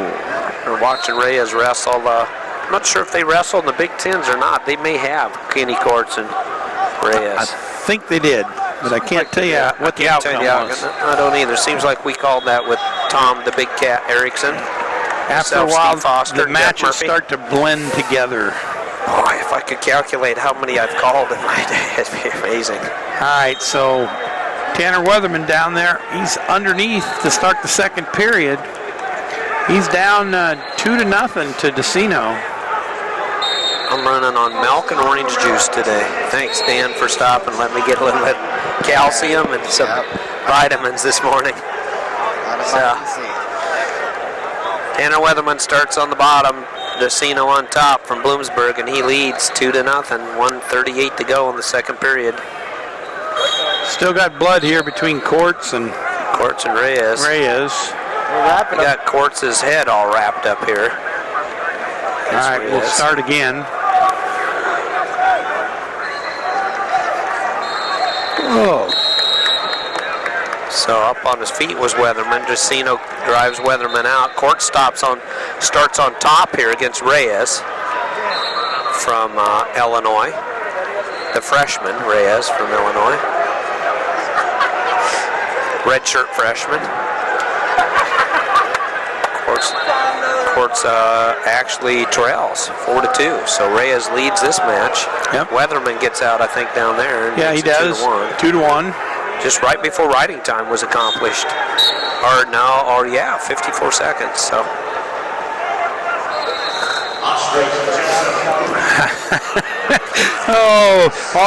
You get to about 174 pound these consolations, you go, oh. Now they're all important, and we don't mean to demean anybody. Oh, these are awesome athletes. This is some great wrestling going on. Makes for a long I need session. some nutrition. Yeah. Believe it or not, talking all day. All right, Weatherman gets a 2-point takedown, so Weatherman takes a 3-2 lead over Decino. So that's big for Iowa State if Weatherman could stay alive in this tournament. He's got that riding time clock ticking the right direction. Tanner Weatherman, a multiple state champ, one of the many Weatherman brothers that won some titles for Huxley Ballard.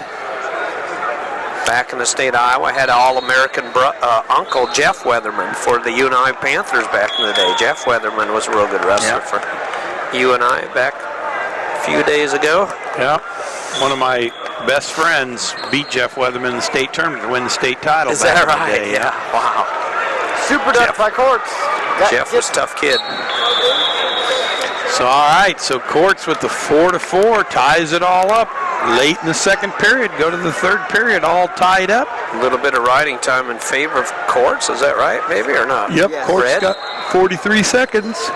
We got the disco ball up there for the championship this season tonight. We're ready to go. Staying alive, staying alive. All right, Tanner Weatherman still with a 3-2 lead. They go into the third period. Did he pick up backs or not? No, Weatherman nothing. Weatherman starts on top. Iowa State fans are on their feet. They want some back points there for Tanner. Wow, you can see that far, Steve. You've got better eyes than I do.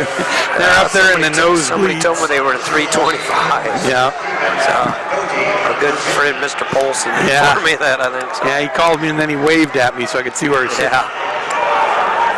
All right, so Weatherman picks up a leg, and he takes him back to the mat. Going his way now a little bit. So. Yep. Oh, Weatherman takes him out into the scorer's table. All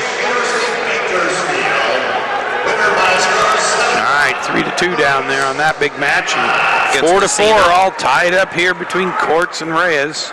Man, Illinois, Ohio State.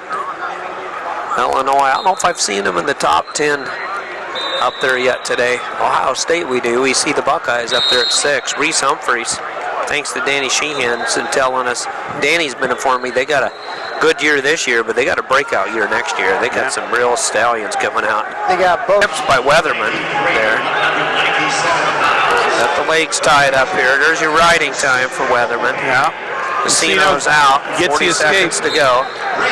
37 seconds to go. You know Decino's going to bring it. Yep, 3-2. 3-2 is the score. 33 seconds to go. 3-3 and then 4-3 with riding time. Yep. If Weatherman can withstand the entourage of Decino from Absolutely. Decino's going to bring it, and I think our Buckeye and Illinois still tied up here, Reyes. Yep. 4-4 right here.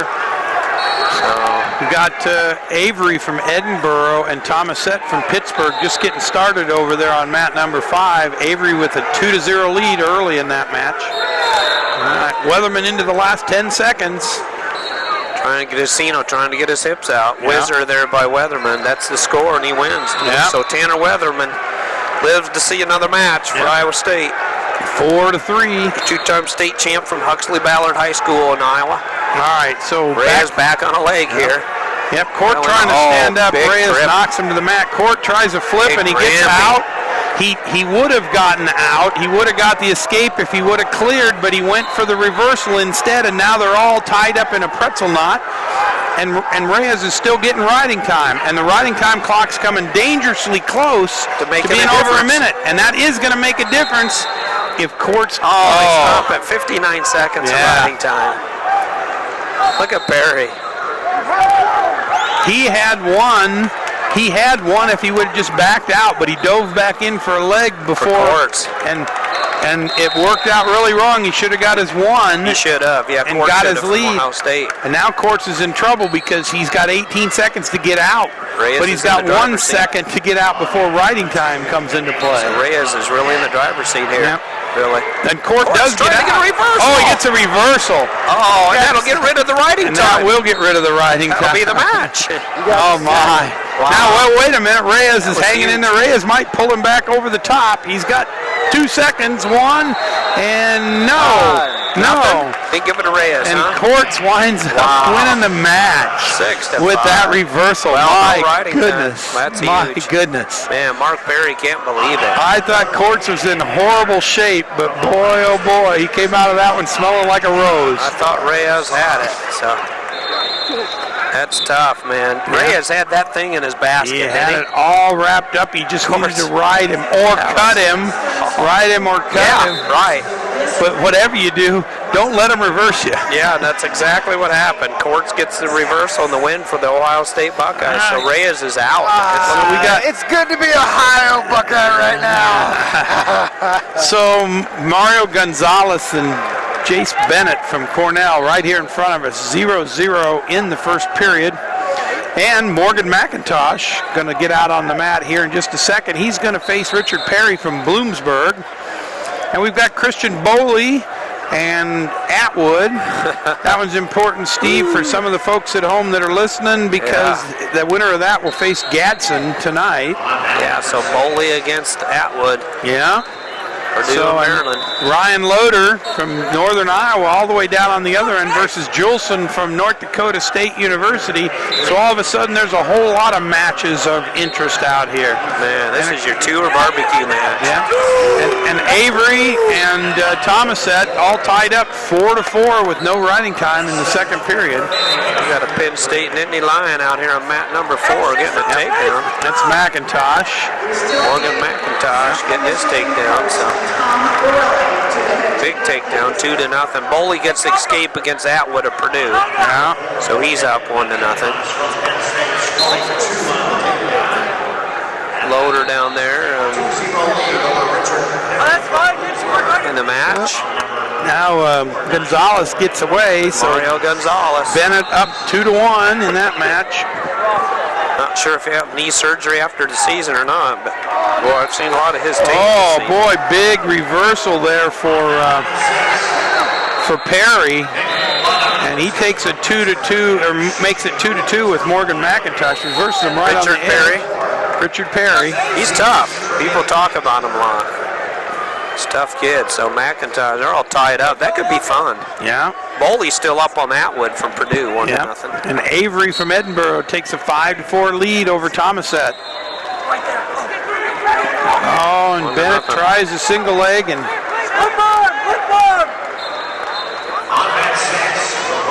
Gonzalez has a whizzer in right on the edge. Mario Gonzalez is really technically sound. I remember he really frustrated Cox from Missouri in a match earlier in the tournament.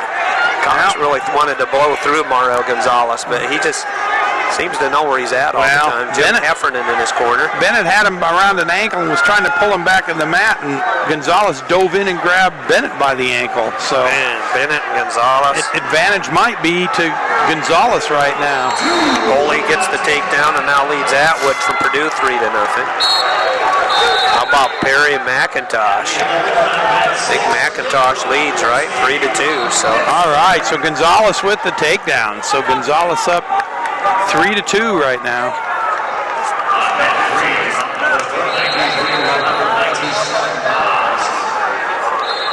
Three to 2 right now in favor of McIntosh, pardon me, and Bowley up 3-0 over Atwood. We got Bennett, Mario Gonzalez here. Mario Gonzalez up 3-2. We got a lot of 3-2s. A lot of 3-2s. Got 3-0, 3-2, and 3-2. So yeah, and Loader and Julson 0-0 down on the far mat. So all right. So Mario Gonzalez up 3-2 over Jace Bennett. Gonzalez going to take down to start the second period. Bennett from Cornell for the Big Red. They're in 5th place right now.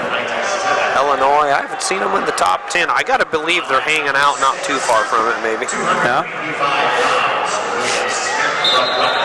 So McIntosh and Perry. McIntosh still has the upper hand here. Yep. 3-2. Yeah. Hard to believe. All right, so Bennett and Gonzalez. Bennett trying to throw Gonzalez to his back, but Gonzalez is going to come out maybe.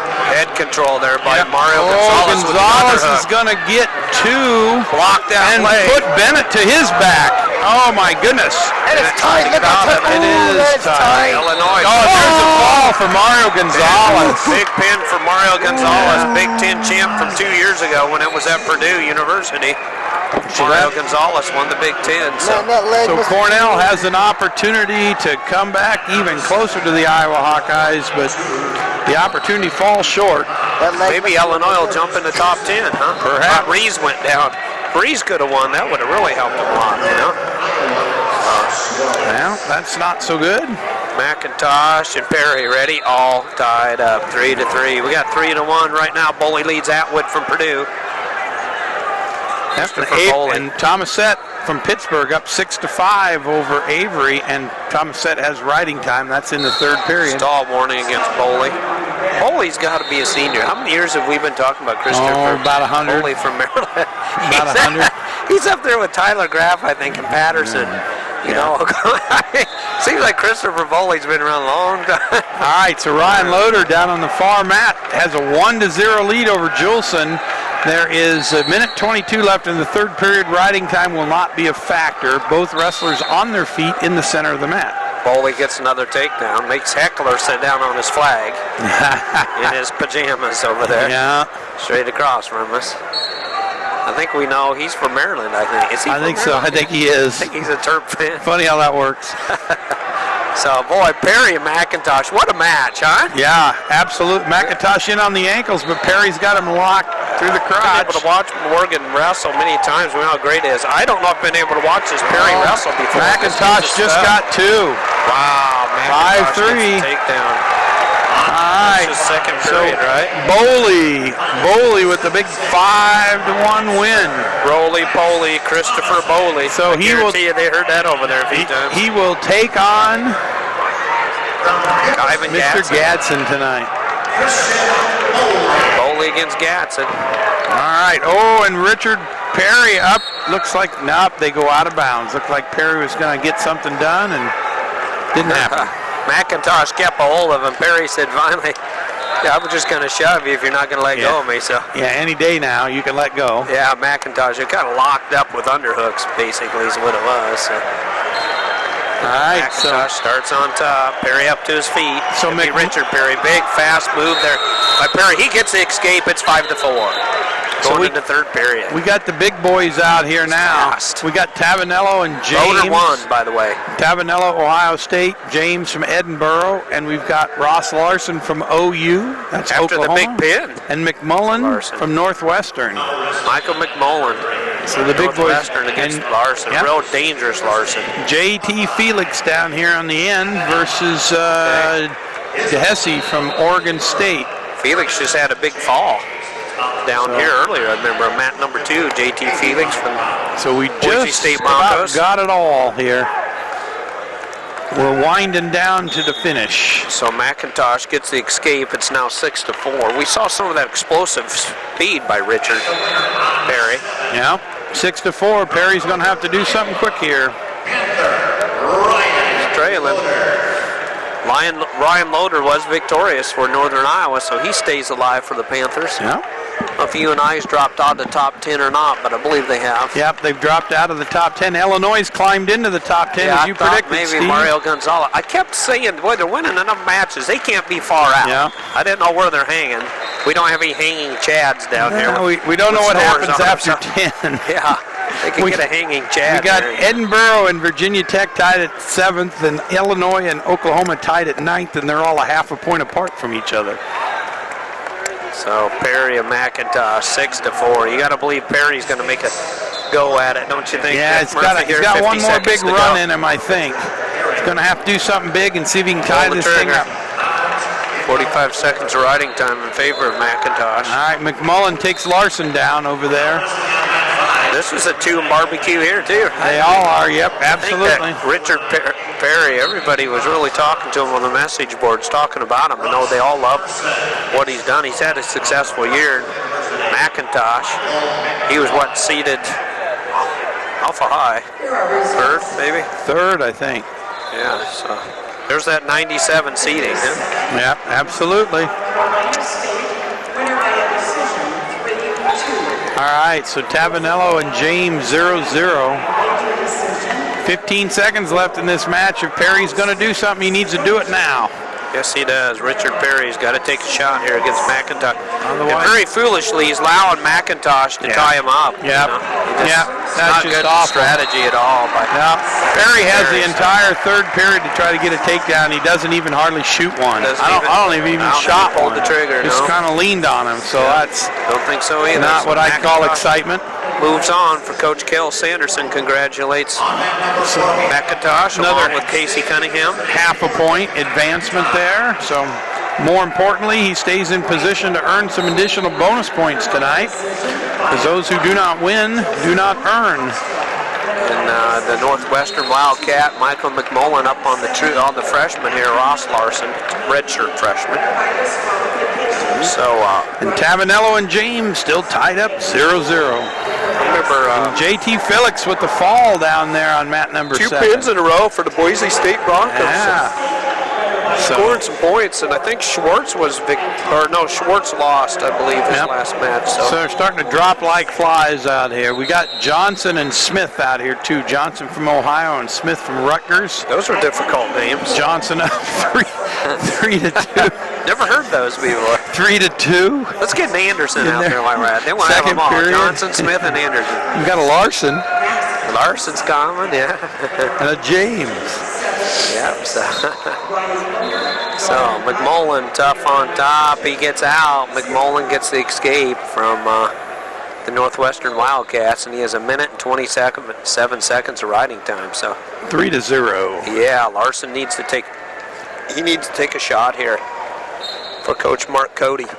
Oklahoma is just tagging down there at the bottom at the top 10 anyway. Tavanello out with an escape. Scores the first points. 1-0 over James. tied with Illinois, the Fighting Illini. So Mario Gonzalez's pin was kind of the difference maker here for the Fighting Illini. Absolutely. Absolutely. Larson and McMullen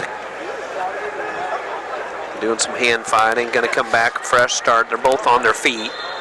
Just 1 minute, 20 seconds to go in the second period. In the second final period.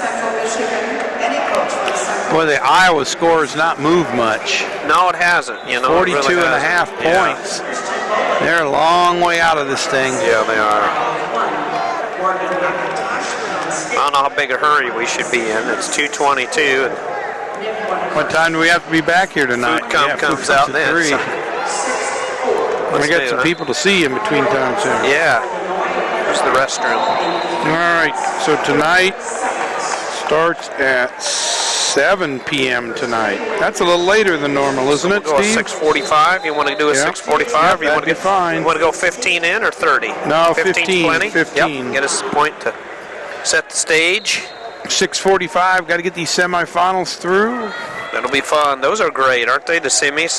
Many years, more times than not, those are the most exciting ones in the tournament. Yeah, I enjoy the semis greatly. Semifinals. Of course, we've had a 32 total points today. We've had a 29-pointer today. So I got to tell you, though, I think I enjoy the quarterfinal round more than any other round in this tournament because there's 4 matches going at once. You know, just a lot of excitement. And that's where all the big spread comes. It really does. Boy, it's showing up, isn't it? Well, because, you know, everybody in the semis tonight has at least 8th place, so they've got some points, or 6th place, so they got some points on the board already. Right, yeah. You know, and then that'll separate a little bit tonight for those going to the finals. Larson had a tough time at it here against Michael McMullen of Northwestern. Yeah. Boy, if Larson win this, you'd never guess McMullen could be 2 on barbecue. You know, but he's not. I mean, he's winning. Well, he's had a tough tournament. He's like about 4 in barbecue now because he's climbed his way back a couple of matches. Yeah, he has, hasn't he? Yep. He's won some matches here in the consolation rounds, but that's just why that consolation side of the bracket's so grueling. You got to win a lot of matches over a short period. It changes your. Now, you want to get third, you got to win 2 this morning and Larson 2 tonight. Really good, Granby. Yeah, you do, don't you, Jeff? Granby by Larson comes up a little short. Yeah, he almost gets out of it, but not quite. Mark Cody says this Larson's going to get better because he's actually focusing in on wrestling. He said he was a 3-sport man back in your backyard there in Ankeny High School. He's a good baseball player. Yeah, very good baseball player. And then real good football player. Now he's still out on the wrestling mat. So he's got a bright future. Best is yet to come, probably, for Larson. Absolutely, just a freshman. All right, so 3 matches to go. 1-1 in favor of nobody. 1-1, Tavanello and James. Yeah. That one's got a minute left. Yeah. 6-4. There's nobody on that mat, Steve. We don't need to worry about that. Right. 3-0, McMullen and Larson. Yeah. And Johnson and Smith. Johnson up 6-2. Johnson from Ohio over Smith from Rutgers. That's got 22 seconds left. The battle of the 2 common names. So Johnson and Smith. Here we go. Standing up. Larson. McMullen takes him back down. Big attempt there. Oh, there's an escape by the Ryder wrestler. 6-3 now. Smith, Johnson over Smith, 12 seconds left. Don't think there's enough time for him to do anything spectacular and enough to win this. Oh, he's staging a comeback here. Yeah, but the 7 comeback. seconds. Outside shot. Too little, too late. Yeah. Which common name becomes more common? Yeah. So Johnson defeats Smith.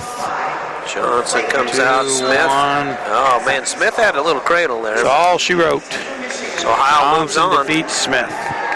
All right, so we got 2 left. Larson kind of almost got in trouble there. Tavanello and James going to go to sudden victory. Wow, that's a barn burner. Stood around for 7 minutes and scored 1-1. Wow. Now we'll get another minute of standing around. It's a barn burner. Real Donnybrook going on there. Oh, wait a minute. Oh, Tavanello says, look, I can finish this right now if I just score a takedown. He goes in on a single leg, but then drops all the way down to the ankle. And James but Tavanello with the big takedown. The Ohio State Buckeyes pick up some more points. 37 and a half they had. So we're down to nothing now. I guess Northwestern already won. Michael McMullen was 4-0. So hey, there's no more wrestling, Steve, unless you want to go out there and. No, my neck's too sore. I've got stitches in my arm. It wouldn't be pretty. All right, so let's recap here real quick. Penn State takes the lead after the quarterfinal round with a slim 2-point margin over Minnesota, who's 61. In second place. Oklahoma State is 3 back from the second place finishers and 5 back from the champions. So Oklahoma State in third, then way back. Iowa in fourth with 42.5. Cornell in fifth with 39.5. Ohio State right on their heels at 37.5, and I think they'll get another half a point for that Tavanello victory here in a second. Then Edinburgh in seventh, tied with Virginia Tech at 30.5 points, and Illinois and Oklahoma tied with 30 points in ninth. Yeah, it's been a great day. I've enjoyed it. Absolutely. Danny Sheehan, thanks for helping us out, of course, the technical guy, and getting us Sam Hazewinkle and Reese Humphrey today. That was fun talking to some really good wrestlers. Jeff Murphy, I'd like to thank you too. We're going to be coming back on at 6:45 tonight because the semis are at 7. Yep. So Jeff Murphy, Dan, and myself, Steve Foster, we're going to take a break. We'll be bringing it back to you this evening. Thank you for listening, everybody, and we'll see you tonight.